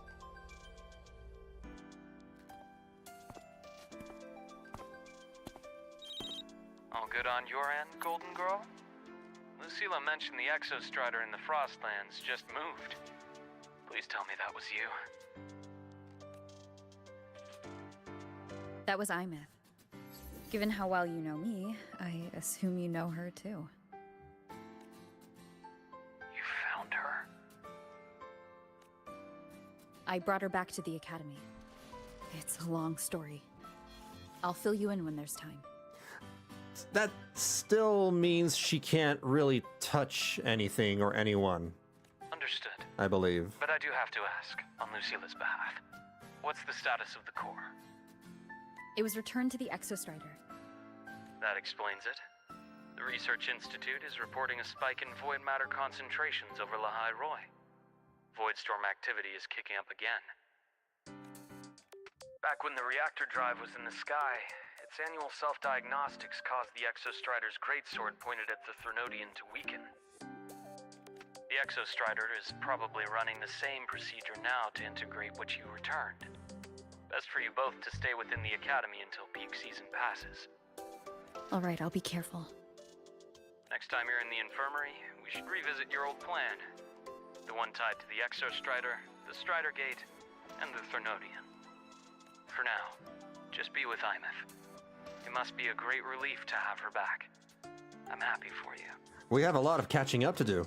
All the parent-teacher conferences that we missed, all the the permission slips that I could have signed for her. Oh my god, we could have gone on, like, family road trips. You've earned a break. Get some rest. Looks like Aemeath is at the auditorium. What's she doing there? Stories about her past boyfriends or girlfriends or whatever. We need to know it all. What the hell did we miss? Have you been eating well? Aemeath, you better be eating your vegetables, or have been. She can't eat them anymore, but still. We gotta go this way. Hold on.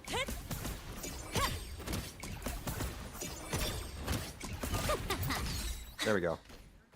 Trying to activate skating mode.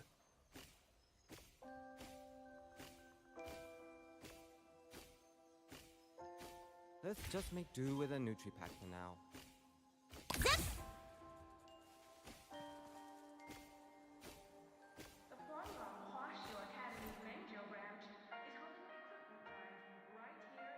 You know what? I just had a brilliant idea. Why do I get the feeling someone's about to get in trouble when you talk like that? Hey, that's a totally unfair stereotype from when I was a kid playing with snowfluff seals. I was just thinking, now that people can actually see me, I could, you know, attend my own fan meeting.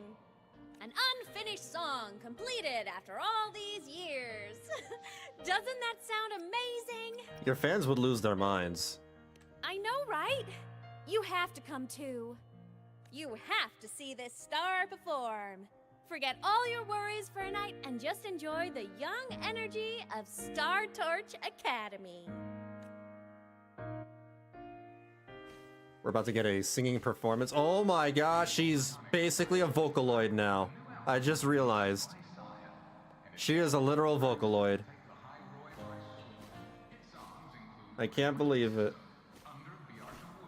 Entries open, everyone! The fan meeting will begin soon!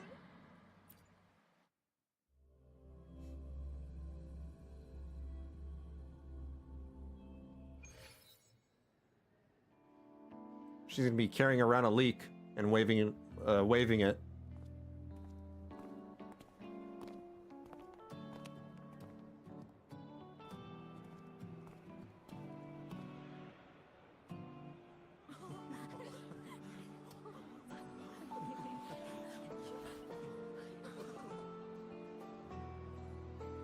For years, the little website I threw together to post songs kept getting comments. They'd talk about how much they loved a song, or share problems they were having in their lives, and then they started connecting with each other. I never saw myself as a hitmaker. I was just an amateur, singing what was in my heart. But over time, they stopped being just my songs. They became a melody that connected people. When she said melody, I definitely heard the tracer in that line. If my listeners want a complete song, That tracer I'll leaked. finish it for them. Or maybe for me, too. You really do care about the people of Lahai-Roi, don't you, Aemeath?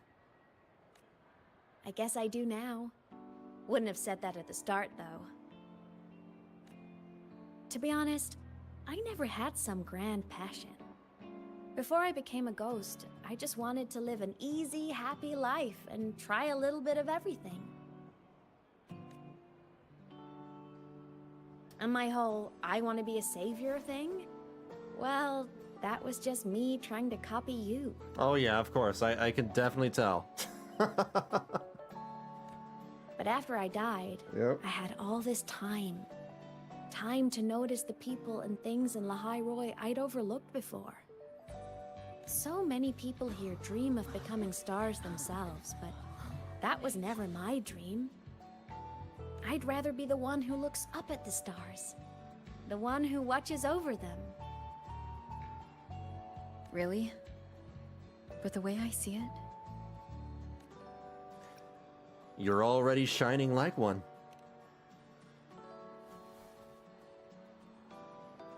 go on then, Aemeath. I want to hear you sing. You'd better, because you're my most important audience today. But first, you need a better look for the show. What's wrong with this look?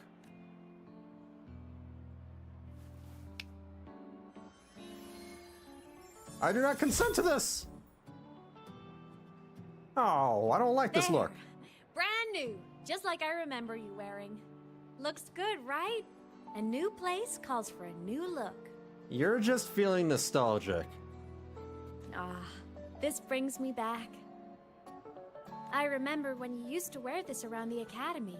You'd leave a whole trail of swooning admirers in your wake. Solaris' great savior. That's what I'm saying. You know, she must have broken a lot of hearts in her past.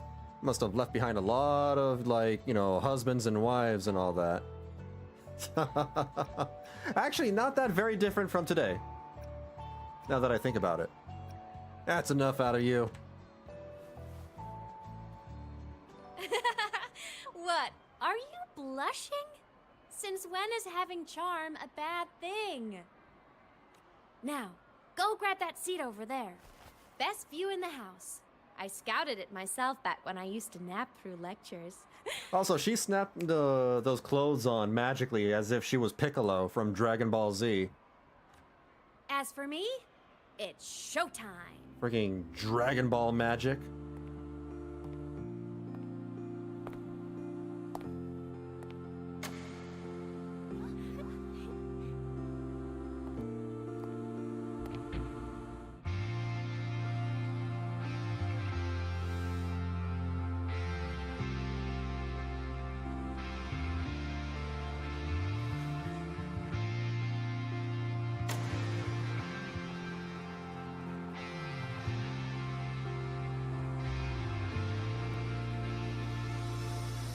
Isn't it so incredible? Whoa. We're here sharing the same time and space. In your eyes, the stars look like thousands of bright stars. I have gazed at for thousands of times. May all sweetness take flight. With the truth to be your guiding light. Let your curiosity set your spirit free and wild like fire. If a lonely night surprised to see our dreams glowing brightly, every second is worth it. If you love a miracle, someone can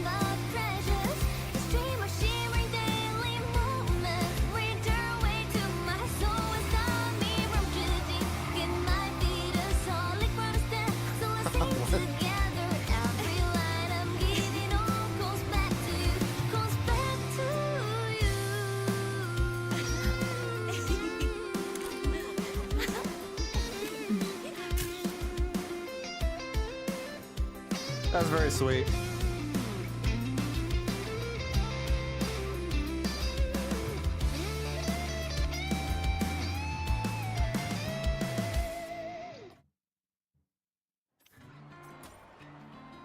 Too bad the voice was very different for the song, but that's just how it is. I wonder if they used the same song for all the different versions, all the different dubs.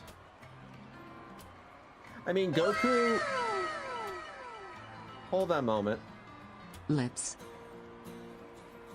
I love how I just say the word Goku, and then immediately Seeger appears. Like... What? Wait. Goku. You're talking about Dragon Ball? What?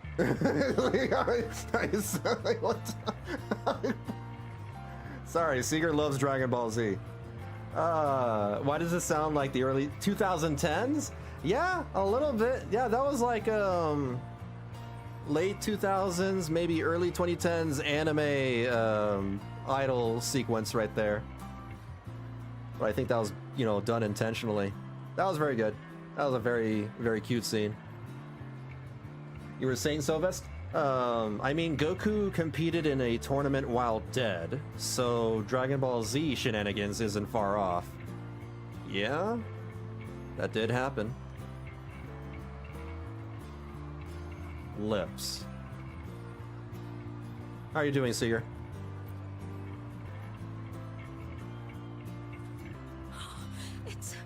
It's her!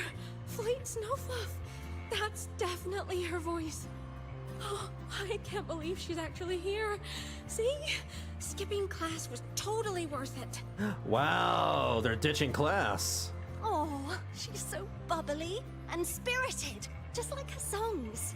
Just like Tracer. I'm getting her autograph later. Of all the songs she's posted online, my favorite is Indigo Universe. What's yours? Of course, it's the Tard E song.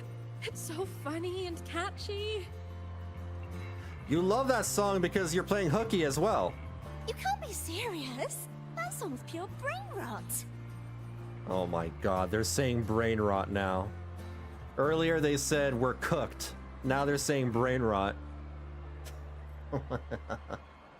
I'm tired as hell. Long ass day. Oh, gotcha. We're kicking you in the ass. Now this is where most stories would end. You almost done with tactics? I don't know. I have no idea. I've never played tactics, so I wouldn't know. I have no... I don't know how to measure if I'm close to being done. I got Cloud in Final Fantasy Tactics. I don't think that's a spoiler because it's a side mission Easter egg thing that a lot of people already know about. I just got Cloud last night, or a couple of nights ago. Yeah, he's in the game. You can recruit him and you can use him as a unit.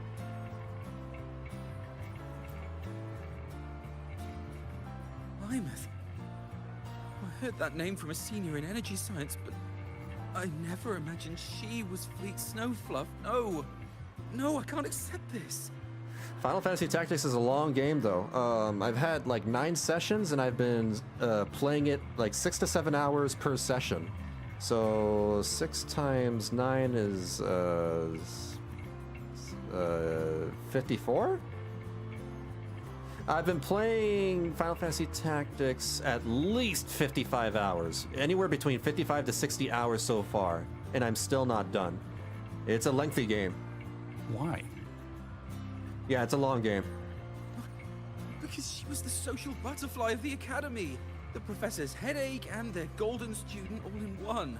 Oh, you would love the game, by the way. The game is tailored more towards you than it is towards me, because I am finding myself having to grind a lot. The game has a lot of grinding. I'm not a very big fan of grinding, but it is what it is, and I'm putting up with it. I'm still having fun with the game. The game's really good, don't get me wrong. But I don't miss the grinding days. But you, on the other hand, you would love that shit. You love grinding, so... I still don't see why that's upsetting. It all sounds great to me. Her song, Fallen Petals. After hearing it, I always pictured Fleet Snowfluff as a tender, gentle soul. But now... I mean, she never really seemed that way from her online replies. Maybe your impression of her was a little too personal. I blame Pokemon for grinding. I used to, you know, love the grind too. I also played Pokemon. Aemeath from Rebel College. She's been missing for years. Why would she be here? Yeah, I used to be very hardcore into that. I would even do all the, like, breeding the Pokemon and, you know, IV train them or give them the EVs or whatever. I did all that. Aemeath? But the same one Professor Sakya always talked about? Yeah. She always wanted her as a mentee. She still brings her up to us. I thought the biggest problem would be that little rascal refusing to finish her studies, or me finally losing my mind from her antics. I never thought she'd just vanish. Professor Sakya is gonna be over the moon to see her. After my blue version was stolen when I was a kid, I gave up getting a team to level 100. Damn. I don't think I ever did that myself. I grinded hard, but I don't think I ever level capped all my my Pokemon. I would probably just get them to like 70 or 80 and then stop there. Can't believe I've lived to hear the But I full would version get of like this the optimal song. stats for them. I'm gonna cry. Oh, you're so talented. Why did you stop posting Oh new my songs god, all they have the these glow years? sticks. An autograph! Please, Fleet Oh my Snowfluff! god. All right, all right. Dry your tears. Autograph coming right up. Why haven't I been writing? Oh, you know how inspiration goes. By the way, that pink-haired girl that they were, you know, fangirling over, same voice actor, Tracer from Overwatch. Tracer, this girl right here. And she's pullable too. That's Tracer. Cheers, love. The cavalry is here.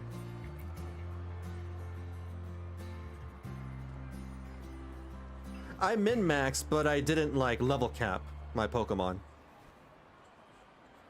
If that makes sense.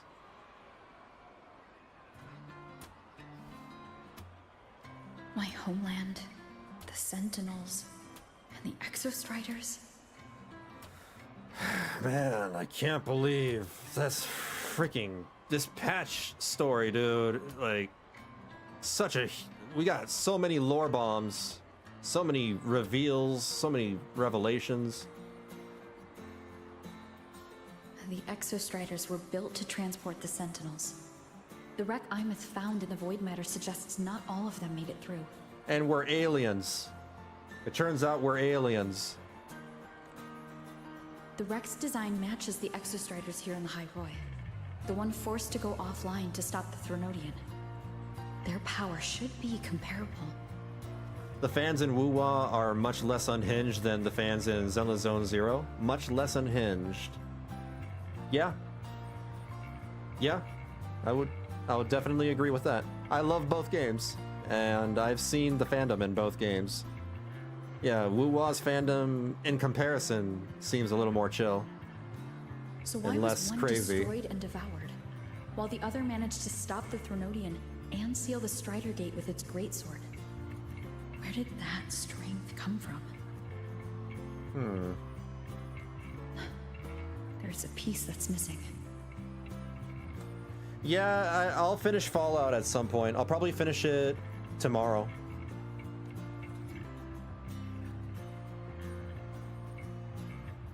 All done. Let's go. She winked at me. Specifically at me.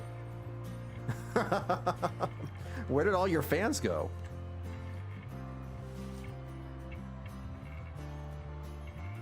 Please, a little meet and greet? I used to host huge parties at the academy. Fortunately, got a ending satisfactory. Long way here. So, where to next? This story was really good. A wander about the academy, just like we planned. No rush, just a quiet stroll. Okay. I meant the NPC fans of characters. Oh, yeah. Oh, yeah. I see what you're talking about. Yeah, the fans here, they're acting normal. They're just normal excited. Like, they just want an autograph and that's it. The fans in Zenless Zone Zero, holy crap, they're crazy. Step on me! What? Okay. I see what you're talking about. I remember.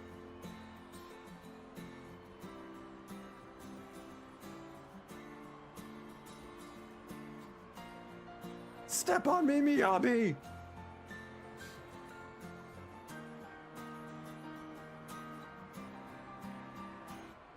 Not as crazy as that, you know, Sokaku fan, though. That Sokaku fan.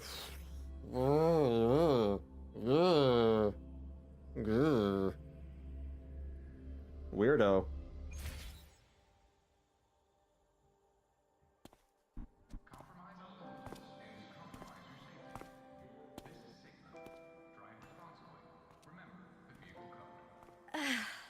This is incredible. Having company like this? The boredom I felt as a ghost could have literally killed me again. I can't believe you would even joke about that. Girl, please. Wanna go up top to feel the breeze? Your call. I'm so happy right now. Really. The Angels of Delusion had to have a lot of censorship on their socials? Really? I can imagine why. Their Delulu's got two Delulu. Yep, alright. Yep. Yep. I take it it's the kind of people that use the crying emoji face? Even a Those fake people? sky can hold such beauty. The angry mark emoji?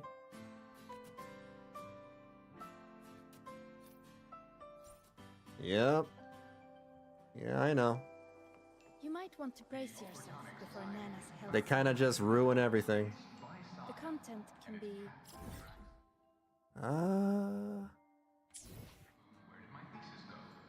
Can I teleport up there?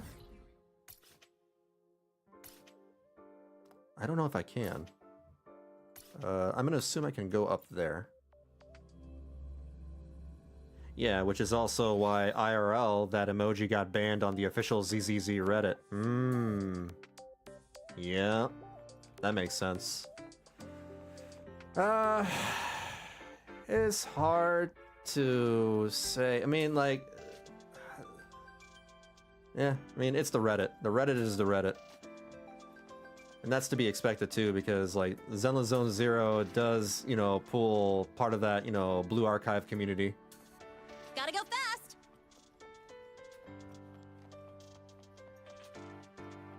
How do I get up there? I don't think I... Can I... What?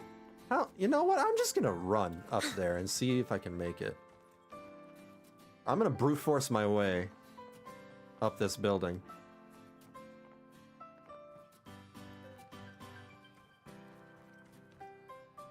Whoop. Uh-oh. Oh, no. That's not... Oh, okay. All right. We got this. This is weird. Oh, my God! There's gotta be an easier way. There's gotta be, like, some freaking thing that I can take that throws me up there. The ZZZ Reddit has a lot of questionable people who like, yeah. I know. It is... Gotta Yes. go fast. Difficult to sort those out too, because some of the characters are legitimate adults. They just, you know, happen to be petite. And then there are the actual kid characters. Next up, the horizon. How do I get up here? Gotta go fast. I'm gonna lose my mind. I'm gonna lose my mind. Okay, hold on. Oh. I think I found the way. This takes me up to the walkway.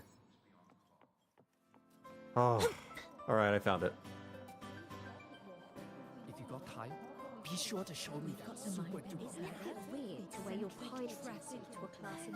Is that Rebel College? Can I go have a look?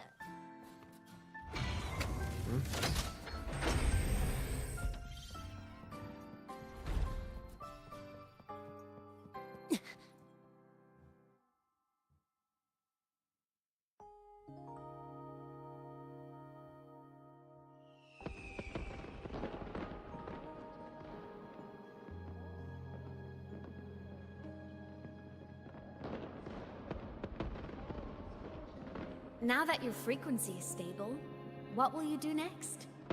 Stay in Lahai-Roi, maybe? Not for long. At least not until we take care of the Threnodian. The Threnodian here needs to be dealt with first. There you go. Of course. Typical workaholic. I knew you'd say that. LF1 won't be an easy fight. But I believe in you. You're the one who keeps making the impossible possible. Row, fight the power! And after that, will you keep traveling? Any destination in mind? Girl, our name is Rover. Yes, of course we'll keep traveling.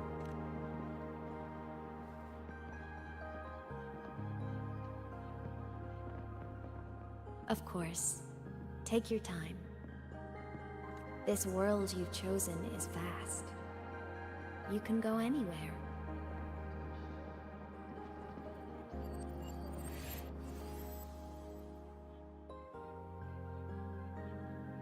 Are you leaving now? Oh. Oh. Oh. Yes. There's something I have to do. The Academy will look after you. Or you can go back to live in Bjarder Woods.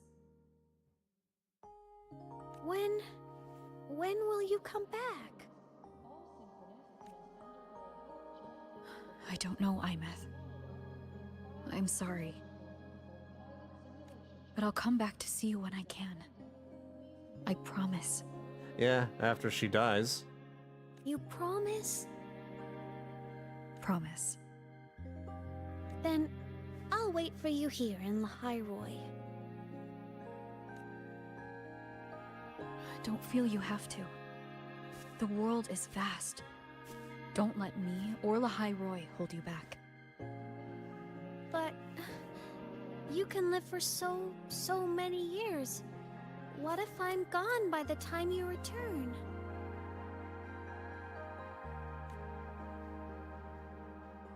Sorry. I shouldn't have said that. You should go now. If circumstances were different, we could have outlived Aemeath. She could have been an old lady. Aemeath. And we would still be, you know, like that, like this. Just go. I know you're worried. It's not fair. Why does it have to be you saving the world? You're always so exhausted. Always getting hurt. Talking to her mom as if, like, she has this really rough, you know, 12-hour job working from 9 a.m. to 9 p.m. every day. Overworking herself. Working overtime. It's not fair, Look, Mom. Aemeath. I've walked through lands torn apart by the lament. Every tear weighs me down. and every cry breaks a bit of my heart. Their pain is no different from mine. Neither is their joy. So if I can help, I will. I have to. Then I'll be the one to protect you someday. You protect me? Yes! You're not invincible. You get hurt, you get tired, you get sad. You're just like everyone else in this world.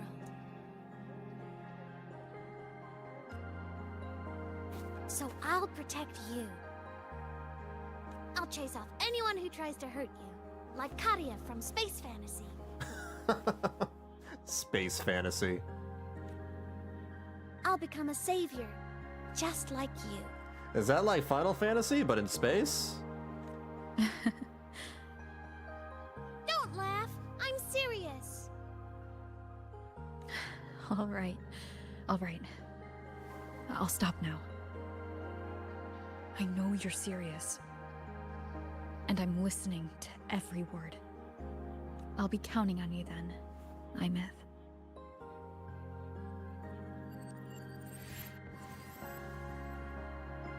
Tired?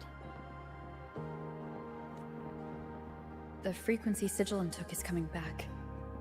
It's not a great feeling. Abby's already helping me recover through the test mark. I'll be fine soon. What does Abby do inside there, like, to help you recover? Is Abby, like, running in a hamster wheel? Just close your eyes and take a nap. You deserve a little peace. Something flashed, and I missed it. It happened for, like, a split second. Alright, close... ... You can count on me.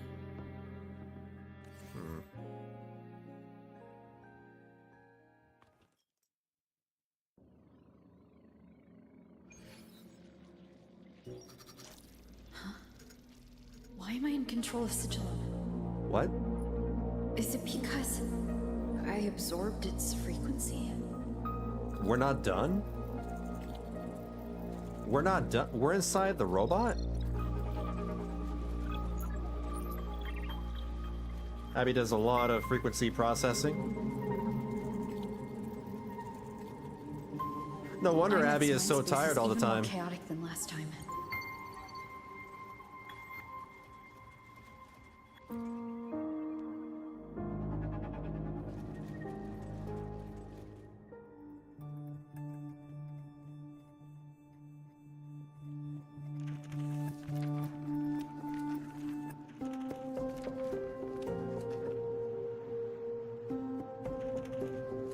Sigillum. Back for more? Thought I made a mess of you last time.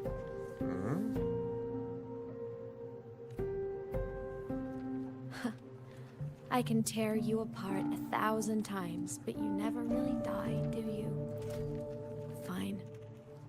You're going to sit there and listen to me lose it.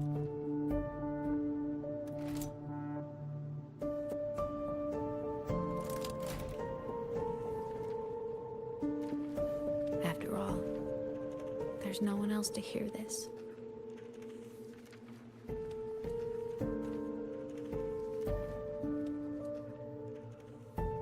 I can't speak.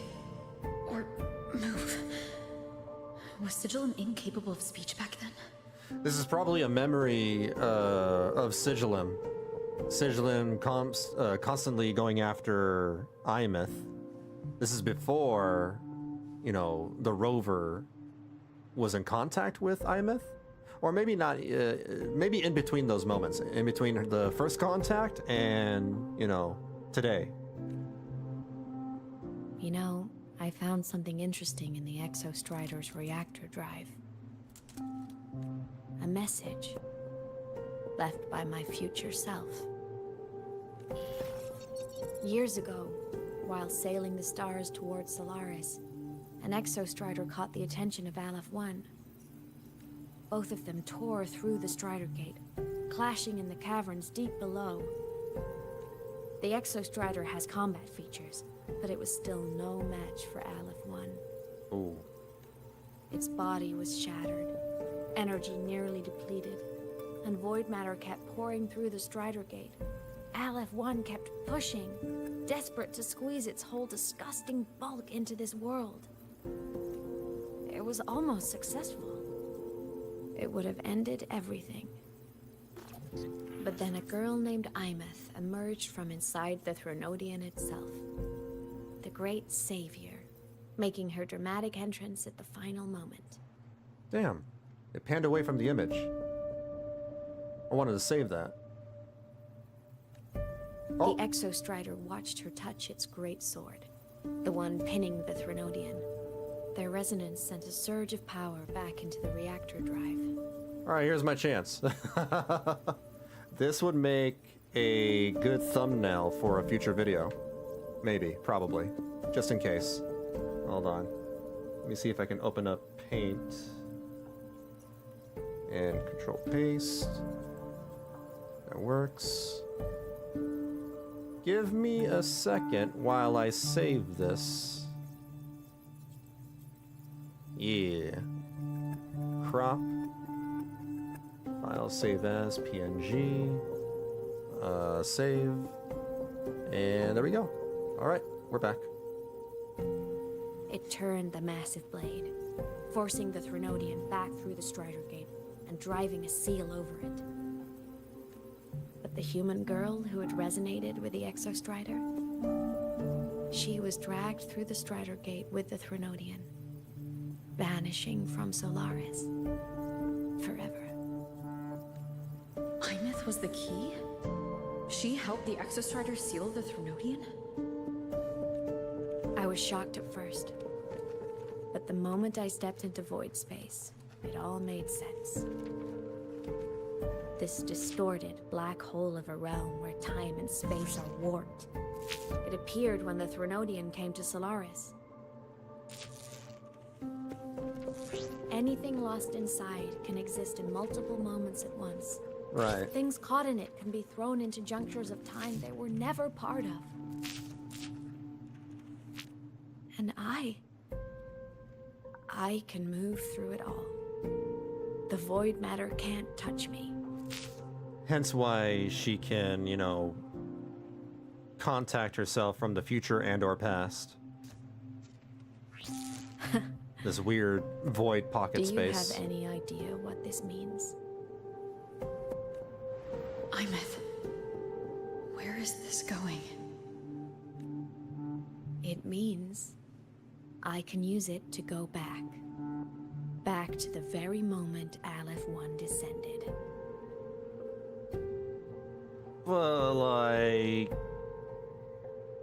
Well, what do you plan to do? Try to prevent Aleph 1 from coming here at all? Time, cause, effect. Perfect closed loop. But my meeting with her all those years ago, that wasn't the cause. It was the effect. Only by resonating with the Exostrider and dying as a synchronist all those years ago could I later become the Exostrider's true resonator as a digital ghost.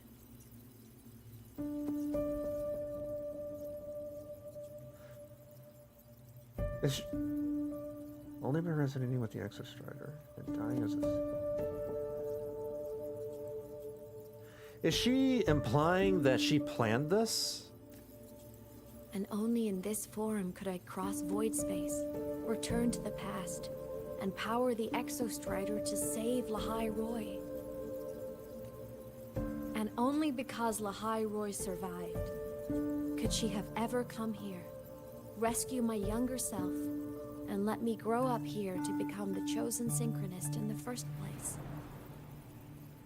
Damn, that's a little hard to follow. No, I have to get Sigilum to move. I need to stop. Only I can do this. It has to be me. Just like her, I can't turn away from a responsibility like this. just one thing. One last wish. Predestined timeline. Just one more time. I want to. That's why Sigillum is so desperate to stop Aemeath. She's not. Sigillum isn't like trying to kill Aemeath or anything. Sigillum is trying to prevent Aemeath from killing herself. A time loop, yeah. Hence why. Oh my god. This is breaking my brain. That's why, you know. And Sigillum is only acting like this because it's been accumulating the rover's frequency. It's taking up the personality and, you know, a sense of being. It's, you know, it's in a sense it's a partitioned part of the rover.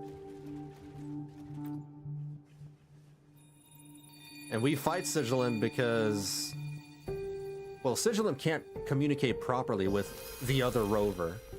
It can't tell rover why it's doing the things it was doing.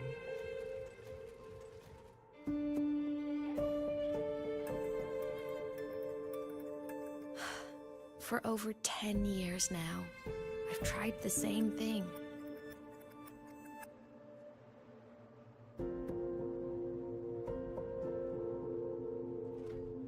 It's loading something. Every time the reactor drive ran its self-diagnostics during peak void storm season, I tried to reverse time. And every time, I failed. I just wasn't strong enough. But now, further along the timeline, the edges of void space are beginning to collapse.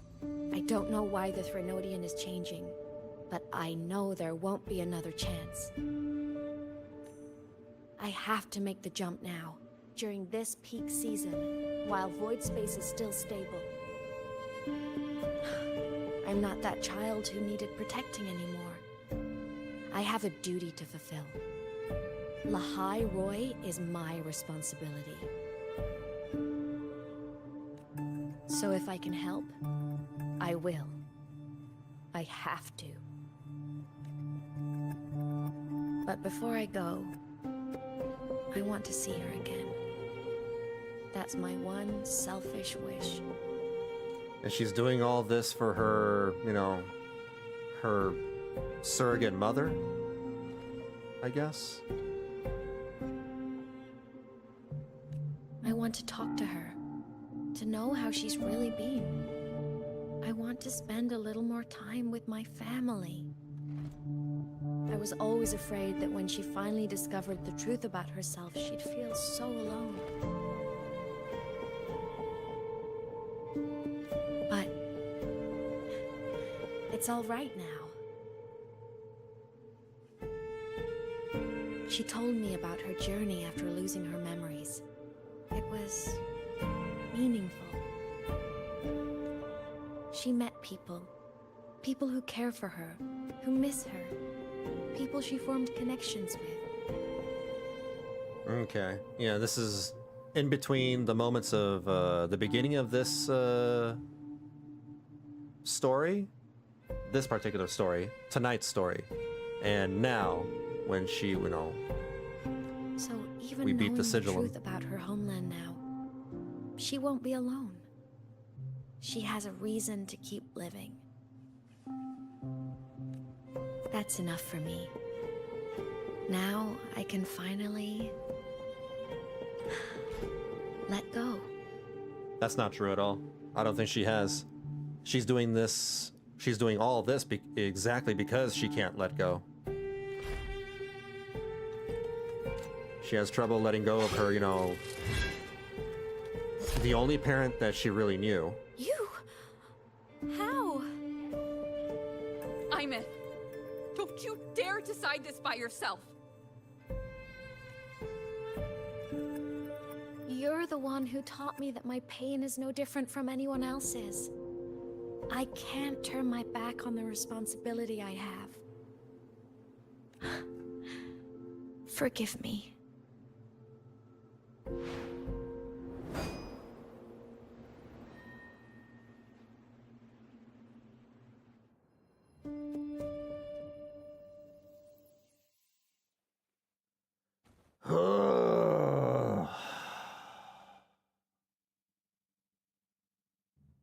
I didn't expect this story to be, you know, rough, heavy.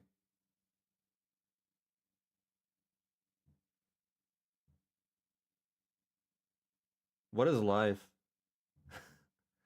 What is life?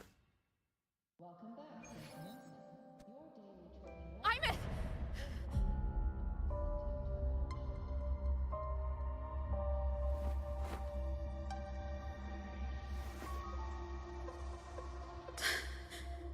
She's gone. This is the piece I was missing. So Luke she's still said that going the through forced with it even now. self-diagnostics would trigger peak Voidstorm season. She knew. When she returned the core, she already knew. She's been waiting for this moment. Waiting to travel back in time. The lake in the Frostlands. The void matter is densest at its depths. If I'm lucky, I can find a way into void space from there. Right now? Right, okay. I can still catch up to her. I have to move now. This story is long. It's lengthy.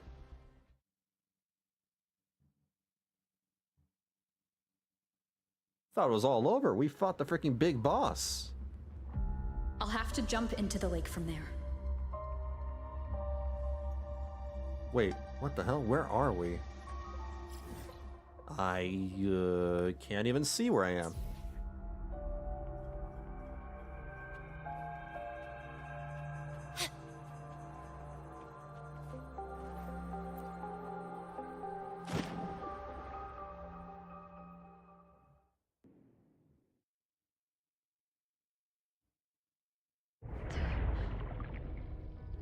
Don't go.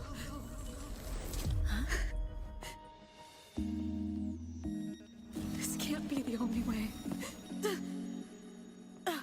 It is. The void matter can't hurt me.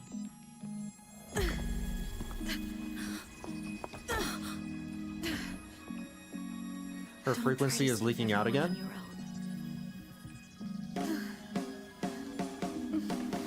This time, you have to trust me.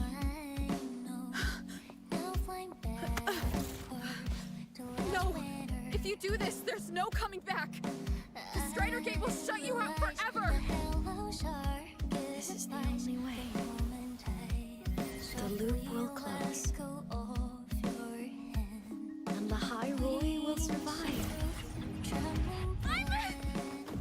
And we will find each other in the Frostlands. It's already happened.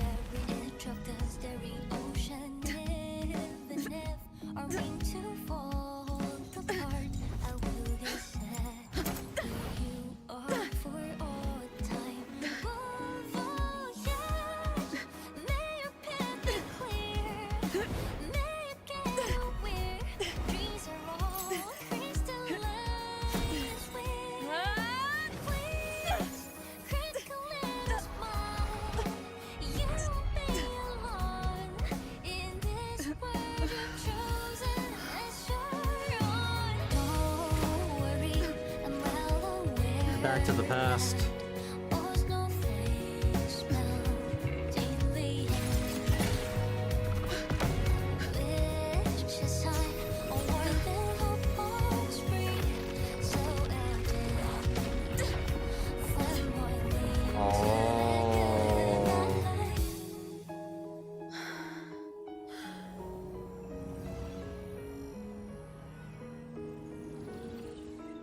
And we've gone full circle.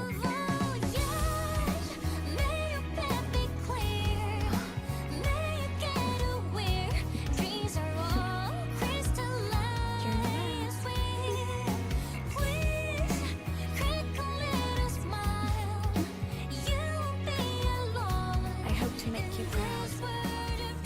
I hope I haven't let you down.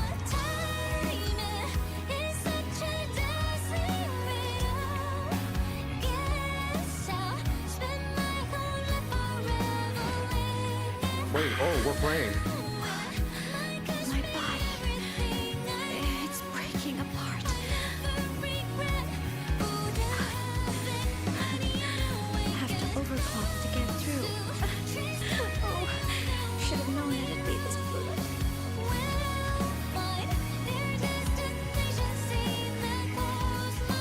I can't actually control anything.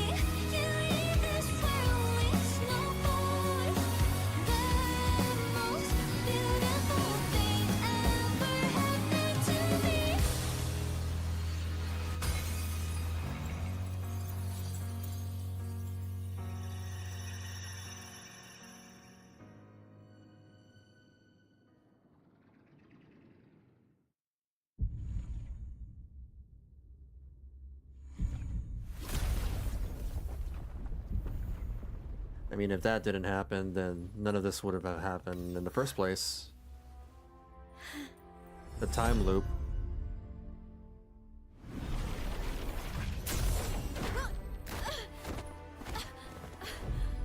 You got an animated cutscene. An actual drawn one. Hand-drawn. Well, a little bit of 3D CG right here. Yeah, change of art style.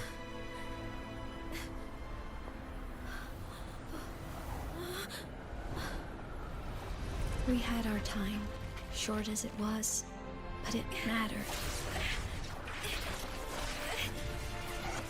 But even family can't stay together forever. The time to part always comes.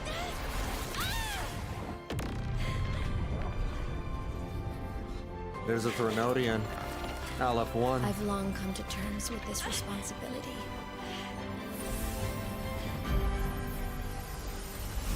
I don't regret a thing.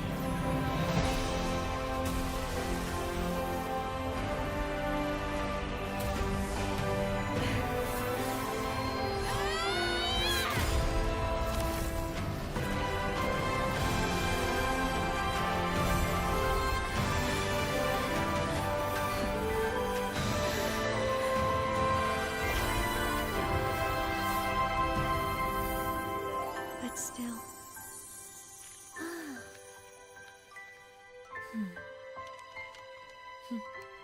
Wish I didn't have to leave you.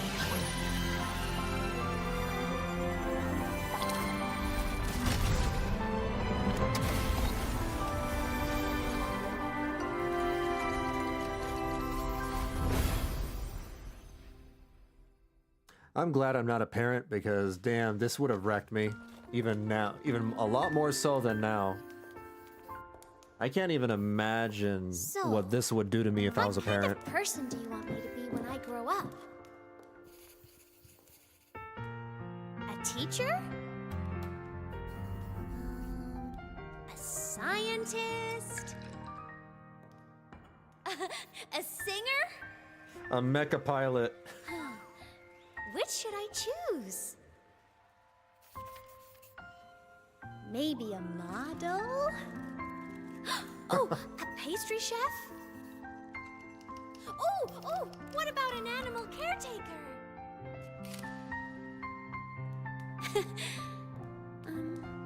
What would make you proud? Aemeath. My only wish for you is that you live a happy life. I see. And you? What's your wish for me? I wish that in your long, long life, you never forget how to feel the sorrow and the joy. Oh, getting to share this final journey with you makes me so happy.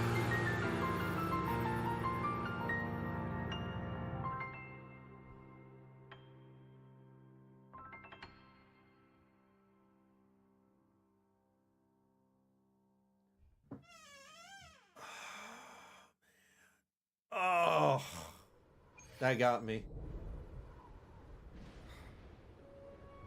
That got me.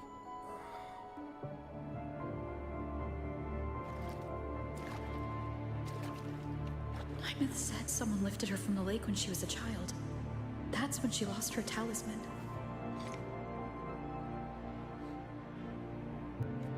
It wasn't my past self who saved her. It was me. Right here. Right now. It was a combination of both. Both your past and your present. My failure to save Aemeath?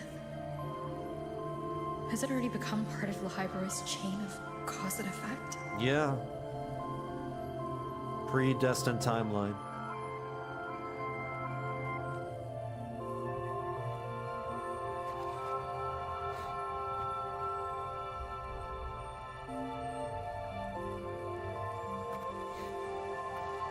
There's still a way. I can't give up here.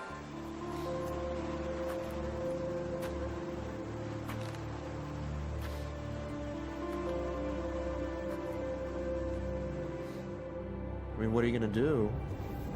Aemeath is on the other side of the Strider Gate. I'll just go through it and bring her back.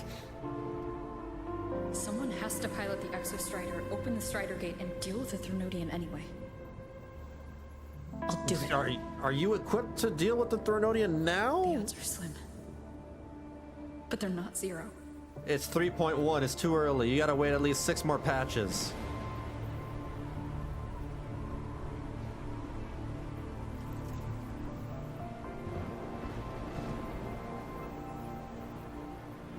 Yeah.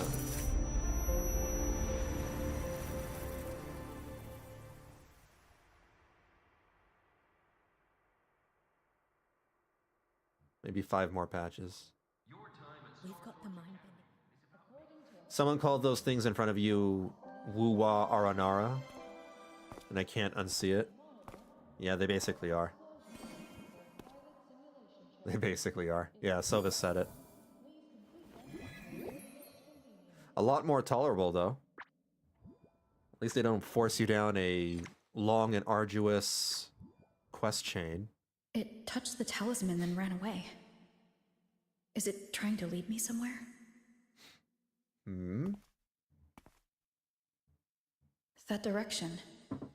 It's the Synchronlink training grounds. What's wrong? The simulation pod won't open? Seems so. It bugged out with an emergency error and just locked down. Maintenance is on the way. But it's showing it's occupied. Class just started. No one could have gotten in yet.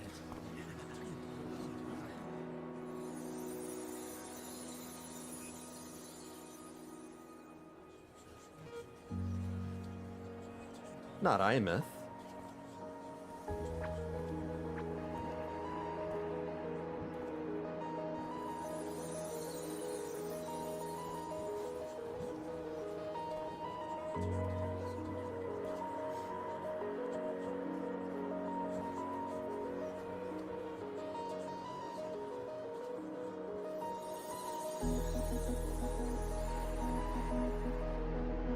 Aemeath? Her physical body? Her physical body? Wait, her physical body came back?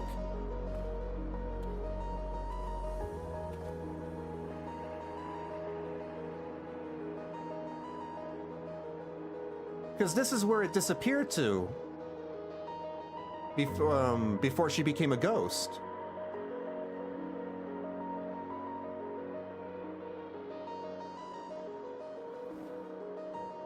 Freaking video game. Freaking video game. Aemeath? Does she have her memories? Does she know who we are? Is she just a soulless husk? She's a soulless husk, isn't she? She's a mindless zombie. Just her physical body came back, not her soul. That's somehow even worse. That is somehow even worse. Because now she's just a potato.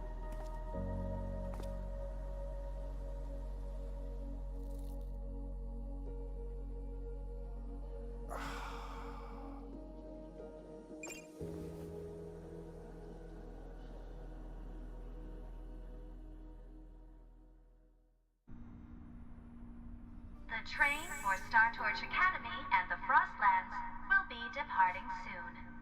All passengers, please take your seats and fasten your seatbelts. Void storm hazard level at transit stop low. Started the story dead, ended the story worse than dead. The results are in. It's what I had expected. This Aemeath isn't exactly human, nor is she a reverberation. Hold on. She's closer to an exoswarm, with only a trace of her original frequency remaining. As your friend, I wouldn't suggest you think of her as the girl you knew. That would cause unnecessary pain. As for the exostrider plan you asked about, we can go over the details at the infirmary when the time comes. Stay strong. She just left the recovery pod and is headed to the transport dock. If you want to see her, that's where you'll find her.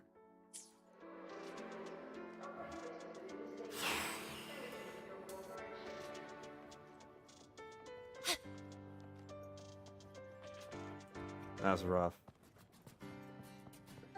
That's rough.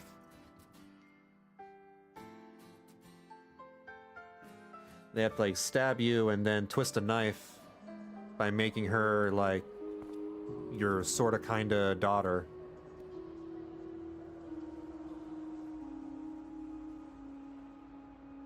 Oh man.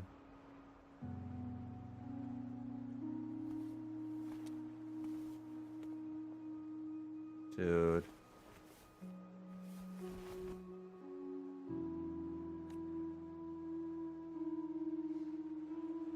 This is her paper plane.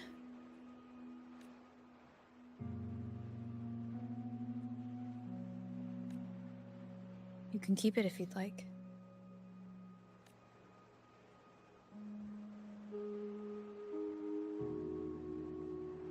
I know you're not Aemeath. You're only a piece of what she left behind, kept alive by this talisman.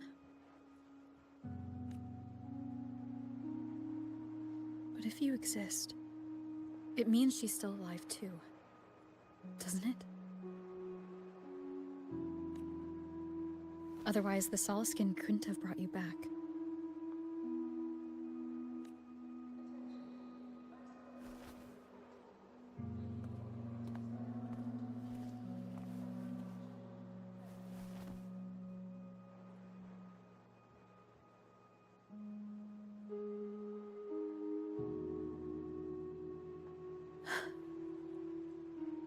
So, it wasn't for nothing. If I hadn't gone looking for Aemeath, I never would have found this talisman. And you wouldn't be here at all. Mook told me you're a piece of her. A thread that might still tie her to this world. So there's a chance. If I follow it, maybe I can find where she is.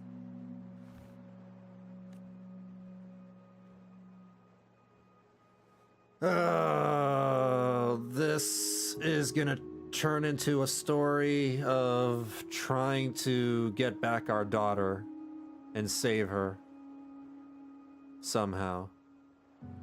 That's probably what, you know, the remainder of Lahai-Roi's story is going to be about. Save her and also defeat the Threnodian.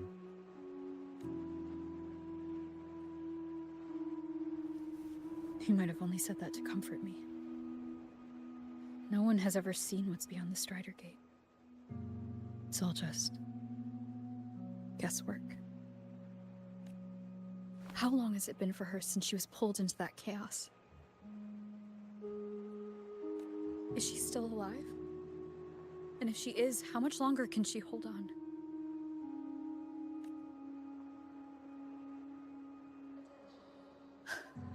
Can't believe they did I don't this.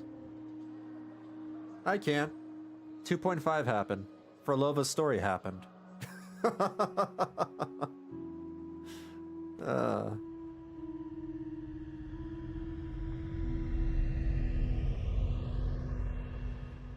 This is the second time But I will hold on to hope.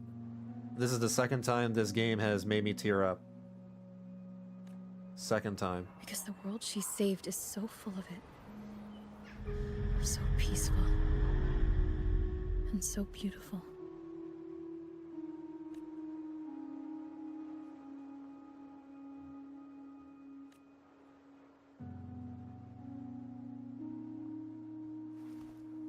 It's strange seeing Aemeath so quiet like this. It's painful.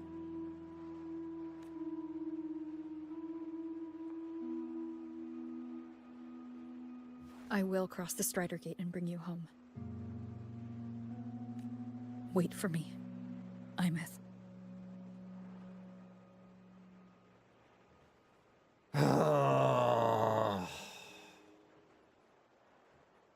What is life? What is life, dude? Ugh. Why they gotta do this to us? Oh. I'm gonna go to bed sad. I'm gonna go to bed sad. Oh.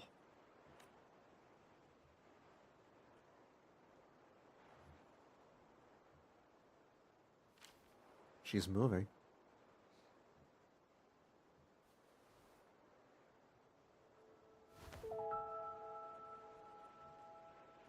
Oh. Is that instinct?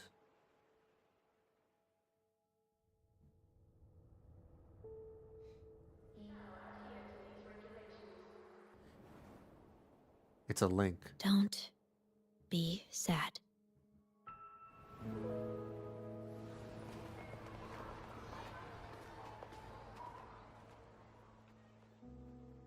She's still out there somewhere. She's made a link to her physical body. She must have.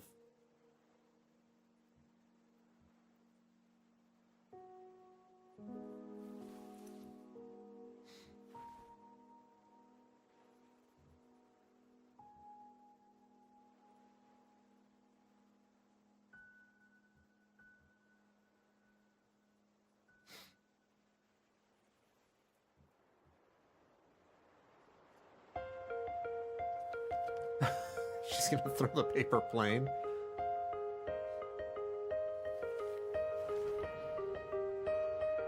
A gentle breeze whispers.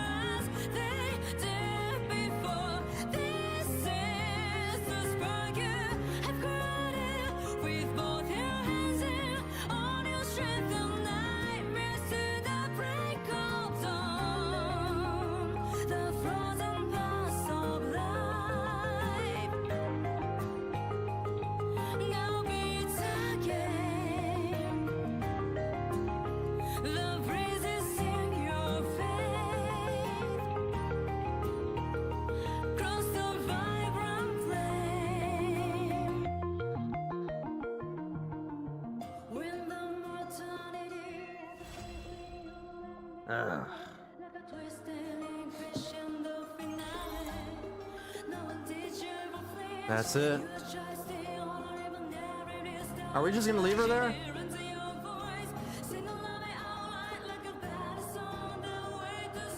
At least someone has to come pick her up.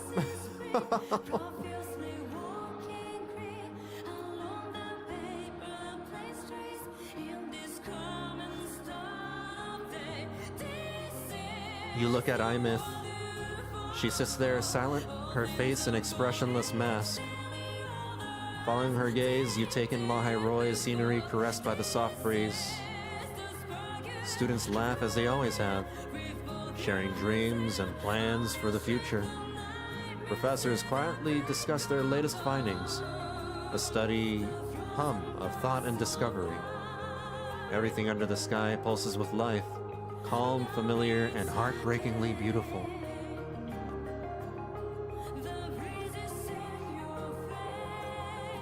That's it. I'm a bit surprised they just let her go places alone. I think they probably knew that Rover was going to be there to see her. Maybe someone's around here, not too far off, you know, just giving them space. I'm not entirely sure.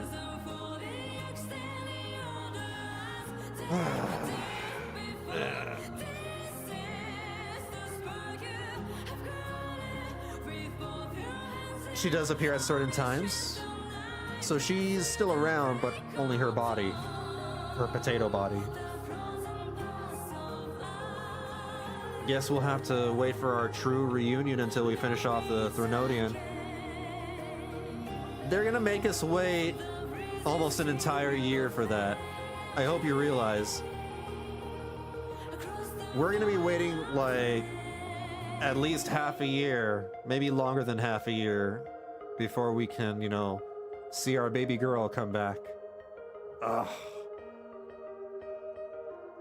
Oh, this sucks, dude. Oh, this sucks.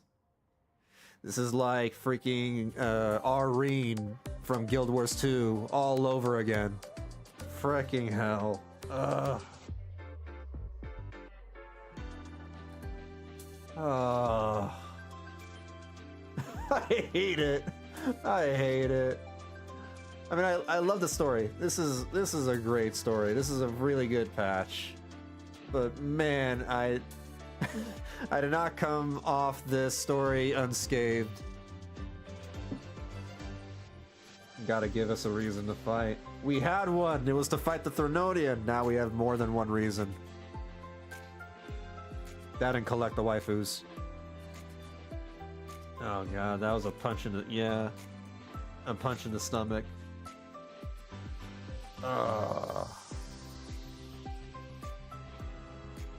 This story was WuWa's equivalent of the Welcome to Endwalker meme from Final Fantasy XIV. Yeah?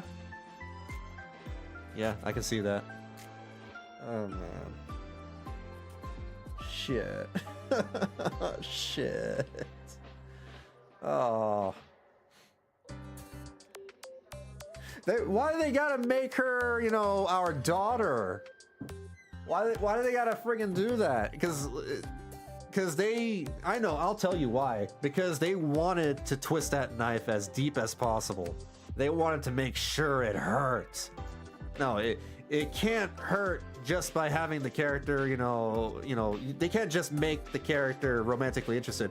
No, it has to be deeper than that. It has to be familial. So that way it hurts a lot more. It hurts way more. Oh. Freaking hell. I hate it. Freaking hate it. Alright. That was good though. That was really good. Really, really freaking good. I need to go to bed, you guys. It's past midnight, 12:30 a.m. over here. Similar thing happened to Nanami in Punishing Grey Raven. I don't know nothing about that. I've never played that game. Devs saw people complain Rover being Mary Sue, harem, and decided to do something about it. It's nice that, you know, things are a little different this time around, yeah. We can't have every character, you know, flirt with the Rover and, you know, have them join the harem. They gotta, like, make things, you know, make some things different. Spice it up. In the right way. Not the wrong way. You know what I mean. Alright. I'm gonna go to bed. I'm gonna... No stream tomorrow. I don't stream on Saturdays usually. But I will be back on Sunday. Because on Sunday, I'll be playing and streaming the new Zenless Zone Zero update 2.6. The Angels of Delusion patch. So I'll be taking a look at that. Kuro has shown that they know how to adapt when need to be. Yeah? Yeah, that's true. They have. Alright. You guys take care of yourselves. Please stay safe and be kind to each other. And I will catch you all later. I hope you all can sleep well. It'll be difficult for me too. All right. Later.